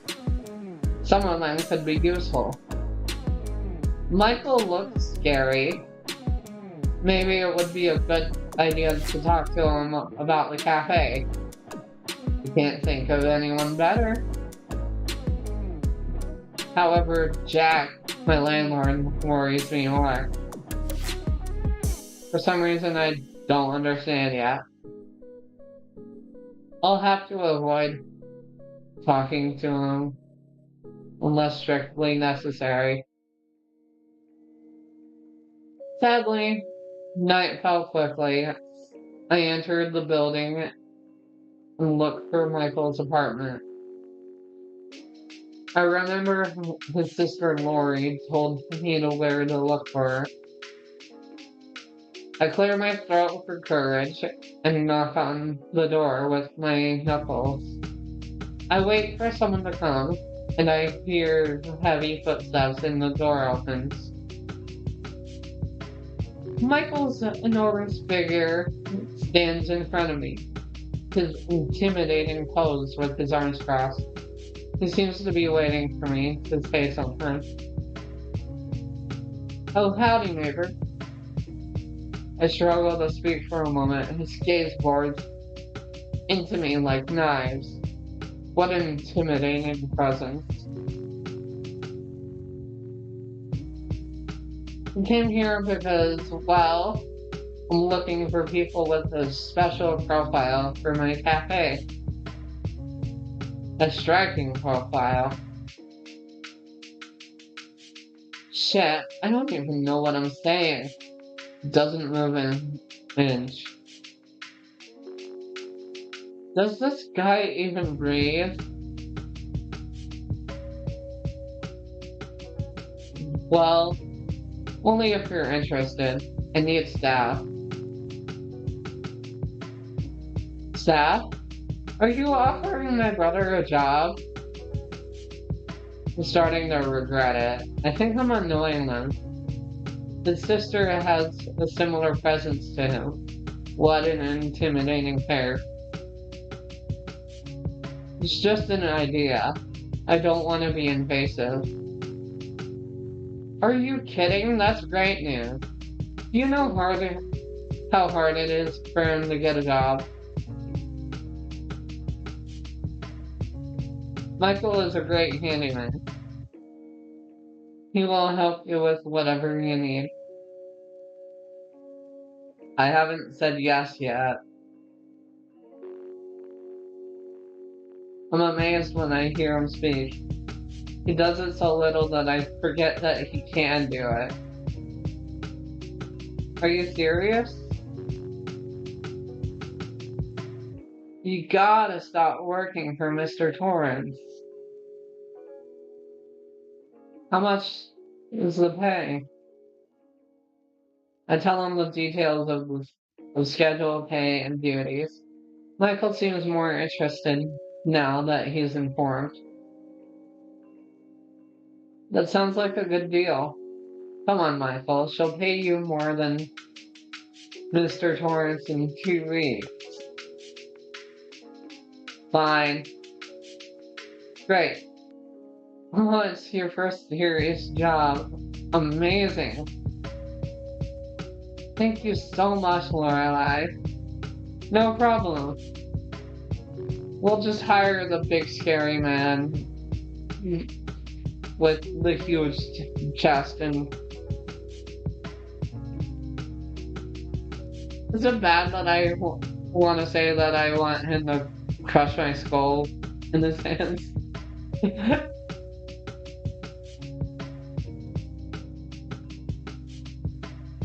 Thank you.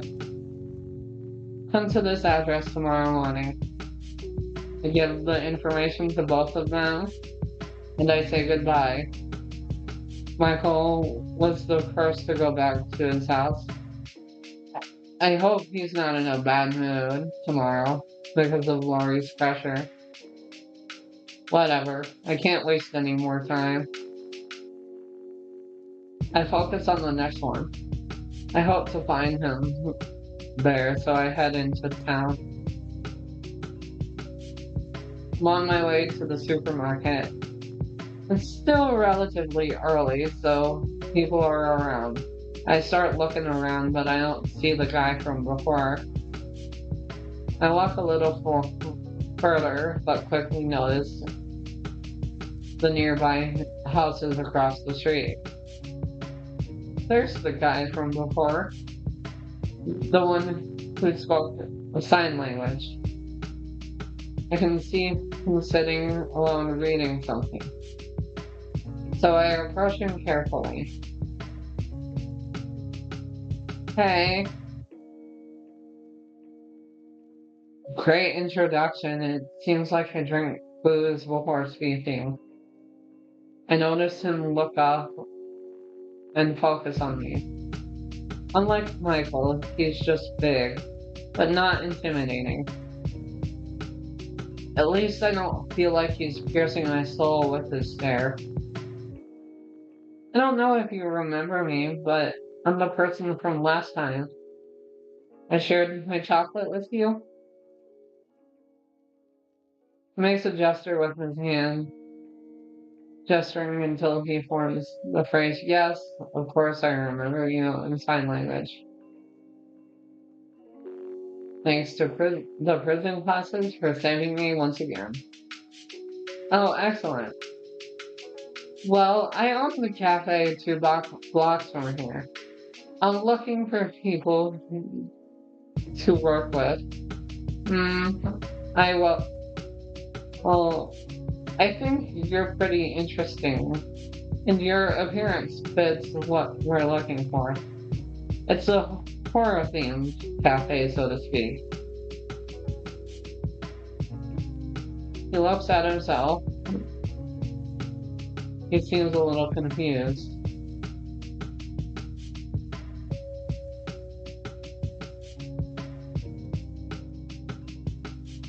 No, I don't mean any harm. It's a good thing. I need people like you. Do you have any skills?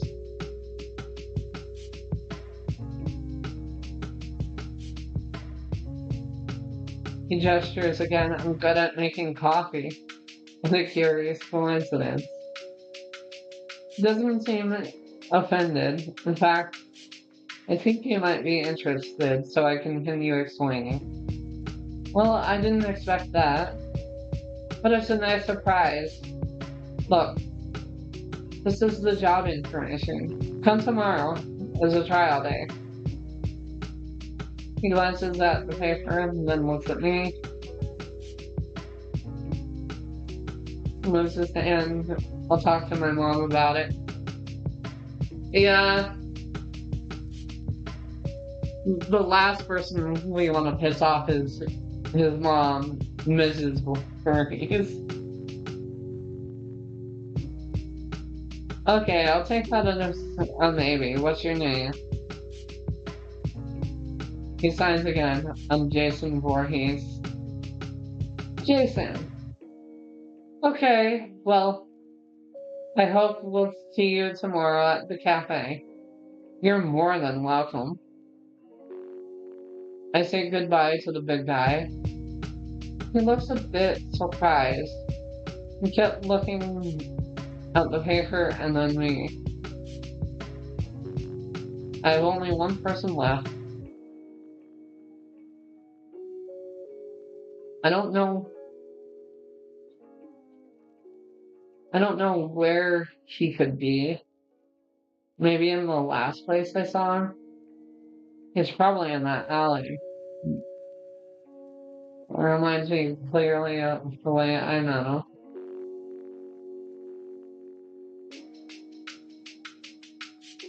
Okay, maybe it's not a good idea to do that. The guy cornered me with weird questions. But it's not like I have any other options. So I head back home with the intention of stopping by that place. I seem to have summoned him by thinking about it, because I quickly find him leaning against a poster on the wall. I almost passed him by in the last minute change of mind. Oh great. Leaving so soon? What is it today? My favorite horror series? Which one is it? I like The Mist. Stephen King. Classic. But no. I saw what you were doing. Kinda dangerous to have so many lunatics in one place, you know. Well, Jason and Michael don't seem... Wait, how do you know about that? Have you been following me all day? He pulls out the camera and takes a photo of me. I feel a chill. Something tells me that he does this gesture very often without his photoception knowing it. Alright, I'm out. Walk past to continue walking. I knew this was an awful idea. Oh, come on. Aren't you gonna ask me if I want to work at your cafe? Not Sorry, I don't like stalker. You know what? Reasonable. But I know this is a visual novel where we date these guys, so we can't say no to an option, unfortunately. He's not willing to let me go so easily, apparently. He starts following me and walking beside me. Come on, I can help you. I know how to handle advertisements. Believe me, I'm great at getting attention. Not really, I haven't noticed you all day. Ah, thanks. Not a compliment. You want to work with me just to harass me more? He makes a maybe gesture with his hand. Shameless.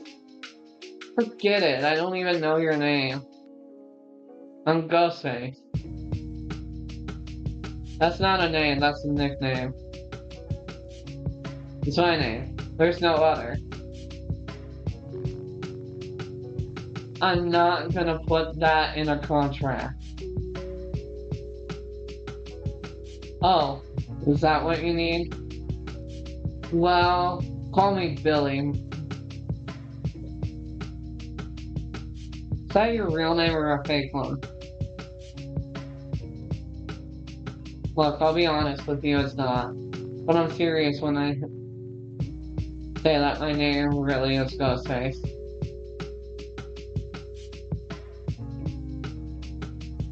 Listen carefully. Do you want to work for me? Well, you're not gonna harass me anymore. I need someone focused on the job, not obsessing over random people they just met. He crosses his arms, looking from side to side for a few minutes. He seems to think seriously about it. Finally, he reaches out his hand to seal the deal. Deal. I glance at him briefly, debating whether to accept or not. But it's true. I really need someone in charge of social media. He knows I'm out of options. But I also extend my hand and shake his. Alright, come early tomorrow morning. Great. See you there, Lorelai. He makes excited gestures and says goodbye, but not before giving me an invasive slap on the back of my head. I let out a surprised gasp and go shout at him, but he'd already moved away. I'm left with the insult at the tip of my tongue, my fist in the air as if I were fighting against the breeze. Well, I will definitely regret this. You think? I'm gonna head to the restroom real quick.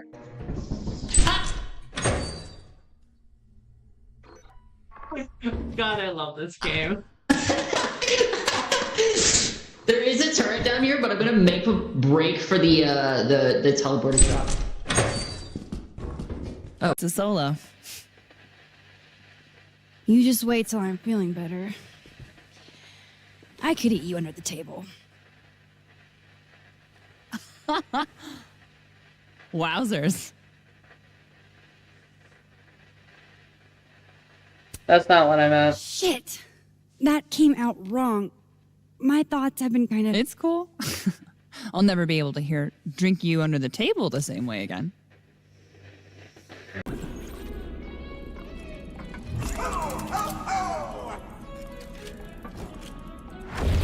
Look, it's a child molester. Hello, friend. You're sure I'm late. Are we having a slumber party? They were scissoring. Sorry. Had to. Last night? I can do what I want, Bone Man.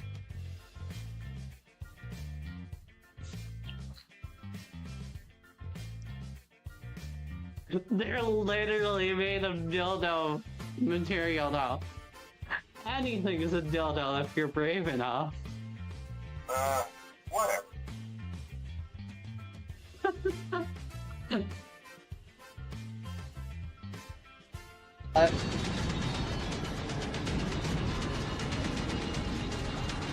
Cross.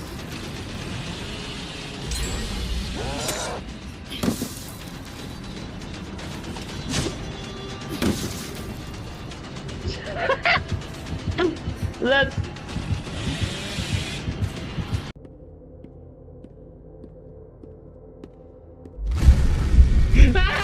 God. Well.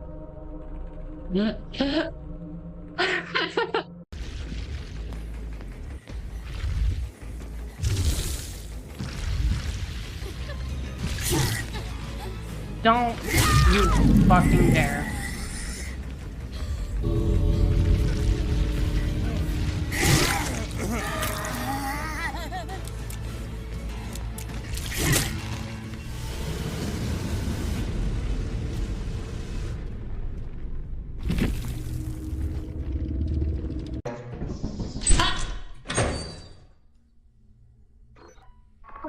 God, I love this game.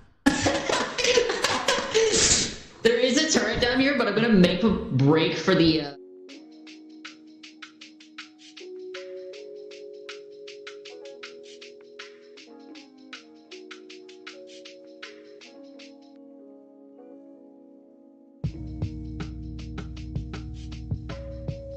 As soon as he shows his math at the cafe, he'll hear me. Dumbass. I continue on my way home. I think those 5 will be more than enough. Maybe this wasn't a good idea. Doesn't look like a master plan to raise money, especially with such eccentric people. Freddy explicitly said he couldn't kill me in my dreams. Chucky is just annoying.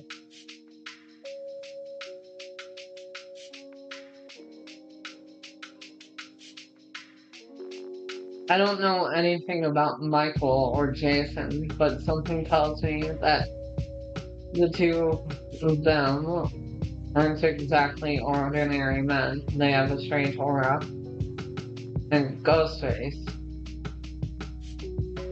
Maybe it's not that much of a problem for me. Maybe I should have thought about Carrie.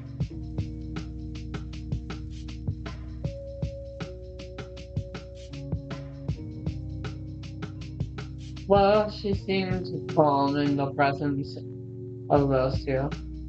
She told me she could take care of herself, but I'll be keeping an eye on her anyway.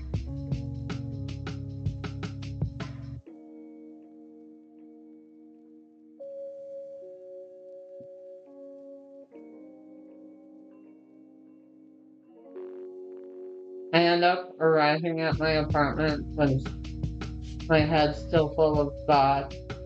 I barely even realize I'm here already. I sigh, a little tired. It's already late. I walk towards the door. Now I see that guy, the customer. I think his name was Ash. But if it isn't my favorite barista. Oh, it's you. Do you live here?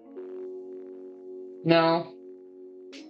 I noticed the guy at your cafe and the others you were talking to throughout the day. Also stalking me? This is starting to become a recurring gag.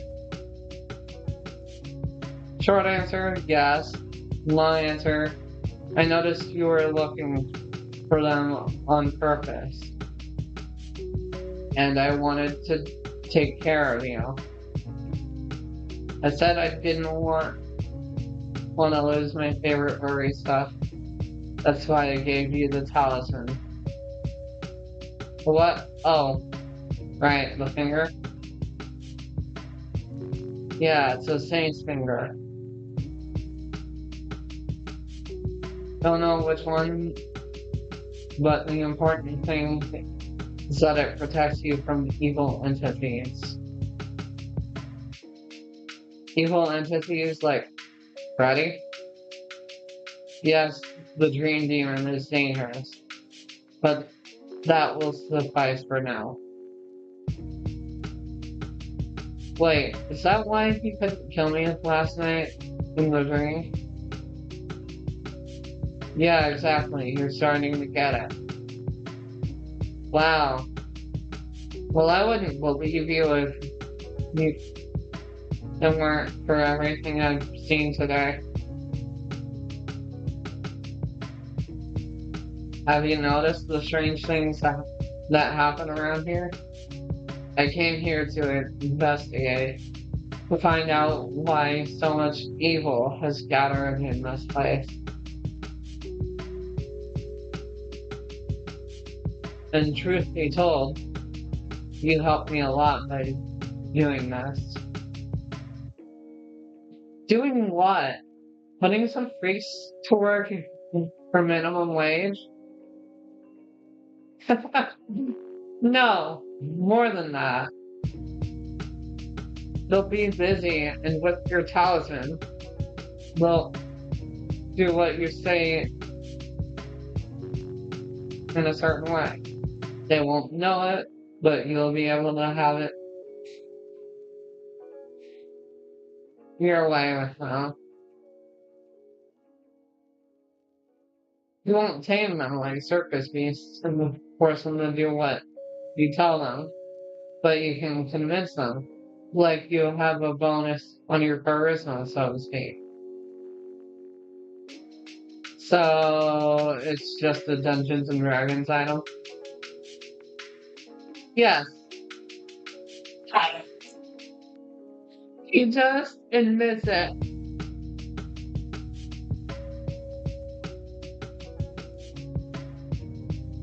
This is too nerdy to be real. But I don't see what's wrong with them, apart from Freddy, of course.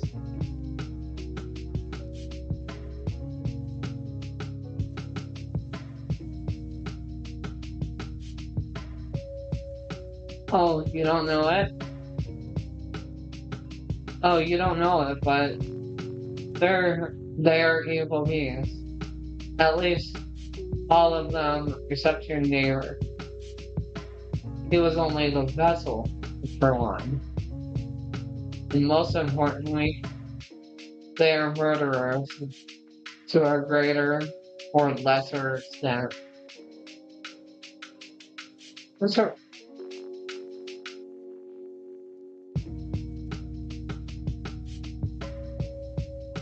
I'm surprised by what he's saying, but to be honest, a part of me isn't that shocked because, well, I guess I expected it.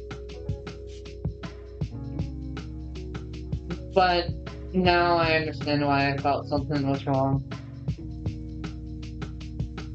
So, you want me to keep an eye on a bunch of assassins? Don't worry. It's more about keeping them entertained. They are a bit old, and honestly, desperate to experience something new.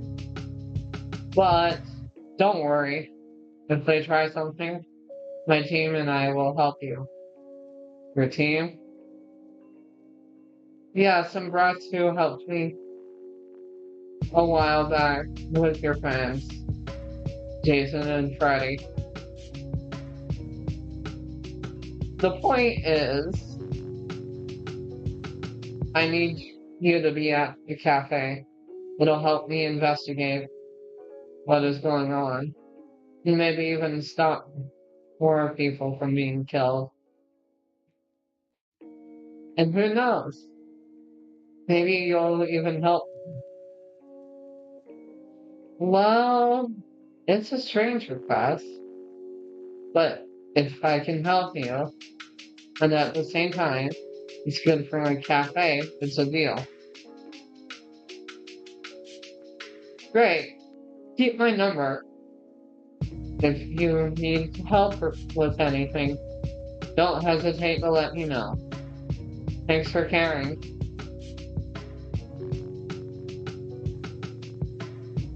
I find it a bit hard to thank him because I'm usually the one who has to look out for others. But it's nice that for once in my life, someone has my back. Even if the reason is because I serve them coffee like they like. Don't worry, Lorelai. It's my duty. He left with a smile. I felt like I was in a movie. There was part of me that wanted to get rid of this. It's too much pressure. I came to this place precisely with the intention of not getting into any more trouble.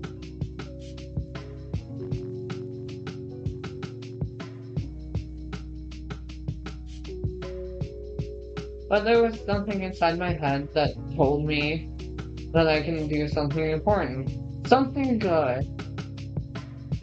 Something worth taking on this much responsibility for. I let out a sigh. I feel the exhaustion all in. Jesus. Feel exhaustion all of a sudden. So I go up to my apartment to finally sleep.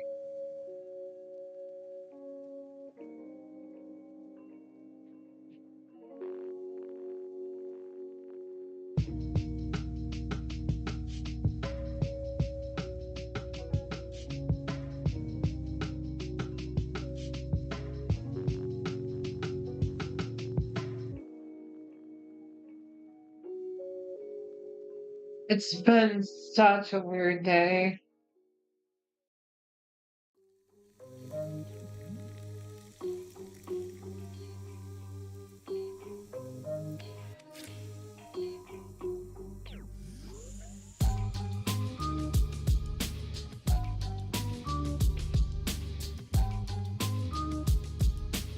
Wait, that's it?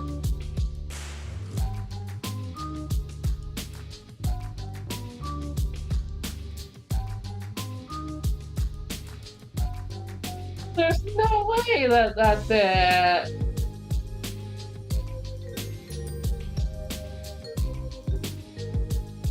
Aww.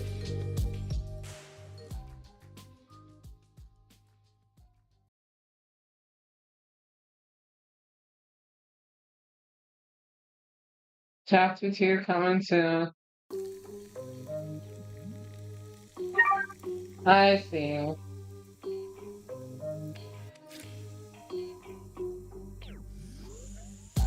That's fair enough.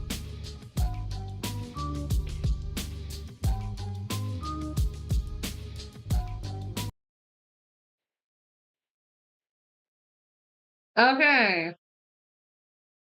Let's go into one of the more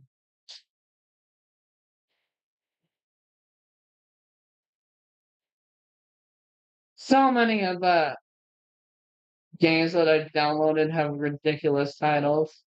1 second. Let's change it in Twitch.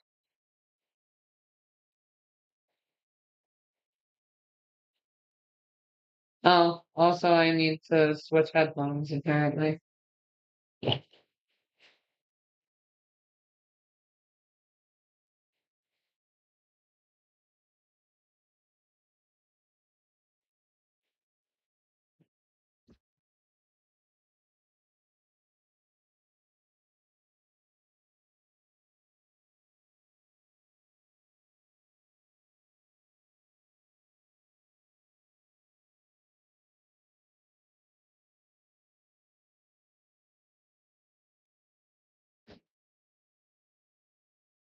And let's make sure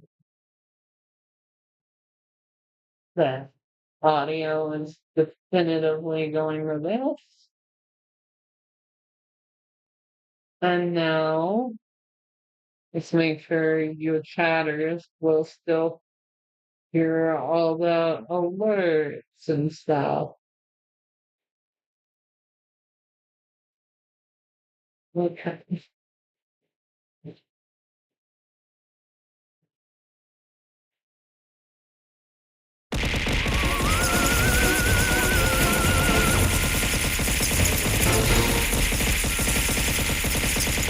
Lorelei_Albrecht_VT just redeemed. Throw something at my face.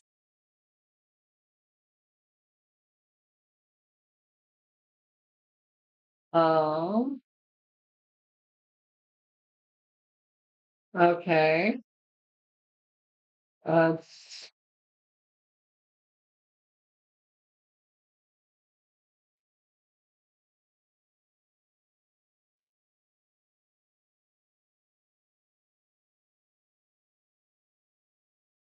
that's unfortunate. Settings.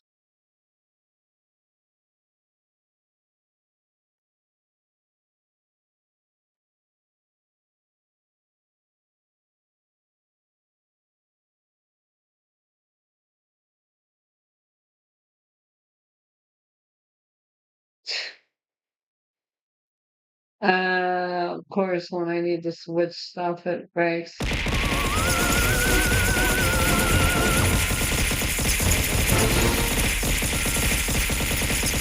Lorelei_Albrecht_VT just redeemed. Throw something at my face.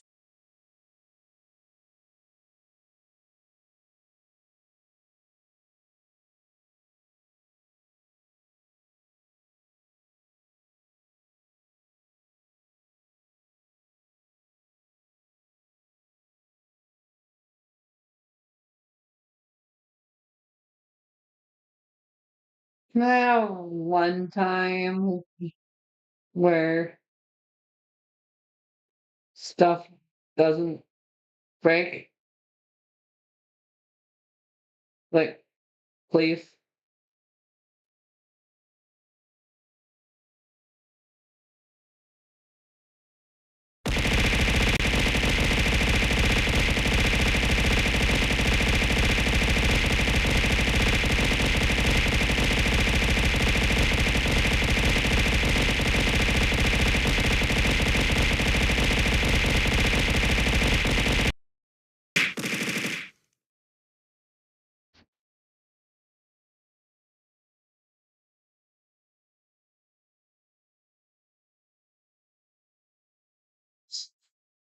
I don't even know.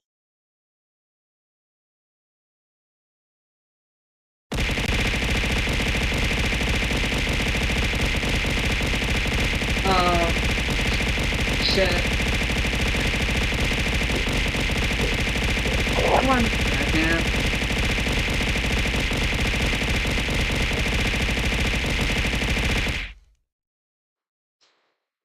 You know, the fact that things are breaking midstream really just pissing me the fuck off.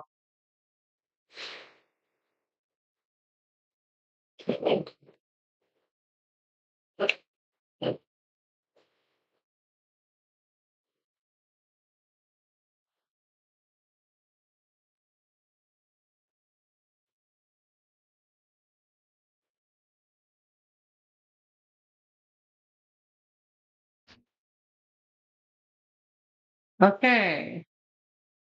File. Setting. Audio. Just have it set to default. Apply. Okay. This doesn't work. I'm going to throw something.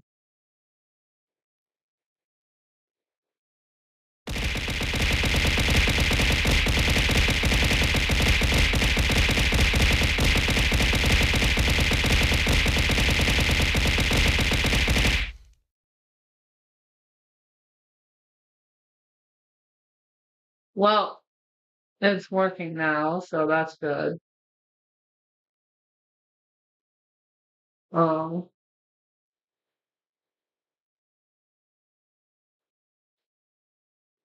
don't know what happened there. All I did was try to switch to a different Bluetooth headphones, but and you can't switch games like this over and over without something breaking. That's for sure.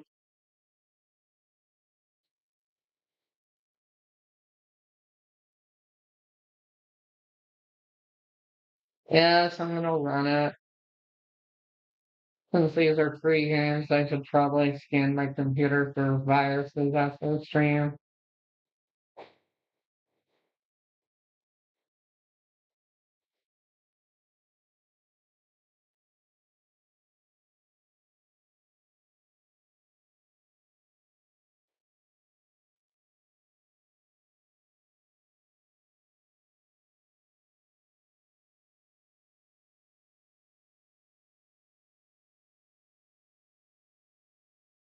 Okay. Now, game audio.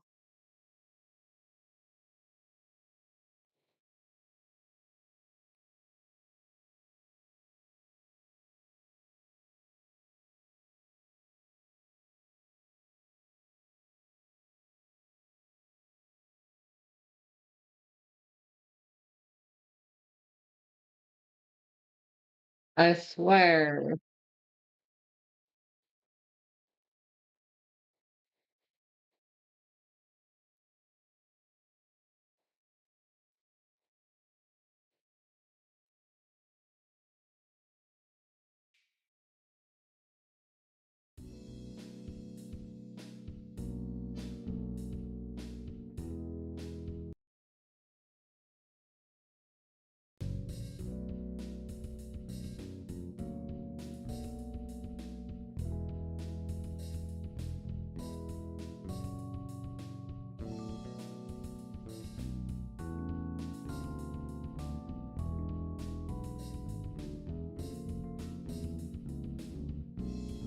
Okay.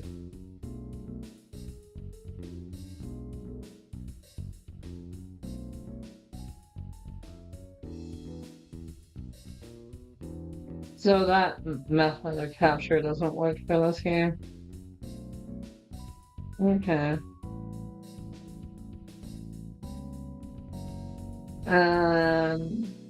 Just in case it freezes or anything like that. Should be able to. Okay, why can't you see my cursor? Can turn this game up a bit so it's quieter.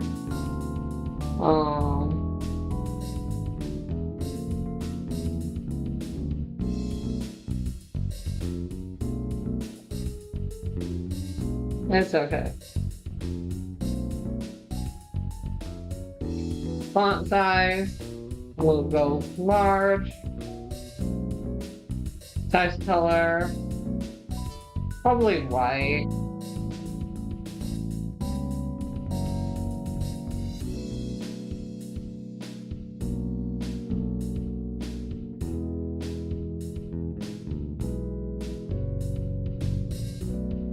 Self-voicing disabled. Oh, I see.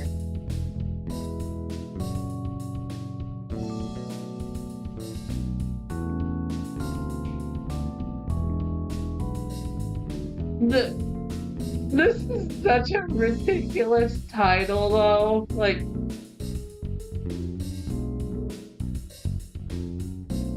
you know what? I deserve to be bonked for picking this game. Ow.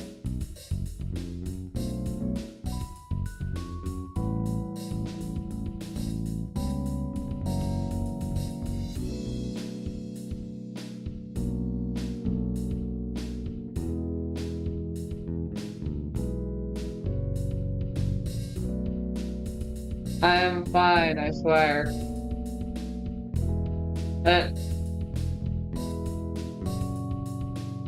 It only knocked the color out of my eyes for a little bit.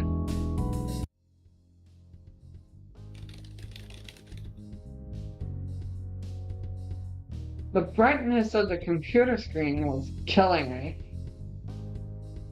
The adjustment wheel was sticky, so I didn't dare touch it. I resisted the urge to check the clock. I did not want to see how late it was getting. I had a stack of horror movies waiting for me at home, and my solo, totally not sad Halloween marathon was looking like it might be ruined. I feel you there, girl. Like, I've had many a Halloween and stuff like that alone. It's okay, I promise.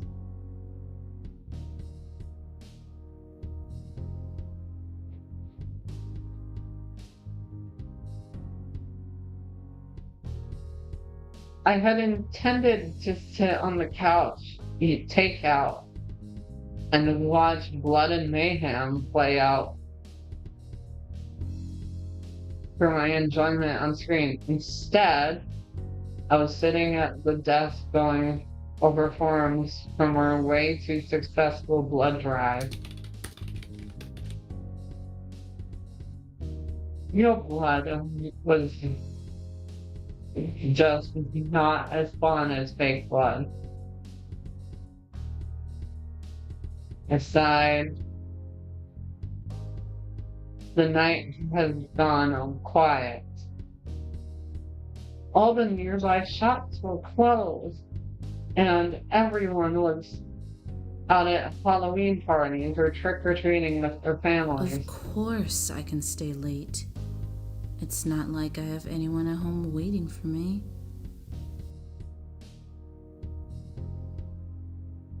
You know, Mina is a mood and a half.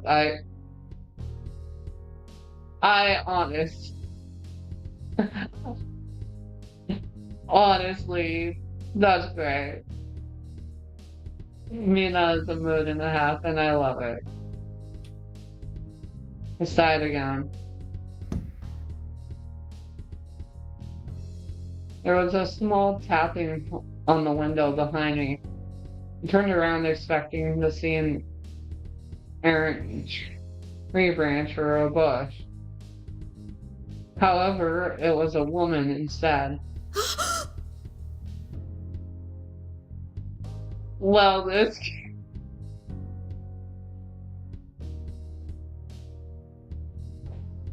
My God, Well, hello, madam.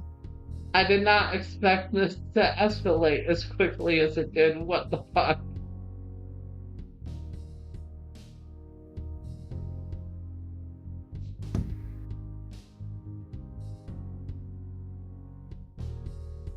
I almost fell out of the chair trying to turn around to her face. She stood there, stopping gently and looking at me through the glass. Trick or treat.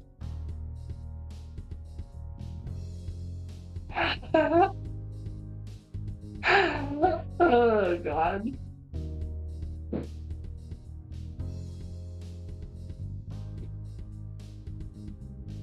Chat. I'm sorry for subjecting you to this, but would He said it slowly, enjoying every syllable. Her chest heaved as she breathed. She wore a tight corset with the pink leopard print and had long flowing blonde hair, gray and brown. Ma'am, we are closed. Come back tomorrow. Sober? I said the last part quietly. He grinned at me. My darling, I assure you I am very sober. I'd love to get a drink. With you, though. Yeah.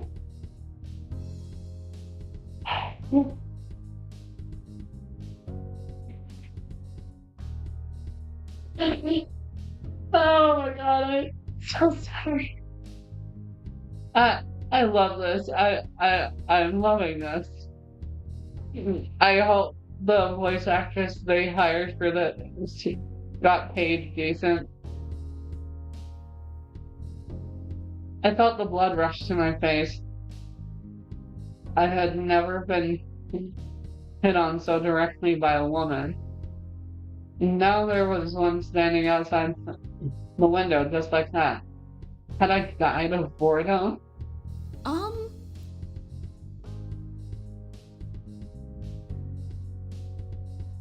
Yeah, I could get a drink with you. Well, maybe when I'm not at work. This was not the weirdest way I had ever been asked out, so I would like to know more of Mina's past, because that would be a weird one for me, because she's a freaking phlebotomist. Please, dear one, let me come in. I love how it had question mark drunk lady, and now it's question not drunk.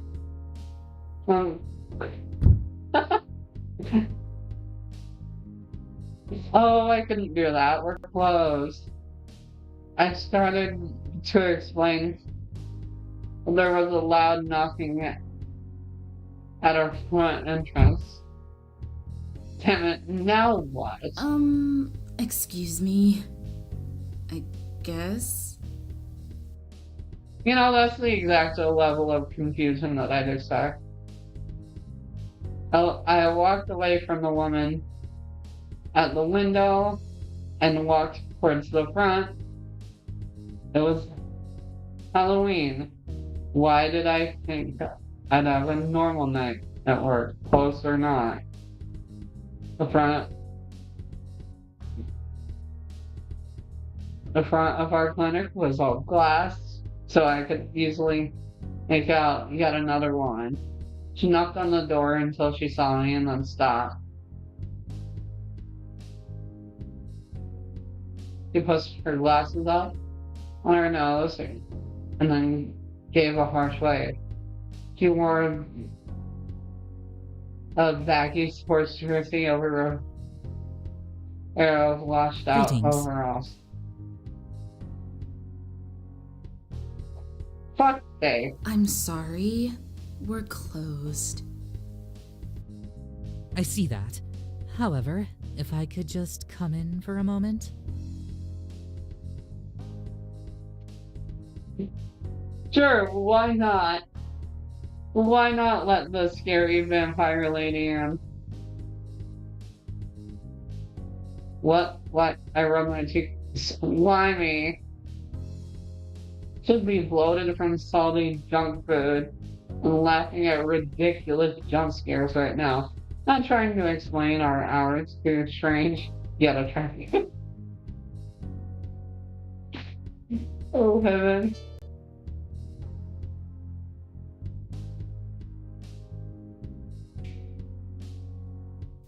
I'm sorry. We're closed. Door knocker lady seemed to see something. because she looked away and then scowled. You're late, Carmilla. The woman from before walked around to stand beside the other. I guess her name was Carmilla. I am not. I was trying to get in through the back. There isn't a door back there. She knows.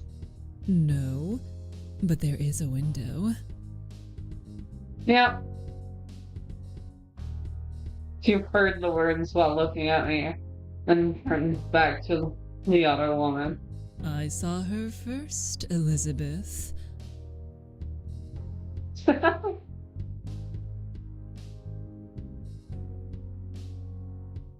So the other woman was named Elizabeth. They seemed to know each other. I glanced back at the computer. I still had so much work to do. That kind of nonsense is not why we're here.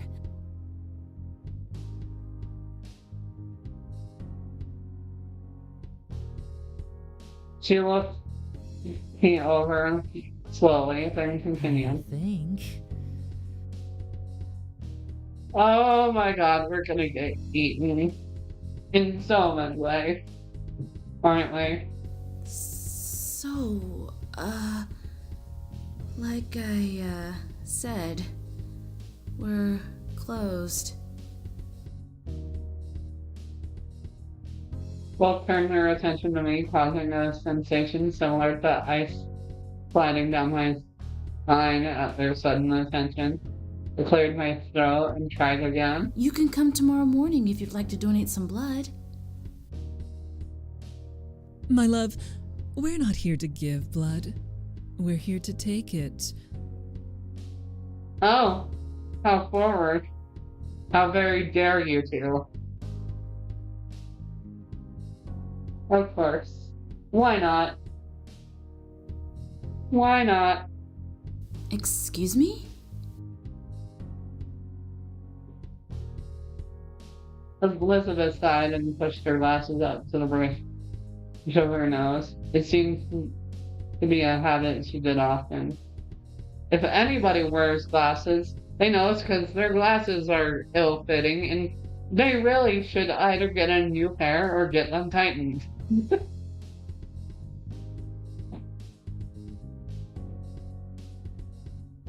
At least this was the second time I had witnessed Take is it. such a strong word. You see, we have an agreement with Claudia. Is she here? Oh, I see. Stood up a bit straighter, suddenly understanding what this late-night visit was about. She doesn't work here anymore. She got fired because... I guess that solved the mystery of why she kept peeking in here after we were closed. Blood had gone missing, but so had some medications and money. You should both leave before I call my boss. Across my arm, great hold the door was locked. It made it easier to stand tall and act braver than I really was. Camilla frowned in the palm and placed her palm on the glass. Whoops. You wound me. This is unfortunate. She muttered something under her breath, but I didn't catch it. Camilla seemed to have heard, but didn't react. I'm not letting you guys in so you can rob the place. So, shoot. I waved my arms at them the same way I would get that overconfident erection and off my porch. Rob the place? I suspected Claudia was up to something. A shame. No, I can't believe it. Sweet, innocent Claudia? I see. I had not known Claudia well. but those were not words I would have used to describe her. She was an old woman with a sour face, though not nearly as mean as she looked. For the most part, she kept to herself.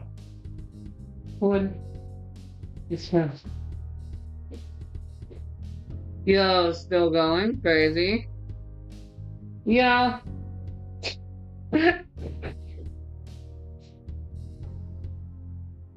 I said I had 4 visual novel games lined up, and I intend on playing them all because they're supposed to be free, short experiences, you know? So I'll play them in their entirety to give the devs more attention, you know? We support indie people in this.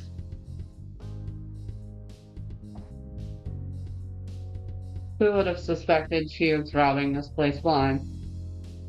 Shoo. Go on. I half-heartedly waved at them again. Maybe it would work the second time. Girl, it's not gonna work. We are not stray cats, Miss... Carmilla smiled sweetly at me. Her name is Mina. How does she know that? How did you know that?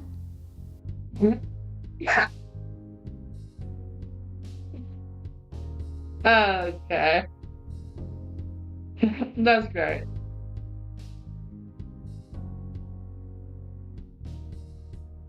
I'm not complaining. I liked the first game's VAs a lot.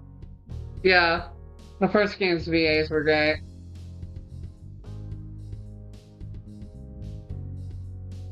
Elizabeth peered closer at me and then pointed at my chest. I looked down, name tag. Oh, yeah, of course. Miss Mina, we're merely asking for 1 bag of blood each. Only once a month? Honestly, that sounds like a fair trade for a vampire. Like, honestly. Especially if they pay for it. You're telling me the other missing things were not because of you two? Apparently not. Do I look like I need money? You know what? Fair enough. Camilla scoffed and pushed her hair off her shoulder in a haughty movement. We were unaware she was taking more than the 2 bags. What did you want with the blood anyway? This VA obviously either did the voice acting in her apartment or something, because there's a slight reverb to her voice lines. We don't necessarily need the foam or anything like that to record. You can record lines in either the closet that you keep your clothing in, or you can hang up blankets in the room that you're recording in to prevent the echoes and stuff from your room.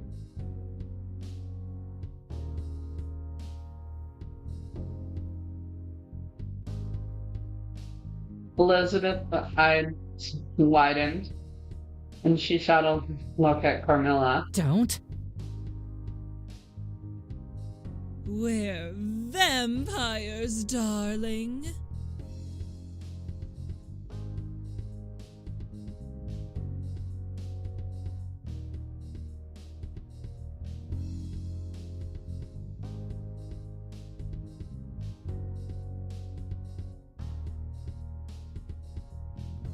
Oh, sorry, hon.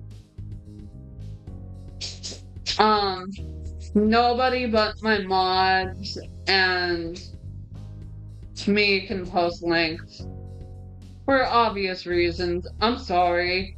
that should be in my chat rules. I'll restructure that later. Sorry about that.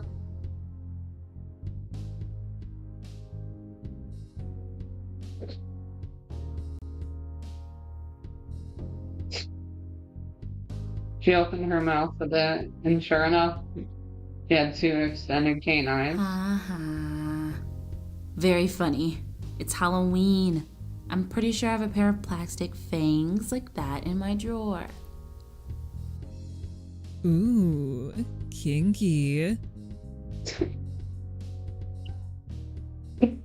Why? She winked at me. Elizabeth let out a long, tired sigh. I told you, no one will ever believe you if you just blurt it out like that. You know what? That's fair enough, Elizabeth. Camilla shrugged. Elizabeth turned to face me and gave me a small smile. I suppose it was meant to be reassuring. She is right, though. We're both vampires.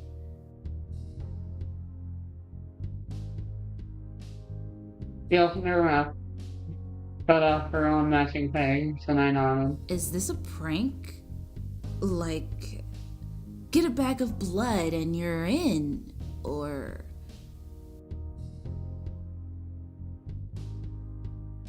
It looked too old to be in a sorority. I studied their faces for a moment. For the sake of getting this over with, let's pretend I believe you. You're both vampires. Yeah. Why should I just hand over some blood bags? That is a good question. Surely they'll explain. Camilla smiled and leaned forward, eyes half lidded with a wide smile. What if I say, please? That's obviously not gonna work. Mina's a bit too cagey for that. She purred, sliding her finger gently against the glass that separated us. How about a deal? You give us this one-time supply, and afterwards we'll find another supplier. The thing is, we need some tonight. We don't have time to find another ethical source. Yeah, fair enough. So? If we don't get the blood here, we'll have to get it another way. And the other way is straight from the vein, and that's not a good idea to let that happen. I myself sustain myself on blood bags. Camilla sighed. She means we'll have to find a drunk human, lure them into a dreadful alley, and drink our monthly fill from them. You know, once a month is surprisingly lenient. Most vampire shows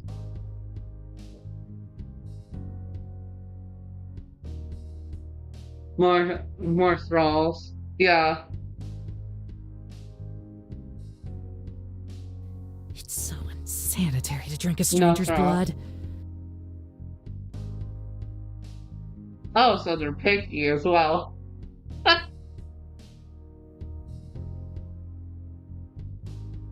Elizabeth fixed and shook her head.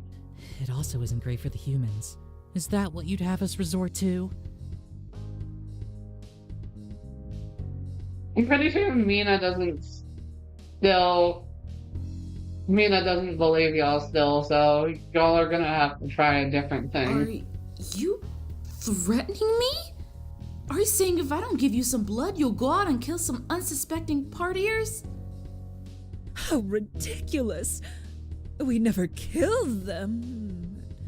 At least on purpose.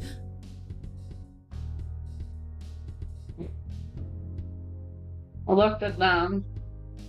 They were both very pretty, but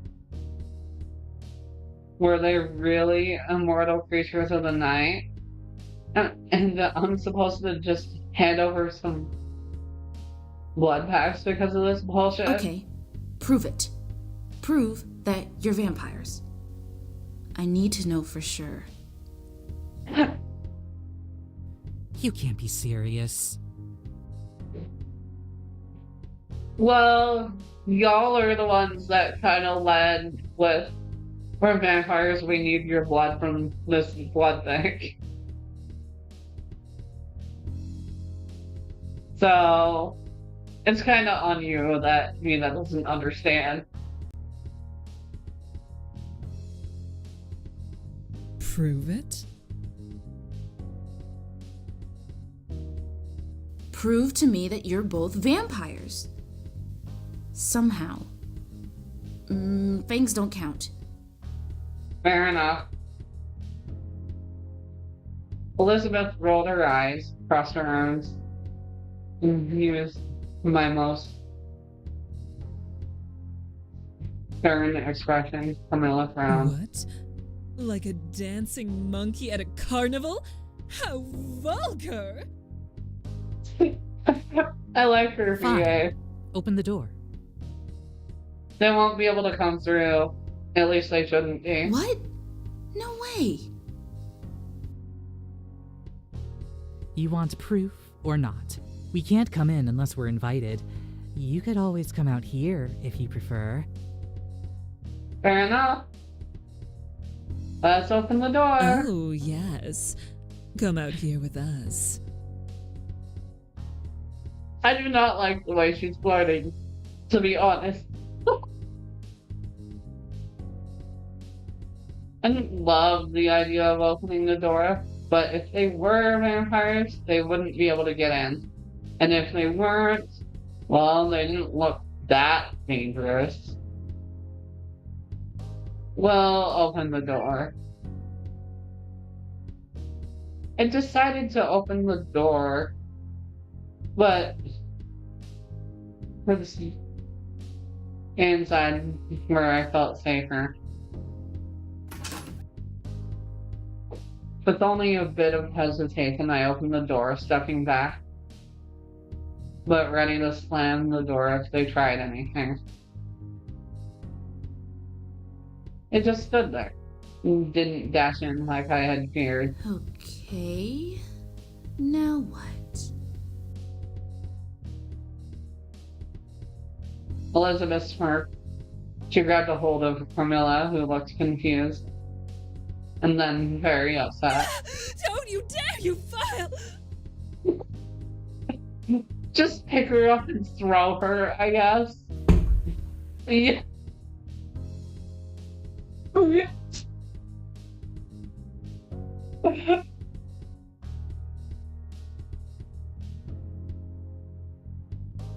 Yeah.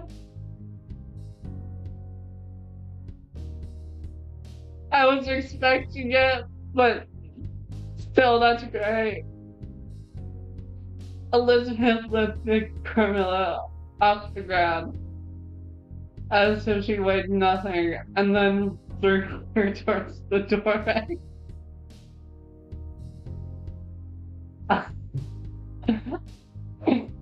I expected her to sail through it, but she didn't.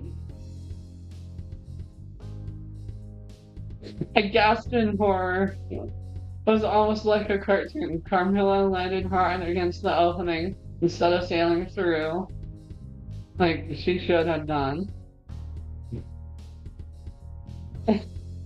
She's slowly sliding down. It was like there was an invisible wall there. She slid down and landed on the pavement with an annoyed grunt. Now do you believe us?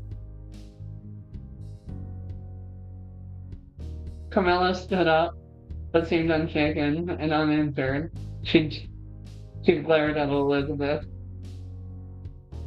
I'll get you back for that.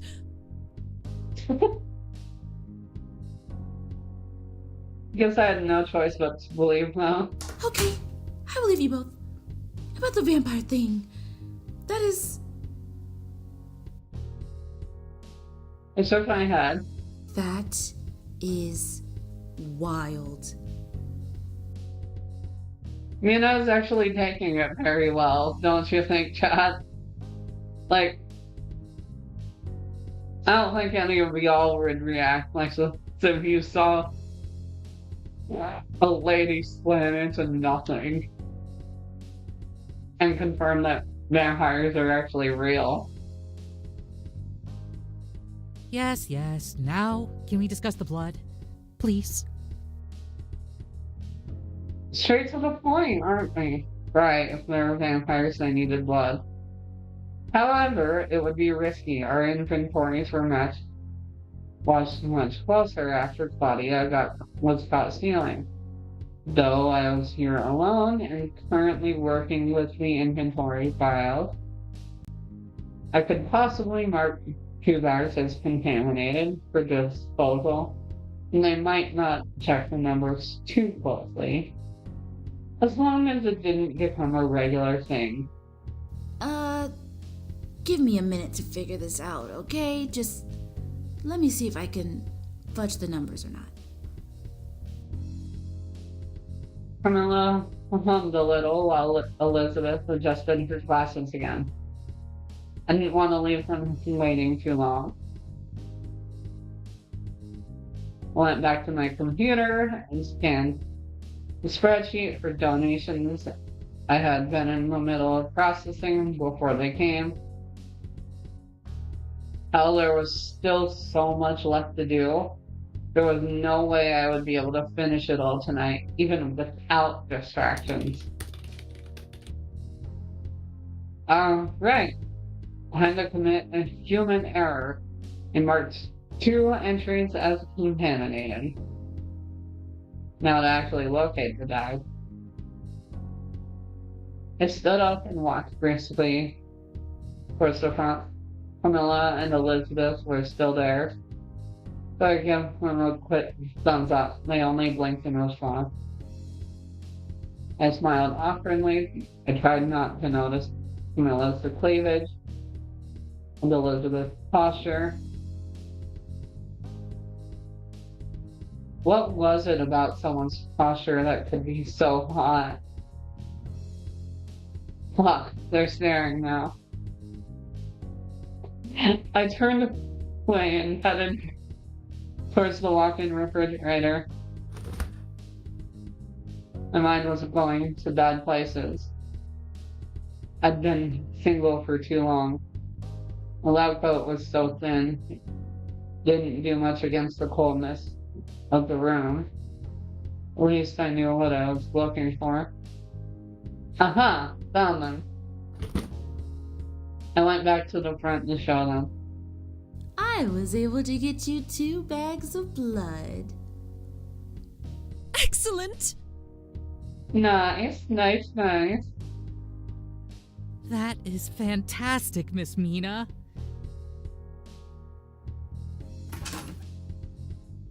I handed the blood over to them, both of whom took 1 bag each with a smile. I looked towards where my desk was. I really should get back to work, even though I was tempted to linger. Well, it's been fun. See ya. Vampire. Wow. If I had the chance to get to know one of them a bit better.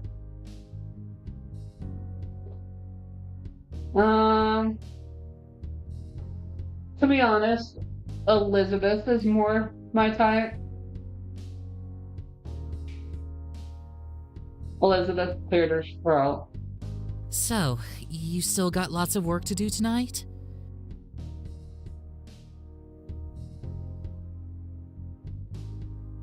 I sort of do, but I think I'm going to put it off until morning. Fair enough. Is that wise?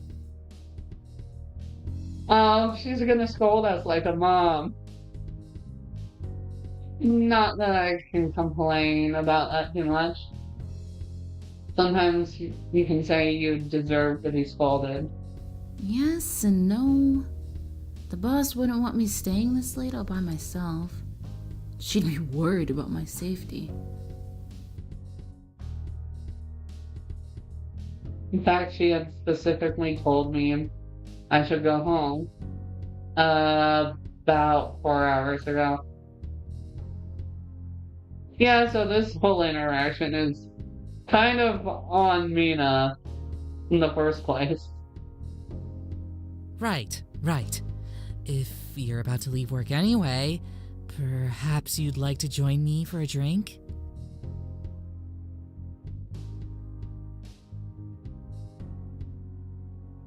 I thought about the horror movies that were waiting for me, but how could they hold any appeal against a real-life vampire right here? Besides that, she was totally my type. The glasses, the sports jersey, those adorable freckles. As soon as my shirt I wore under my lab coat down a bit.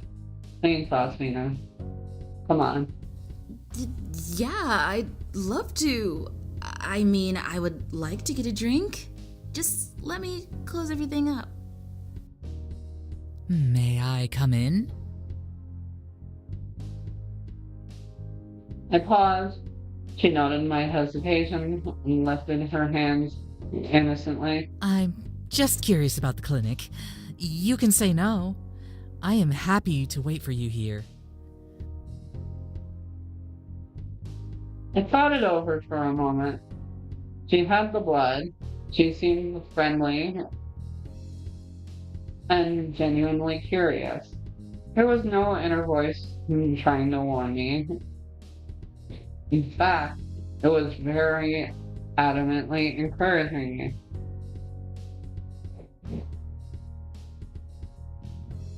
One thing I should mention is I didn't really vet these games, so if this game does happen to have a sex scene in it, I apologize greatly. I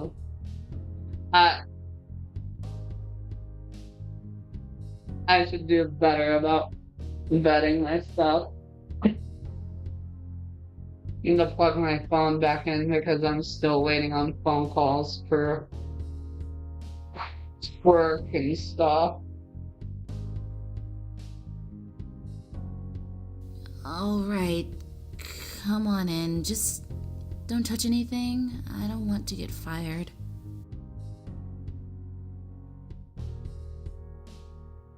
I watched to see if anything exciting happened when I verbally allowed her inside. It did not. No sparkles or music. She just stepped inside as if the barrier had never been there to begin with. Though it clearly had. I tried not to be disappointed. She followed me into the back room, quietly taking in everything around her as she walked. Was she looking at me? I was glad I wore my favorite shirt today. I sat at the computer and started to close down the software, making sure to save my progress. This is not at all what I imagined. What did you imagine? What did you imagine? You know, fair enough, Gabe. Fair enough. I guess I thought there would be blood on the floor and restraints to hold people down. Kinky.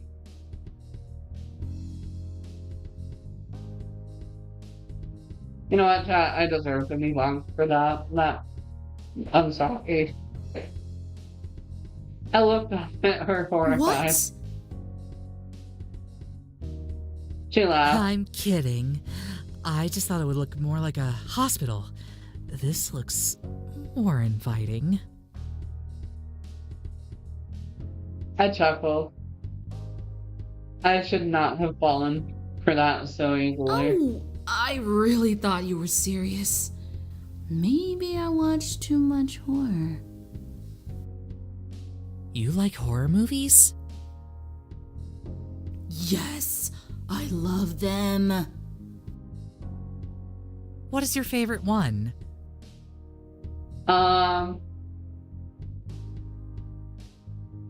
Future VAs. Pop filter.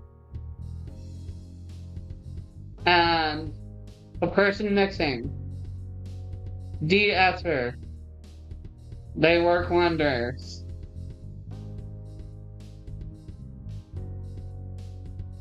I paused and had to take a deep breath. How could I pick? Night of the Living Dead or Most Lovers Dracula? Well, this one is... I wouldn't say Dracula in front of a real vampire. Night of the Living Dead, for sure. I love zombies. They're so fun and scary. Plus, that movie is a total classic. Elizabeth smiled and nodded politely. Started to go on about Romero, but stopped. I didn't want to bore her. Not many people wanted to hear me ramble about I've horror always movies. really enjoyed movies. What's your favorite movie? He stared at me for a moment and then looked away. She seemed to be thinking it over, and her brow creased. I can't pick. The last one I really liked was Romeo and Juliet. It was stylized, and I've always enjoyed takes on Shakespeare. Yeah. Were you alive in Shakespeare's time? You know, that is a question that is reasonable to ask a vampire, I guess. Elizabeth laughed and shook her head. No. Oh, wow. Do I really seem that old? I thought all vampires were hundreds of years old. You know what? Fair enough, Mina. I sure didn't rub my palms on my pants. I am probably only a few years older than you, actually. Oh, okay. So you're a new vampire? I see. Basically. Are you disappointed? I was only turned a few years ago, just before I finished my bachelor's. I see. No, of course not. It's just interesting to learn more about you.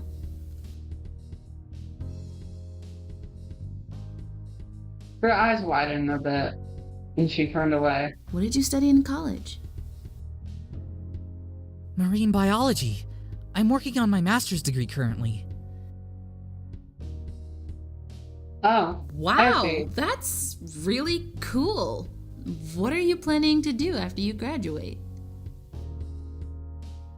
I'd like to be a professor, or focus on ocean life research. I'm particularly interested in sharks. Lorelai, happy Friday. Happy Friday.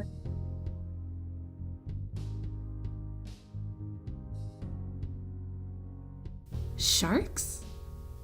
I see. Like Jaws, but I didn't say that.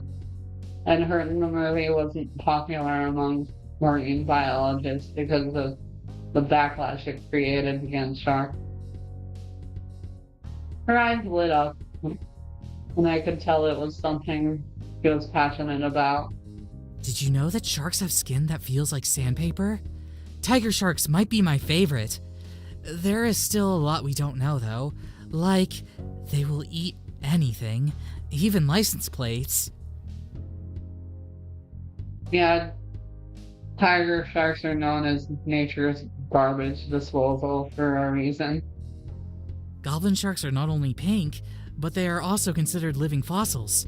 They were thought to be extinct until 1898. Yeah. Sharks have existed practically unchanged for something like 400 million years.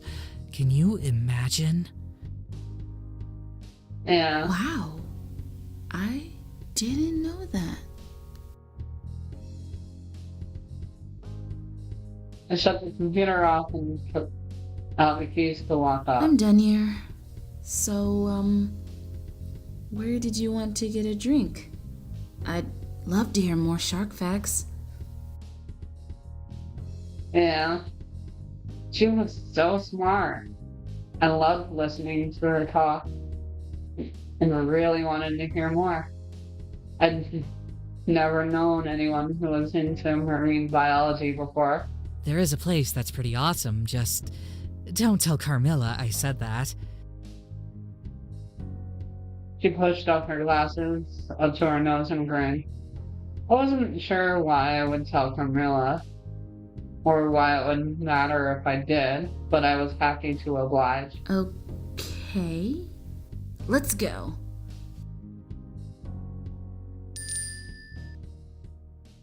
We headed outside. I walked up and Elizabeth got us a cab to a bar. Bloodlust. I'd never gone inside before, but I had heard plenty of rumors. You enjoyed a nice dinner, had some pasta.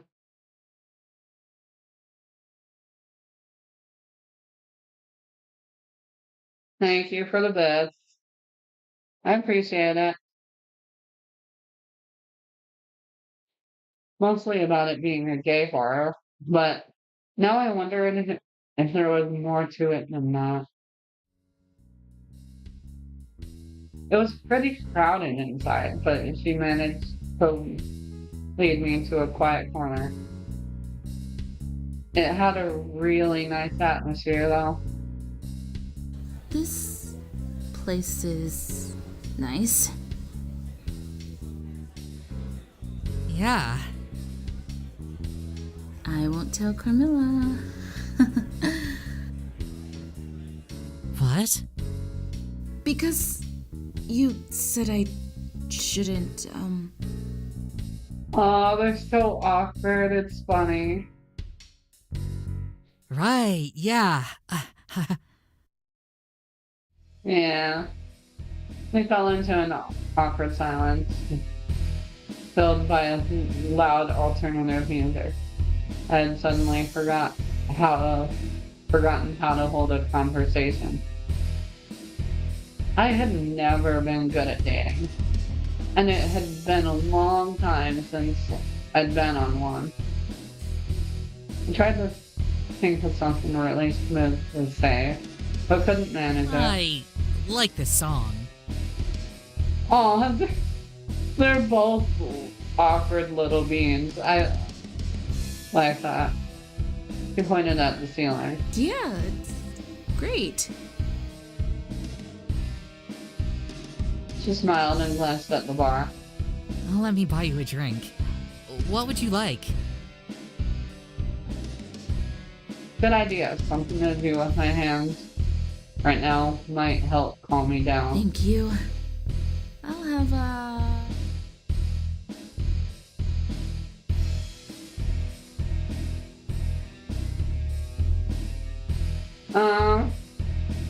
Dark and stormy. I've always wanted to try one. It does have a cool sounding name, doesn't it? Yeah. Not a dark and stormy. How All right, poetic. I'll be back with a drink.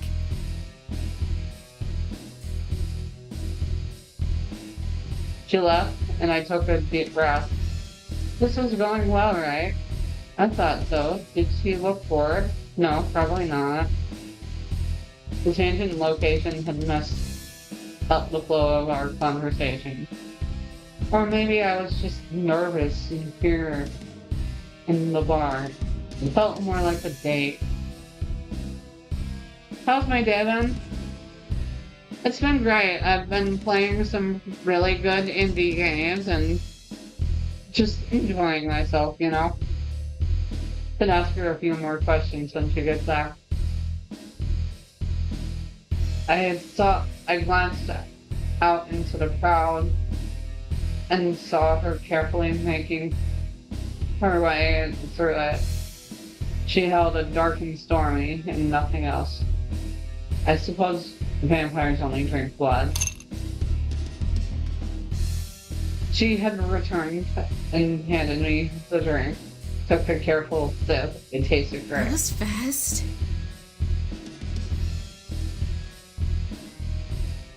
She shrugged as if it was no big deal. I know the bartender. Fair enough. That might explain why she didn't have to wait as long as everyone else who were all gathered around the bar. Really? That's cool. Now's your chance to get to know her. Just think of a really insightful question and... I don't want you to think I come here all the time or anything. Oh. Huh? I mean, I like bars, you know, every now and then. But I prefer a quiet evening at home, you know? People being awesomeness and coolness, more like. Sure. Oh, sure. Me too. Really? Yeah. Oh, yeah. I like to watch horror movies, order takeout, and hang out with my rats. She grinned at me. Kinda had a feeling that this wasn't her typical hangout. But I didn't want to say anything. I didn't know rats were a common pet. They're not, but people still own them and stuff. They're Rats. actually the best pet. They are wicked smart, and you can train them like a dog. They can play fetch and run obstacle courses. Also, hamsters are assholes.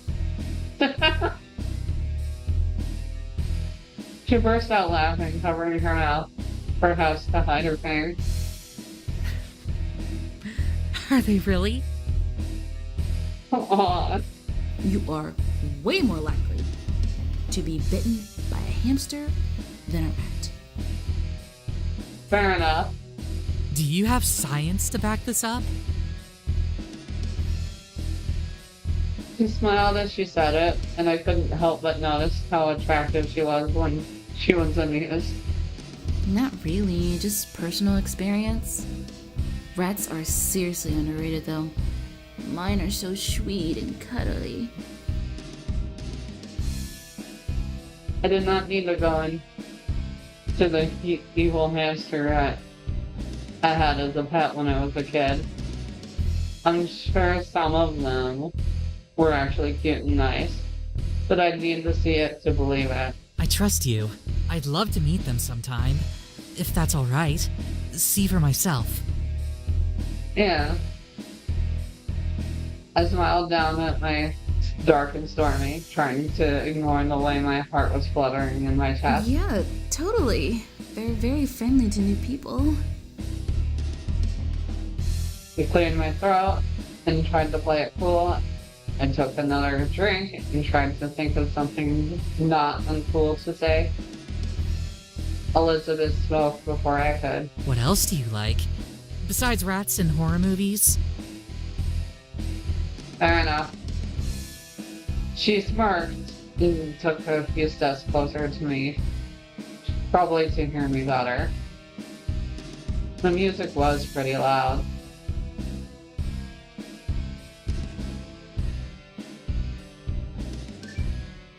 Vampires are pretty awesome.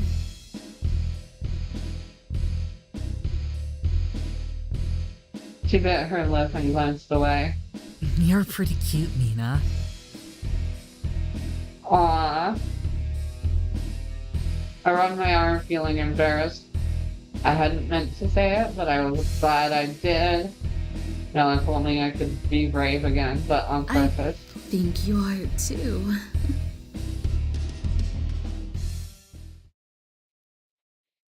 She grinned and took another step closer. She reached over and tucked her gray hair behind my ear. She was so close I could smell coconuts. Was it her shampoo? I'd really like to kiss you, if that's okay. Aww. She glanced down at my lips, felt my heart racing to full-on panic. I nodded.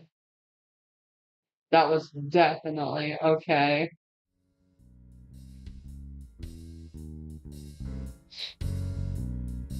She leaned into kissing, and I wrapped my arms around her shoulders. My mind went blank as I felt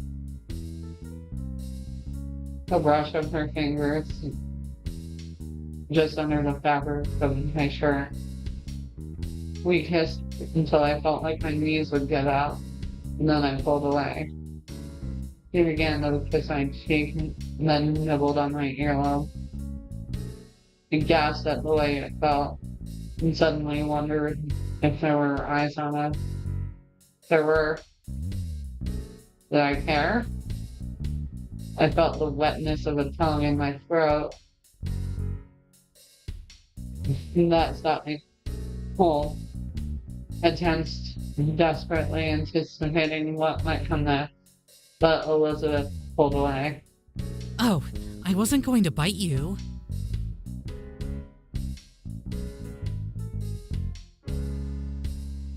I don't think we were about. She looked concerned. Maybe she thought my reaction was from fear. You weren't? It smoothed down my shirt. I still feel the gentle way she had caressed me. Did you want me to? Oh, At that moment, I had, which was a bit odd. Never wanted someone to bite me before. Was it because I knew she was a vampire? I can if you'd like. Fair enough. I felt my face grow incredibly hot. No, it just felt awkward. Still. Would it hurt? It only hurts for a moment at first, and then it actually feels pretty nice.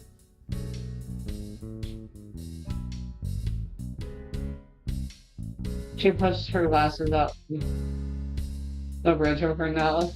I believe something in the fangs or saliva activates when it's mixed with blood that causes a euphoric effect, similar to morphine. Oh, yeah, I forgot. I almost forgot she was a smarty pants. Oh. I see. That was fascinating. Were their fangs hollow? Was it a chemical in their saliva? Additionally, the saliva causes the blood to be thinned, so it flows easier. However, if I lick the wound, it'll close quicker than normal. I see. What an interesting reaction. I know! I'd like to study it, but most vampires don't really care about the phenomena. They're just happy it works. Fair enough. They tell me to just pretend it's magic. Ha! Oh, I wonder if it's like leeches or ticks. Yeah. Yeah. Don't call us leeches, guys. Yeah. She chuckled and blushed, rubbing the back of her neck. Not great date talk, huh? Oh, it's fine. We both felt quiet, and I found myself looking at her lips again. I should resist. I wanted to talk to her more. Who knows if I would ever be near a vampire again. I'm actually very curious about vampires. You have questions? Can you really not enter a place without permission? Obviously not. She nodded. You saw for yourself. Yeah, that was a dumb question. When you threw Carmilla? Yeah. I chuckled at her remembering the way looks pushed against the invisible barrier. Yeah, it's pretty interesting. I can't explain the science behind that either. Fascinating. Can you go out during the day? That's a good question, because it really depends on the lore. Nope. Most I can't. would burst into fire, then I would turn into ash. At least, that is what I've been told. I've never seen it, and I don't want to test it. Yeah. I don't blame you. Yeah, no. This is why I go around wearing jewelry. All my stuff is enchanted so I can walk about during the day amongst mortals. Makes life a bit easier, you know? It was almost if I found a kindred spirit. Someone to discuss things scientifically with. And who didn't mind when I rambled about things. She rambled too, but I enjoyed it. We spent most of the night talking. She told me about vampire squids and jellyfish. I told her about obscure, underrated horror movies. It was exhilarating to speak so passionately with her about things we love.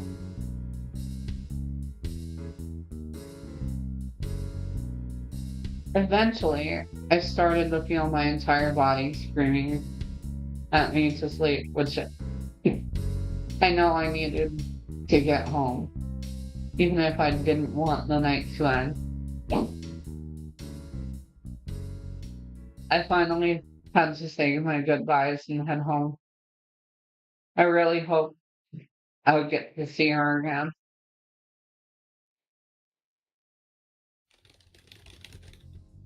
I sat at the computer and pretended to work.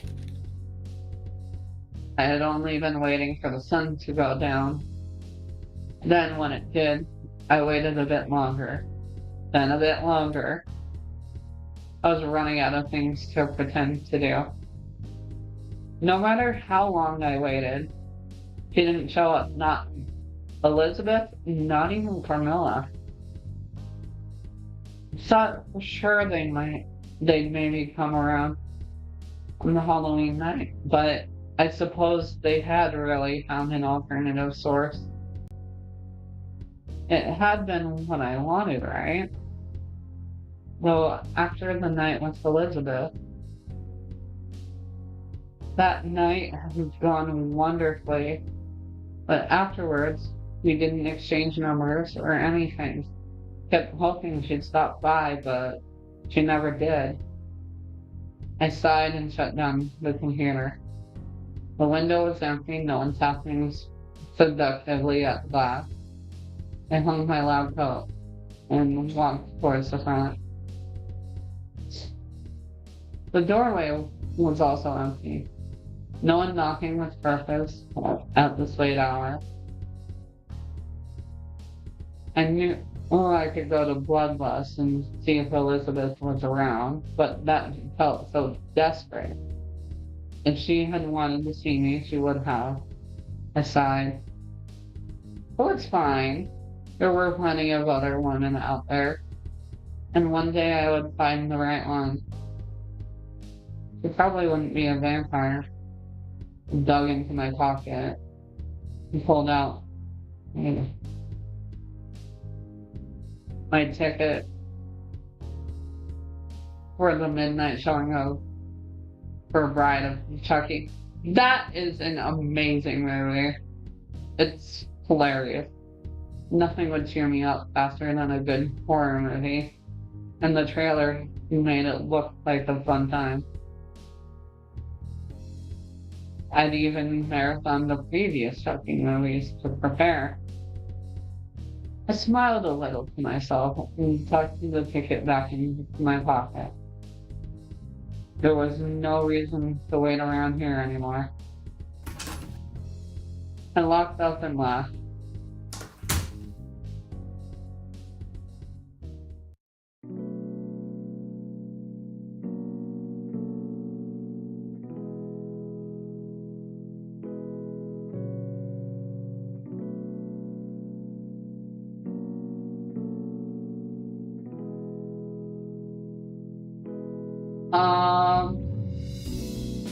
I feel like I got blue balled there. I don't know about you, chat, but really?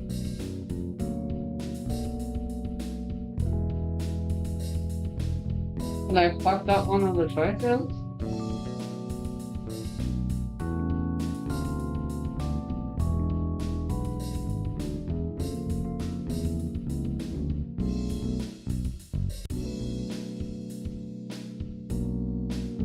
So what I'm gonna do is go through and skip and do the only one that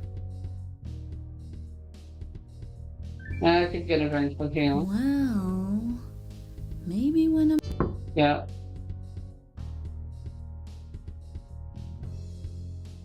Open the door.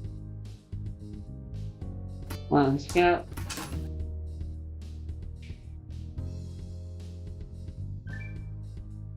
I always the Dracula movie that came out. There's also the fact I had the same. I've always really enjoyed movies.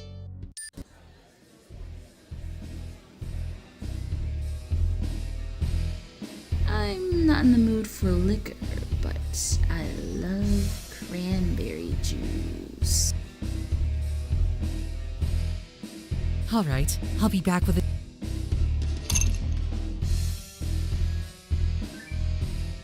Vampires are pretty awesome. You're pretty cute. I think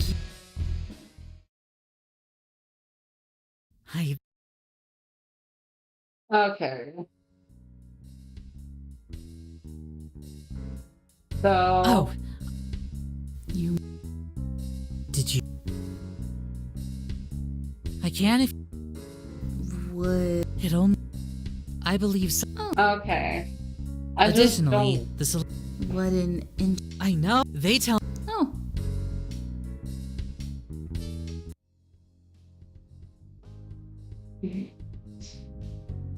I'm late to do paperwork this Halloween, but this time I had someone keeping me company. This software's interface looks so ugly. Oh, there we go. I forgot that the choices would be obvious.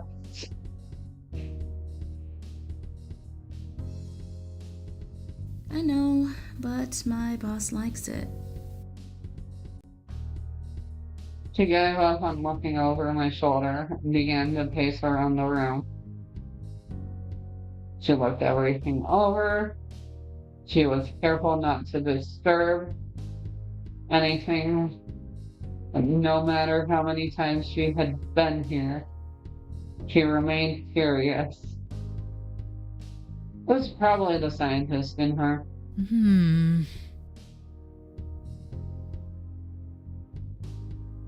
When I thought she wouldn't notice, I glanced up to watch her. Normally being around her was relaxing. This past year we had grown comfortably close. However, tonight was very different. I wanted to ask her to move in with me. I'd even gone out and bought some heavy curtains and blinds. She might say no, though. Maybe it was too soon, maybe not. Are you alright? You look really frustrated. Yeah, I'm fine. I tried to smile. She turned away to look at some safety signs we had hanging up. This place doesn't pay you very well, does it? I snorted. There were some months where I struggled, but I made do. She knew that. As a student, even a vampire student, she was in a very similar situation. She did have a part-time job as a research assistant and sometimes worked in the university's library. It paid about as well as my job, though. I was thinking... Yeah? between my income and your income. I stopped what I was doing and gave her my full attention. She pulled absently at her ear. I was just thinking it might be beneficial if we moved in together. Aww. I couldn't believe it. I stared at her mouth hanging open. I had been so nervous for so long, and she just came right out and said it. Oh, I guess that wasn't a very romantic way to put it. There are romantic intentions as well, of course. I love how blunt she is. This past year with you it's been just amazing. I like the idea of waking up together and having meals together, and maybe you don't think so. I smiled. She was frowning. I needed to explain. I hadn't meant to give her the impression that I wasn't fully on board with the idea. No, it's just that I was actually planning to ask you the same thing tonight. Really? To move in together? Aww. She closed the distance between us and bent down to meet my gaze where I sat at the computer. The bloom she had earlier was completely gone. I turned away from the computer, wanting to face her fully. Yeah. Great minds, huh? She kissed me gently and then pulled away. I don't want to distract you. I know you have a lot of work to do. I shook my head. If the equipment wasn't so expensive, I'd shove it off the desk to prove that I would choose her over work. Instead, I saved and shut down the software. No less dramatic gesture. I am done with work. I shut the computer down and stepped away from the desk. I grabbed the keys so I could lock the place up as I went. Then I turned to Elizabeth and clapped my hands together awkwardly. Let's get out of here. I took off my lab coat and she followed me into the waiting area of the clinic. Will you sleep in my coffin with me? Coffin? I looked over at her and knew she tricked me again. She laughed. I should have known better.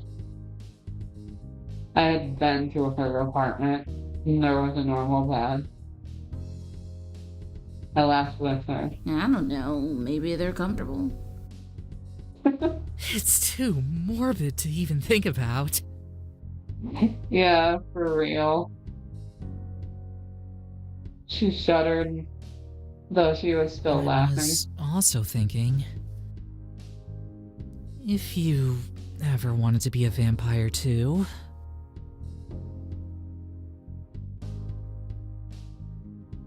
I would reach for the door, but stopped. My hand hovered near the handle. It was something that I had considered before. She was a vampire, and I was a human. How long could that possibly go on? I knew I would age, and she would stay the same. I needed human food, and she only required blood. There were benefits to being a vampire, but there were drawbacks too. There had been so many things to consider, and it had always been something we avoided discussing before, something that would occasionally hang over us, creating an awkward silence. I answered carefully because in the truth, I didn't really know what I thought about it.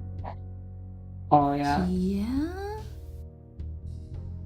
I would turn you into a vampire if you asked. I studied her expression. Did she want me to be a vampire? Did she like me better as a human?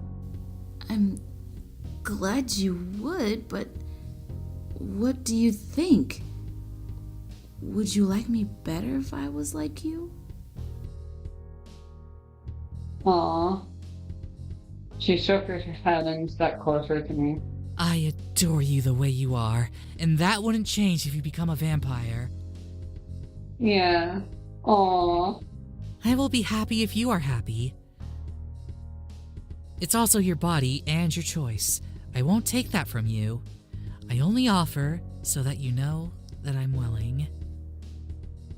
Aww, that's cute. I threw my arms around her. She seemed to know what to say. She kissed the side of my head, and I took a deep breath. I want to think about it more. I pulled away so that I could look at her. I want to consider things carefully. Weigh the benefits against the negatives, you know? How scientific. I approve. Well, fair enough. She smiled at me, and I presumed pressing the door so that we could leave. I figured you would. I chuckled. I locked the door. We headed out for the night. I had found something in Elizabeth that was rare and precious. We had a connection that I always dreamed of. I loved her in a way that I had not thought possible. Someone who truly accepted me and appreciated the things in me that others found annoying. In turn, I felt the same way about her. Hand in hand, we headed home, our home.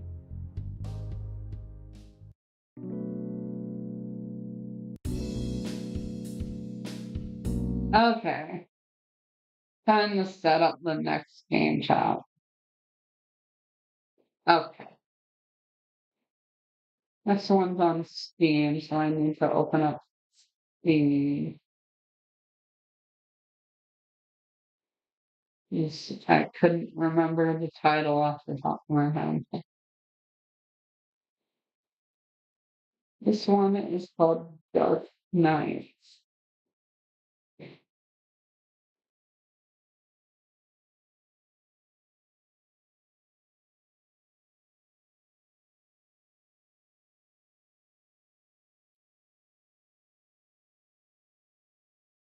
And then we will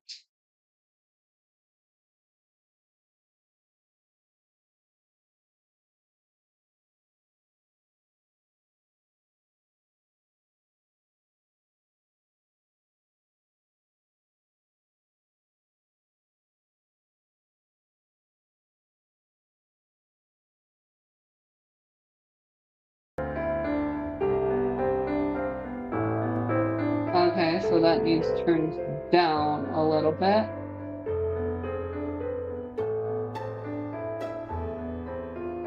And now.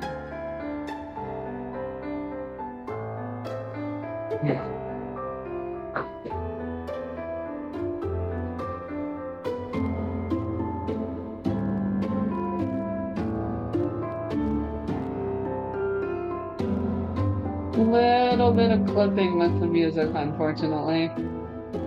That's okay though.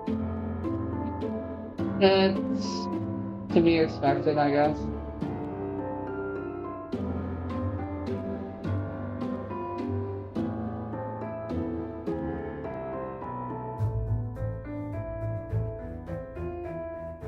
My name is Lorelei.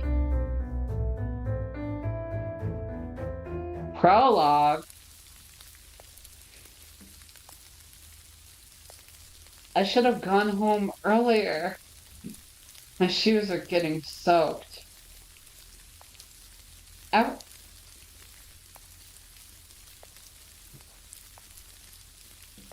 Everything is so boring these days that I keep losing track of time.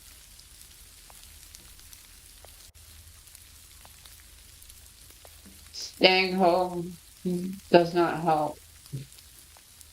So I often go out. The library is one of my favorite places to visit because it has so much more for me to discover. Even then, there is a limit to what I can do here.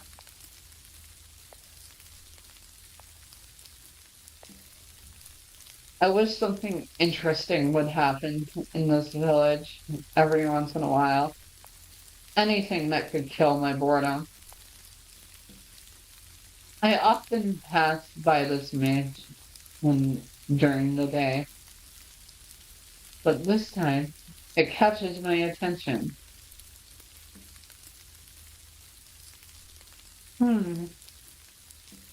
I wonder when the last time that anyone last visited this place. No other house in the village looks as lonely as this one does. From afar, it looks grand. If I had to guess, it was probably built over 2 centuries ago. The atmosphere changes as soon as I approach the house. The whole building is surrounded by a thin veil of thin mist. All the plants in the garden have been taken over by weeds. Behind the trees, I notice an empty fountain with the fairy statue in the middle. Its expression makes the environment even more depressing.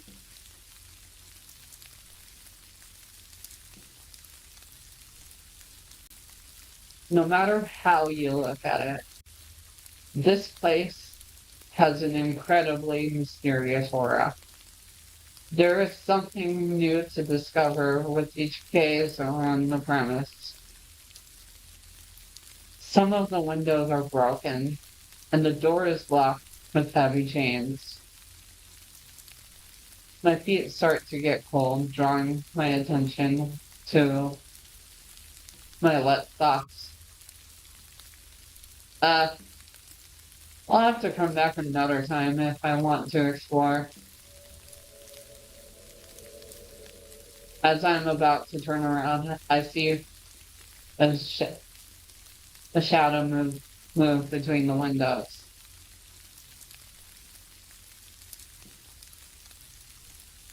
I try to focus on it, but it is already gone.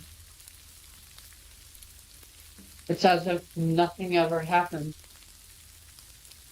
Huh? Was that a person? Or was it just my imagination? I continue staring at the windows,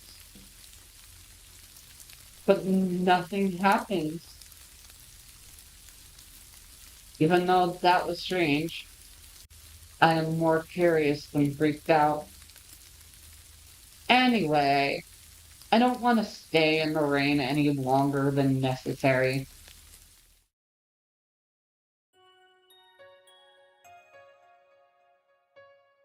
My mind is clouded by thoughts of the mansion. Class starts soon. The first hour is history, my least favorite.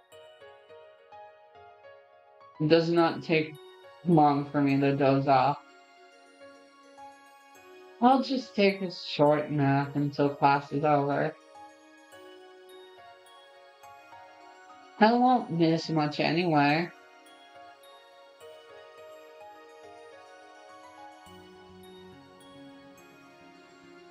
When I finally open my eyes, school has already ended. I slept through all of my classes. I should be reprimanded for it, but my teacher, Mr. Blanchett, does not usually mind. He gives me special treatment because he knows I live alone. There is no one for him to rat me out to.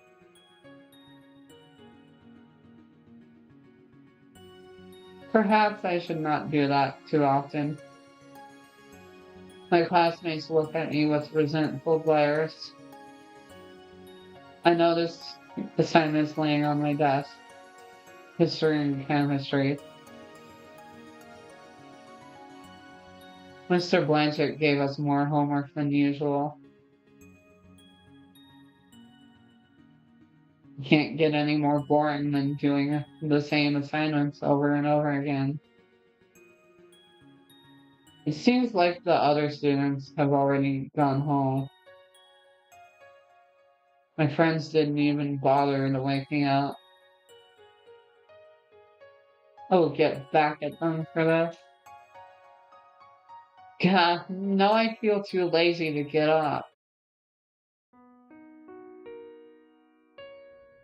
Once I am ready, I start to head home.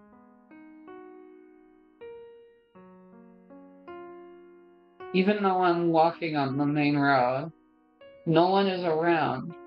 It is unusually quiet today.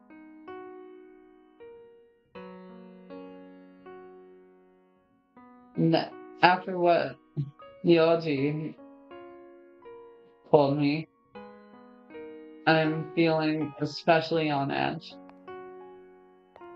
My footsteps echo in the silence of the empty street. When I hear another set of footsteps, I glance back, relaxing when I see it is only a boy from my school.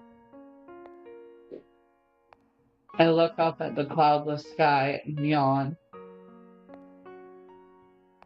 Even though I haven't done anything today, I feel so exhausted. I want to jump back into bed. Take a few turns. It might be a coincidence, but the boy behind me seems to be following me. I have been walking very slowly this entire time, so he should have passed me by now. I should test him. There's an easy trick to find out if someone is following you or not. If I turn 3 times clockwise or counterclockwise at a fork in the road, I will walk in a circle. If the other person does that too, it means they have no destination. I enter a small alley. I take a turn. I turn once more. And again. Now, if he's still following me, I know it's not just a coincidence. Right on cue, I hear the boy's footsteps behind me. That guy is still following me? That sure is interesting. I speed up, trying to get him off my heels by taking more turns. All of a sudden, my arm is grabbed. I abruptly stop and turn around. It seems that my stalker has caught up to me.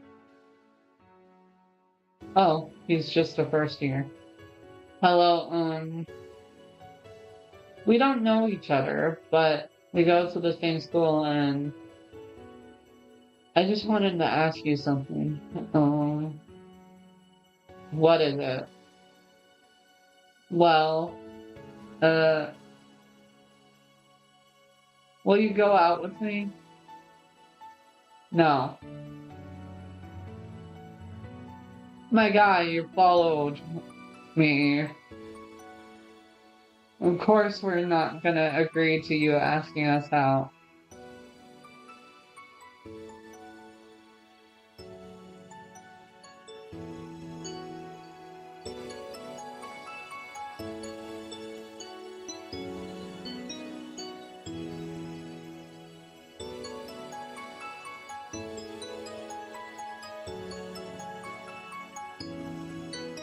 My answer is still no. My answer is still no. Now let me go. Please? The boy keeps holding on to me when I try to pull myself free. Frustrated, I violently tug my arm away. This guy's attitude is really creeping me out. All the more reason to refuse him. He doesn't know when to give up. What a brat. Sorry, forget what I said. Give me another chance. Let's start out as friends and get to know each other better.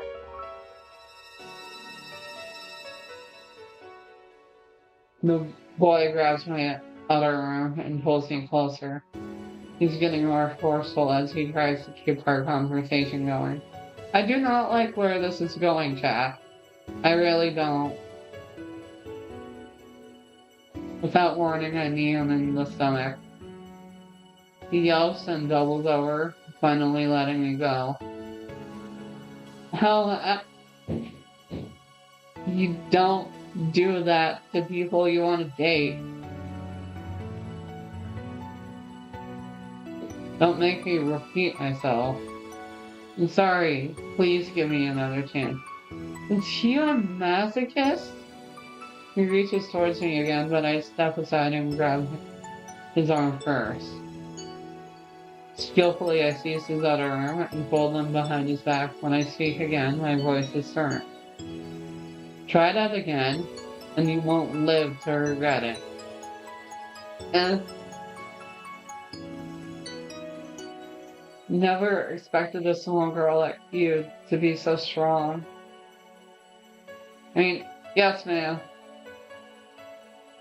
If you understand, then go. With a sigh, I release the boy and watch as he runs away. I hear him murmur. I hear him mumble something inaudible before he disappears down another street.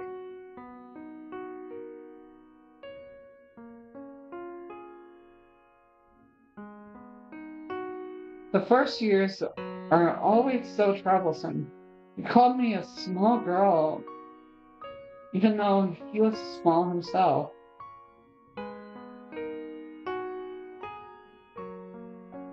People like him will always stay persistent unless I'm clear with them.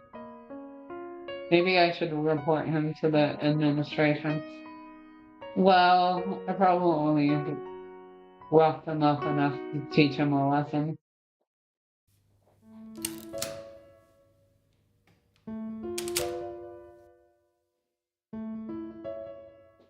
Once I get home, I go to my room. I put my bag on the desk and drop down onto my bed. As usual, the silence of my house is so heavy. I can feel it making my shoulders sag. I live alone because my parents work overseas. They are usually busy, but they still call me whenever they can. It's not like I miss them, but it is boring to always be alone.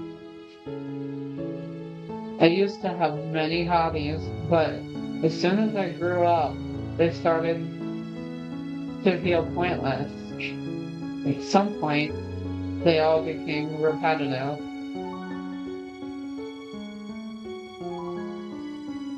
I do not want to spend my life in an endless cycle in the same routine. As if I'm not doing that right now. For the time being, I will just stay as I am. This village has always been quiet, aside from the same holidays every year. There is not much going on. I wish something exciting would happen. Actually, perhaps I can make my own excitement. I can try something new.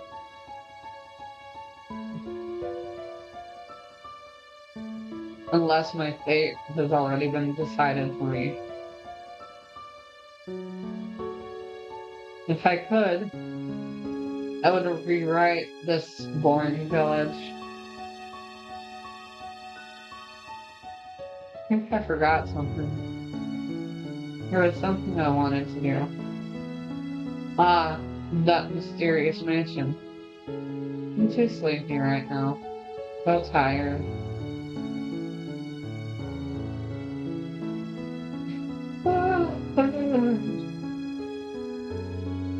My eyelids feel heavy, and before I know it, I'm fast asleep.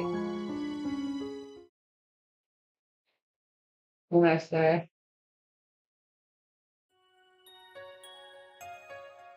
Lorelei.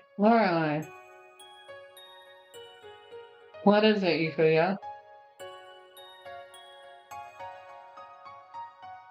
Did you get in a fight with another student yesterday?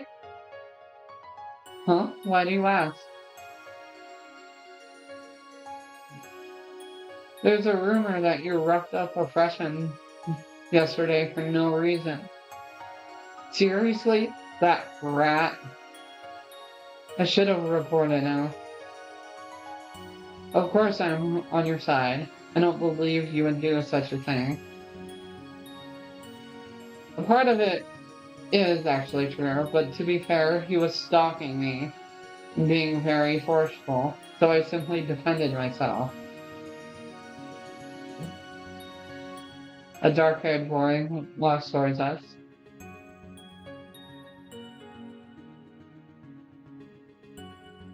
His name is Ryoji.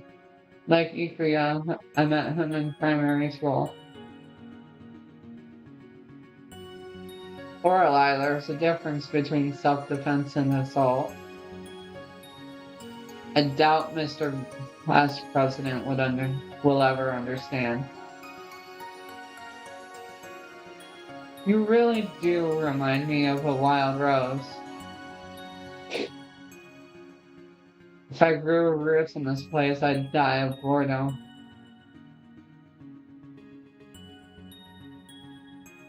Ooh. This reminds me of that time from 2 years ago. You know, when you beat up those seniors?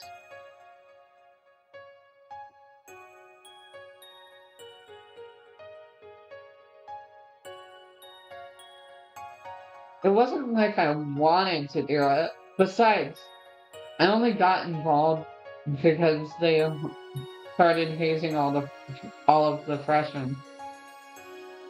It's not my fault I couldn't hold back. Try to be nicer to your fellow students. Fine. I will do my best. You should care more about your reputation.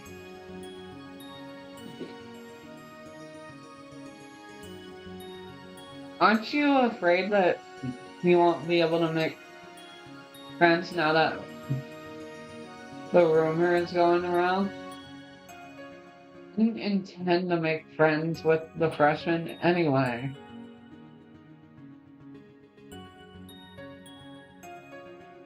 You always seem so bored. Meeting new people or falling in love will make your life more exciting.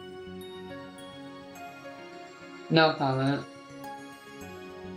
Shortly afterwards, we began to prepare our trip to the forest. Our history teacher will be our guide. He supposedly wants to show the class a monument we learned about in class.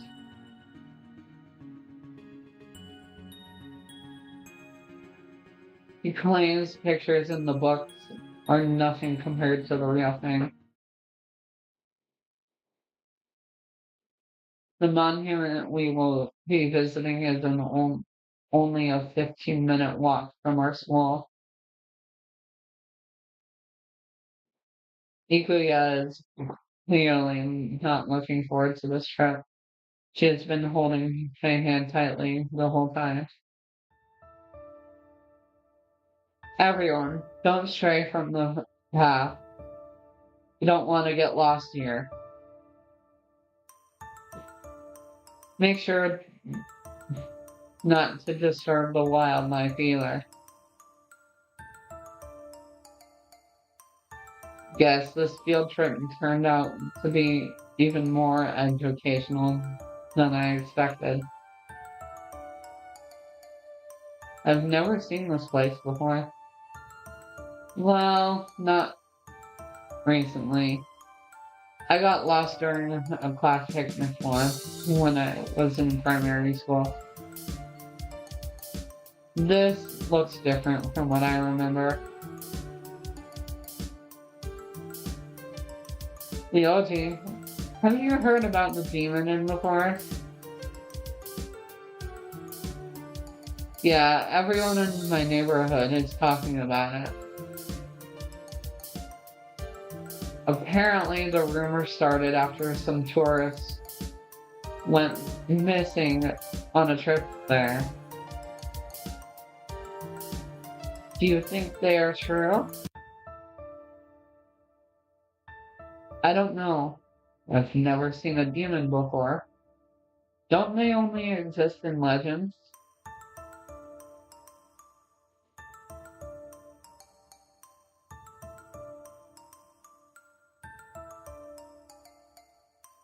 They say there's a truth behind every legend. This village has many tales. I doubt they're all true.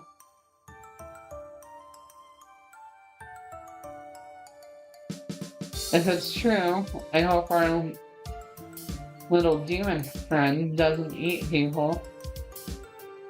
Even if it does, it wouldn't eat you. You'd taste that. Leoji, why do you have to do Ikuya like that? Deserved. Ikuya punches Leoji. Oh, I was just kidding. Ikuya giggles at his reaction. Why is the school taking us to a forest where a man-eating demon freely roams around anyway? The teachers don't believe the rumors. They think it's just a media stunt, and I know it's because my dad told me. I guess we'll have to see what happens. There is one thing I would like to warn you about. What is it? It's not public information yet, but recently a few villagers went missing in the middle of the night. No trace of them has been found. It's as if they just vanished. Oh my goodness! For real?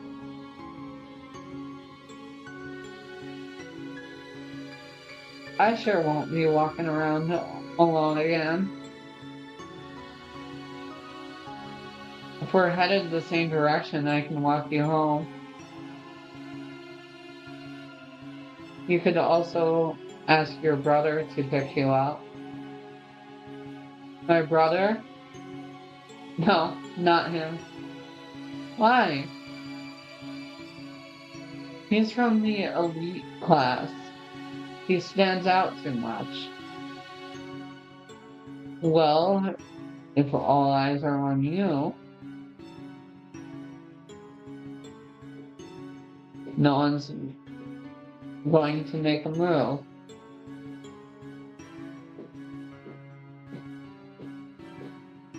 But being picked up like a kindergartner? Sorry, but anyway, even though this news hasn't been officially released yet, you two should be more careful. I don't want my friends to get hurt. I'll be fine. Ikana.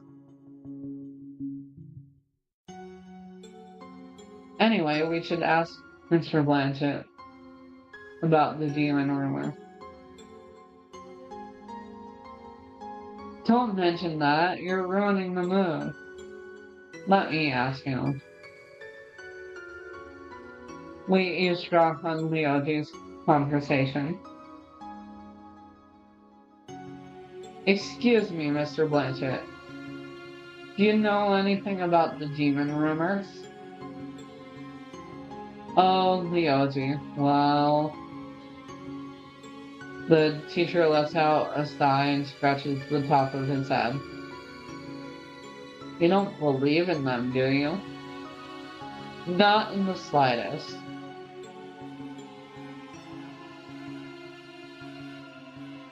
The forest is home to many different species of animals. Some silly people just probably mistook one for a demon. And besides, there is no proof of their existence. The legends about the forest were stories just made up to scare little children. What about the missing tourists? Would you call their disappearance as a coincidence? That is a good point. I don't think they disappeared. It is very easy to get lost in the forest without a map or a guide. That's what probably happened to them. A rescue team will find them soon. Just stay with the group and you won't have anything to worry about. I see. What did Mr. Blanchett say? He believes it's all made up. I don't believe a thing about this demon. Still, the rumors have piqued my curiosity.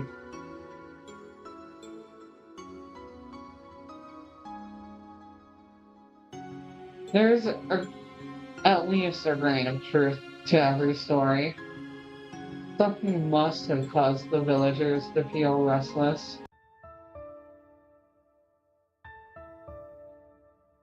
Hey, what do you guys think about doing a little expedition of our own? Sounds interesting. But those missing tourists, what if we get lost too? Don't worry, I have a map. We can always signal for help with a torch.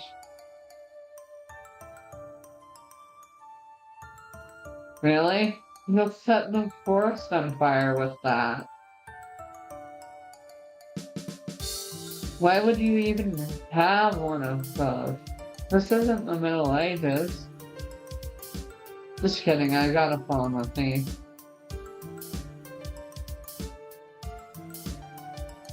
Can you even get a signal out here?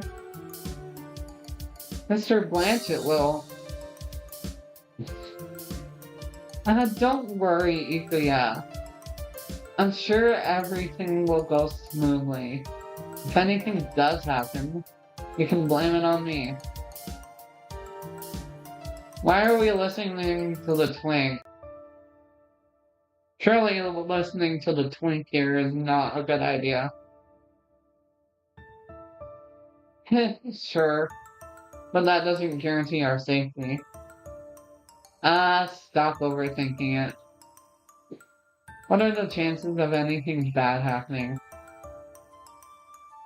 It will be just like a walk in a park. The worst thing that could happen to us is getting lost. Of course that'd be the worst. Don't tell me you're planning for it to happen. Nah, it just occurred to me. I haven't been to the forest in a while. This place looked worse in my memories. Yeah, this place looks too nice for a demon to live in. Well, we are here. We can look for the missing tourists. Well, I'm up for it. Come with us, Ikuya. I think it'll be fun. Fine. Everyone, gather together. Let's go.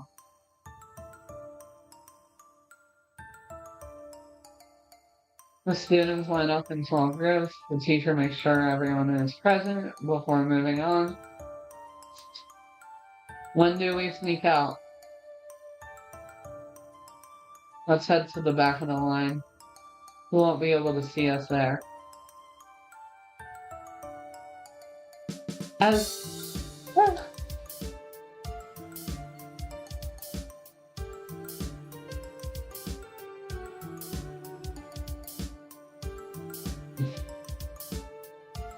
As the group follows the path, we go the other way.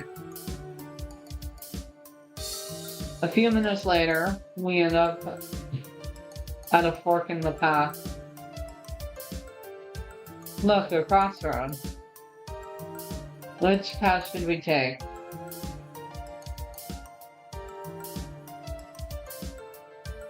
According to the map, the right path goes farther into the forest, while the left one leads to a waterfall. Let's go to the waterfall. I don't think there's anything of interest among the trees anyway. Excited, the OG skips ahead. After a few minutes of walking, we reach the waterfall. A large, shimmering lake, ringed by lily pads, rests at the bottom of it.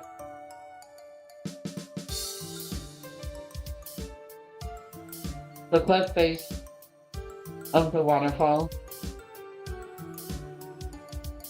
also has a path of rocks lined along it, providing easy access to the other side of the water. The water is so clear I can see the bottom. Whoa, it's huge! The water looks so sparkly, I want to jump right in. You get excited over the simplest things, don't you?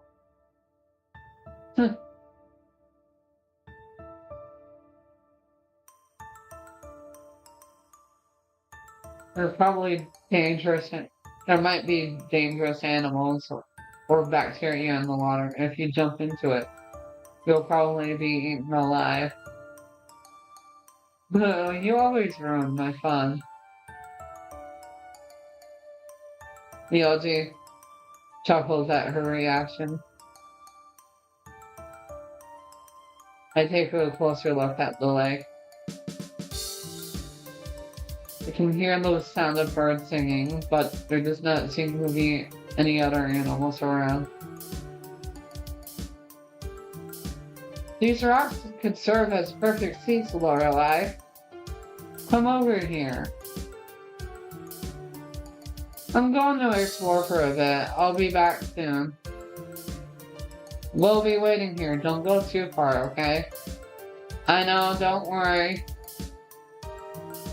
Skip over to the right side of the waterfall, trying to see what might be beyond the stream of water. To my surprise, there seems to be a hidden cave. From the corner of my eye, I noticed a shadow moving in the bushes. It moves so fast, my eyes cannot make out what it is. Does not help that I was not paying attention. Whatever it is, I'm pretty sure it just went into the cave.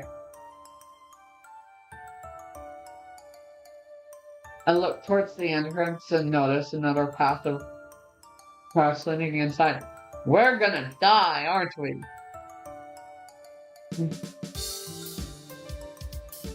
Yeah, we're gonna die.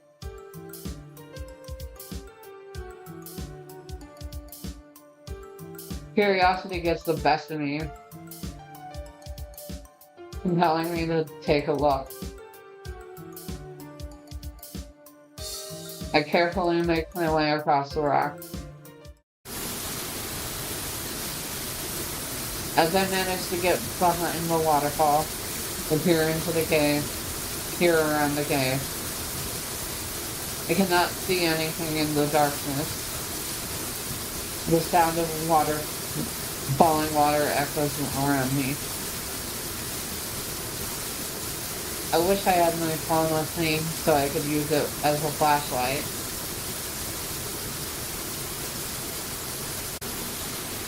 What could be back there?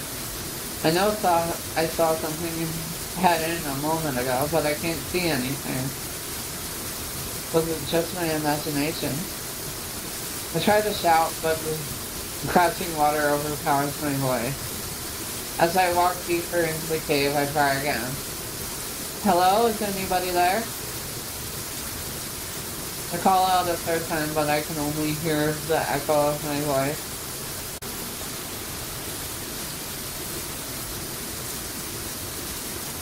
The shadow soon set the entrance. Who's there?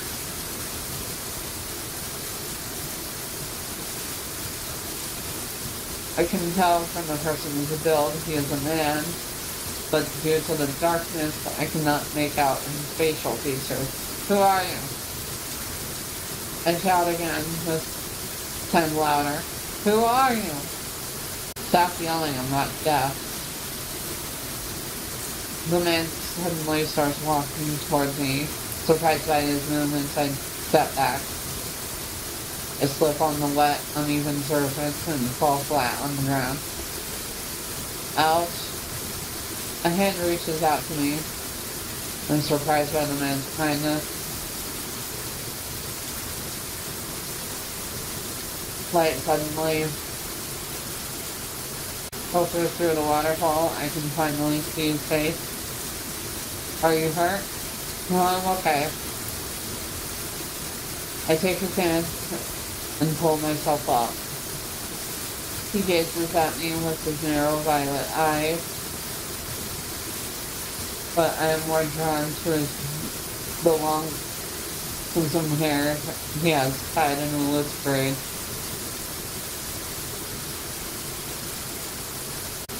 The man's delicate facial features contrast with his muscular torso and wide shoulders.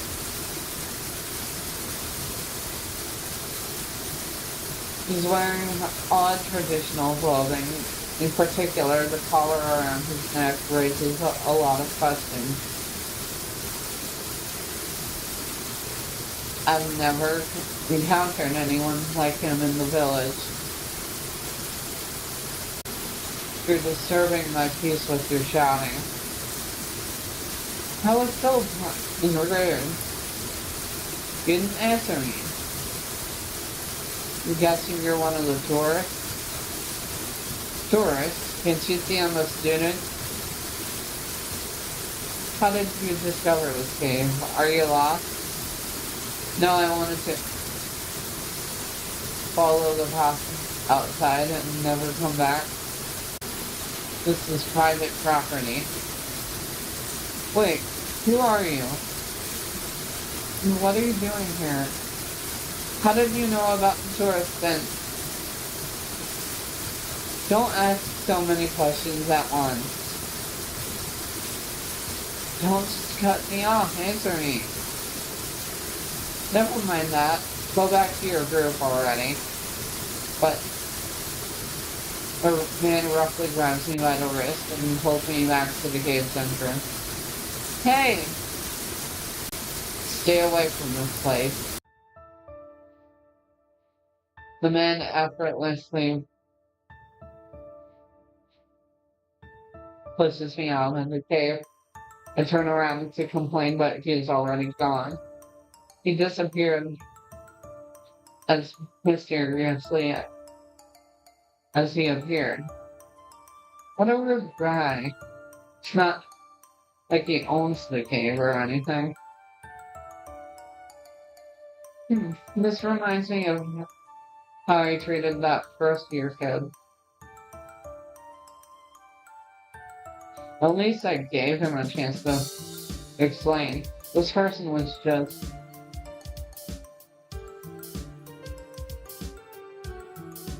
No one is allowed to go in there, then what about the crimson-haired man?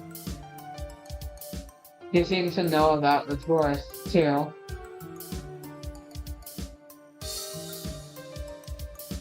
After letting out a heavy sigh, I hop back across the rocks to Myoji and Ikuya.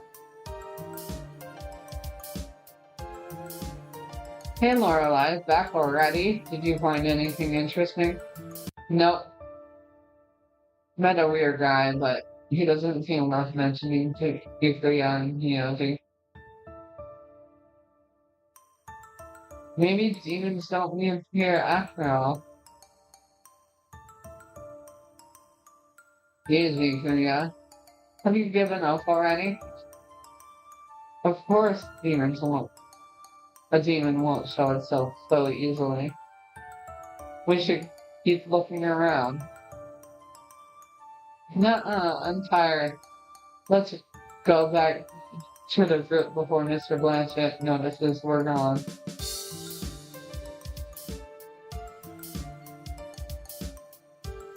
Did Mr. Blanchett ever talk about this forest during history class? I can't remember. It's because you're always asleep during history class. That's not true. I do pay attention. Sometimes. My friends chuckle.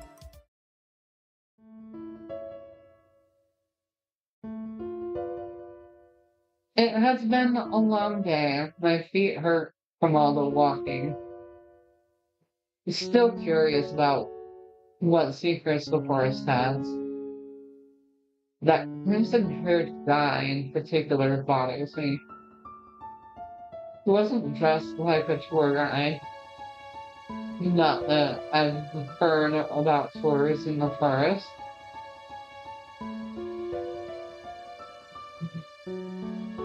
Digging into it makes me more confused.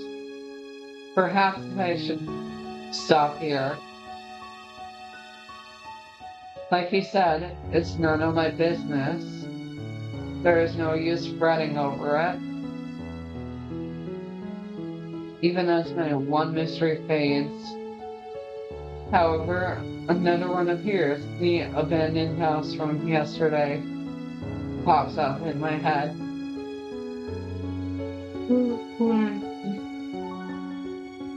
I did plan on going in there again. And it does not seem like it seems to be raining right now.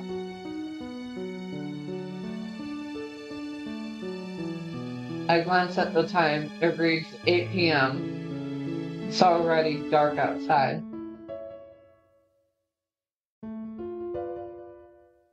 My feet still hurt, but the house isn't that far. Grab my jacket once I decide to go.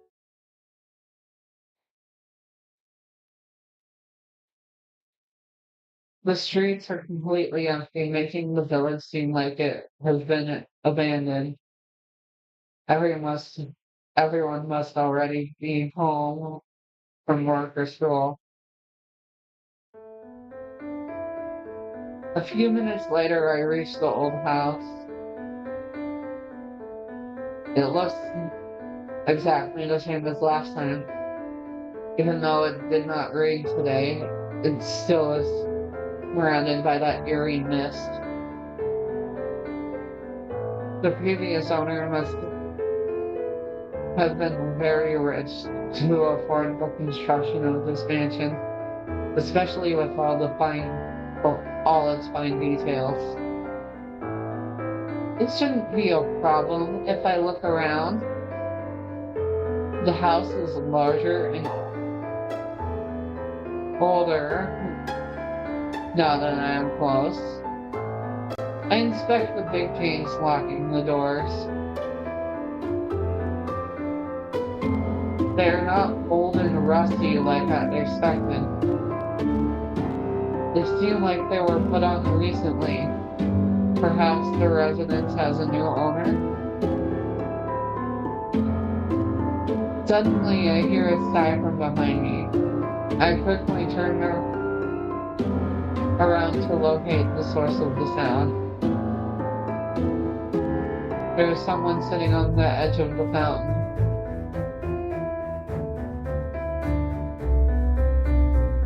He blends so well with the dreary mist that I had not noticed him when I first entered. I slowly approached the man. Up close, I noticed he looked near my age. He is most likely from the same school as me, but I have never seen him before. His uniform is not one I recognize. Perhaps he is part of the elite class like Ikuya's brother. Each elite student wears a custom designed uniform, making it difficult to be certain they even attend our school.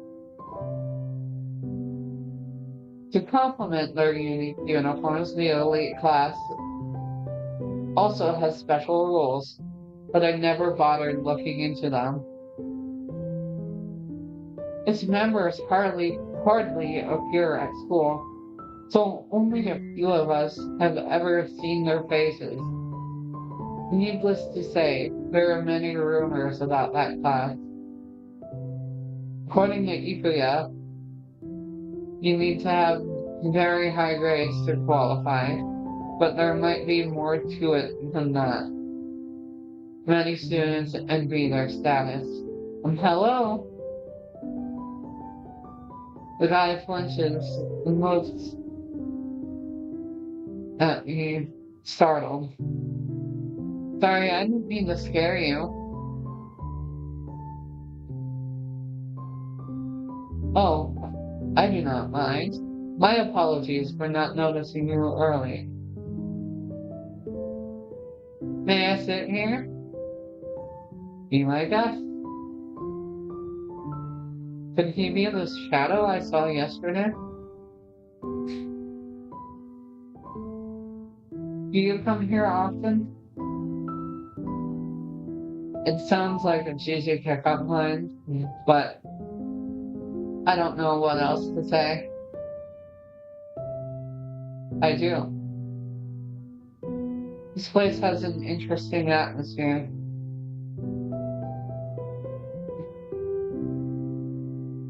He looks away from me. The warm copper for his gaze, thoughtful. Something about him feels off. I'm not sure, but is he sad? I can't really read his expression. What about you? Well, you can't tell him that I saw something strange here the other night and came to investigate. I'd sound weird. Never noticed how interesting this place was before, so I thought I'd come take a closer look. At this hour? I like going for walks at night. Likewise. The man's expression cheers up as he smiles. Would you like to go for a walk with me then? Sure. It's odd that someone would offer to walk with the person they've just met. He does seem friendly and polite, though. This is how we get murdered, ladies. He stands up, and we follow a path through the garden.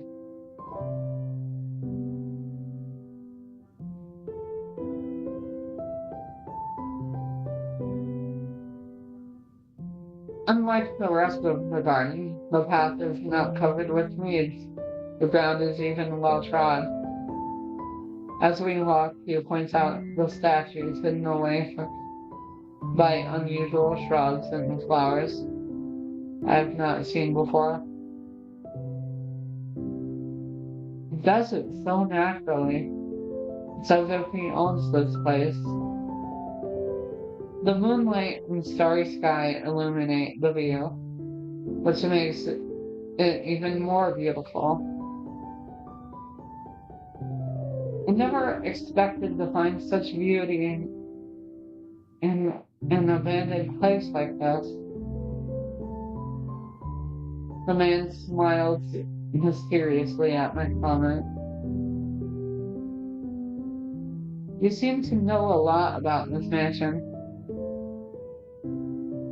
I would be happy to answer any questions you have. You know who put chains on the doors? His eyes swivel away from mine again. You hesitate. The man hesitates to speak.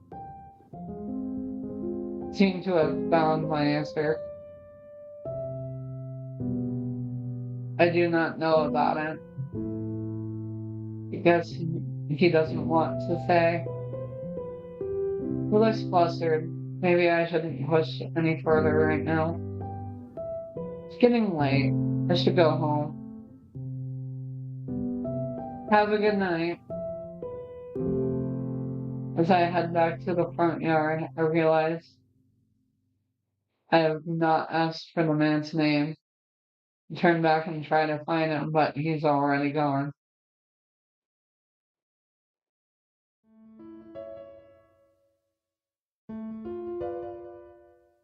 The weekend finally arrives. In the morning, I make myself breakfast and sit on the couch.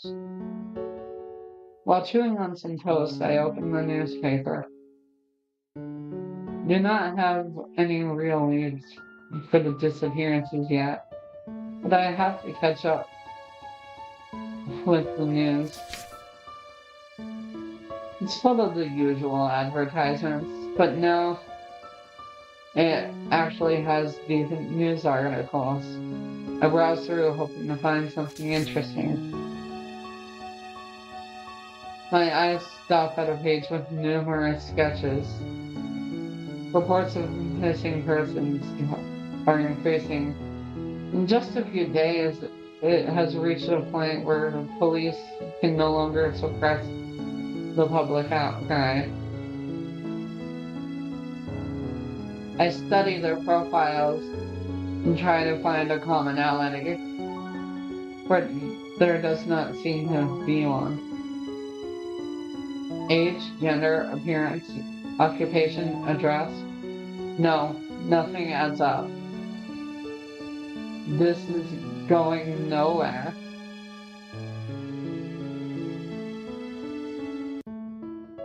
I recognize some of these people, but I don't think they knew each other. Then again, if it was that easy, the cops would have solved this case already. I doubt people disappear without a trace. They must have gone into hiding or were kidnapped. The thought of someone I know suddenly disappearing is scary. These crimes, or whatever they are, have to stop at some point. How long can this go on?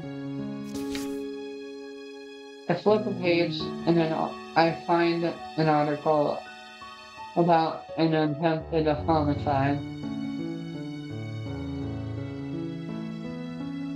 A local reported that she heard a distressed scream late at night. According to her, the attacker ran off when she reached the scene. She also stated she managed to take a picture. When she noticed the victim was still alive, she called the emergency services and waited for the ambulance to arrive. I can't believe someone did such an inhumane thing. This is unforgivable. Further details on this case are below. Attached to the article is a blurry photo the witness took of the suspect with their cell phone. Nothing about their appearance is distinguishable. It will be difficult to identify them. The description says the victim had been missing for a week before the incident took place.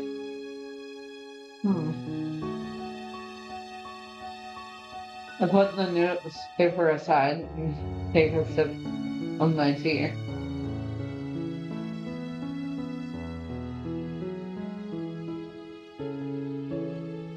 News really spread quickly in this village, no matter how grisly it is. Rumors pop up just as quickly. I will not be surprised if people are already talking about who the attacker might be. While distasteful, some of those same rumors become trails that lead back to the criminals, allowing the crimes to be resolved just as quickly. I want to help track down these people, but I'm not sure I'd make a difference. For now, I should keep an eye out for anything suspicious. I absent-mindedly eat the rest of my breakfast. I should take a walk to clear my mind. Going to the park sounds like a good idea. I look up at the bright blue sky. Gentle winds blow. The puffy clouds about. As I walk down the road, an advertisement on a building catches my attention. Wanted, exorcists. Exorcists? Do ghosts even exist?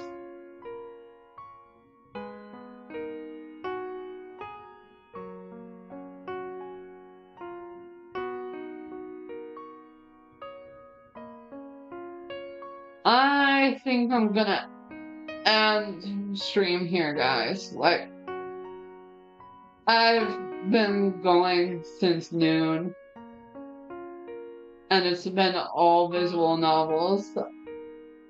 Unfortunately, I did not get to Dead by Daylight like I had wanted to, but my throat is killing me. I've been drinking water and it's not helping, so for those of you who came, thank you. I appreciate it. Done. Bye. Tschüss. Gute Nacht.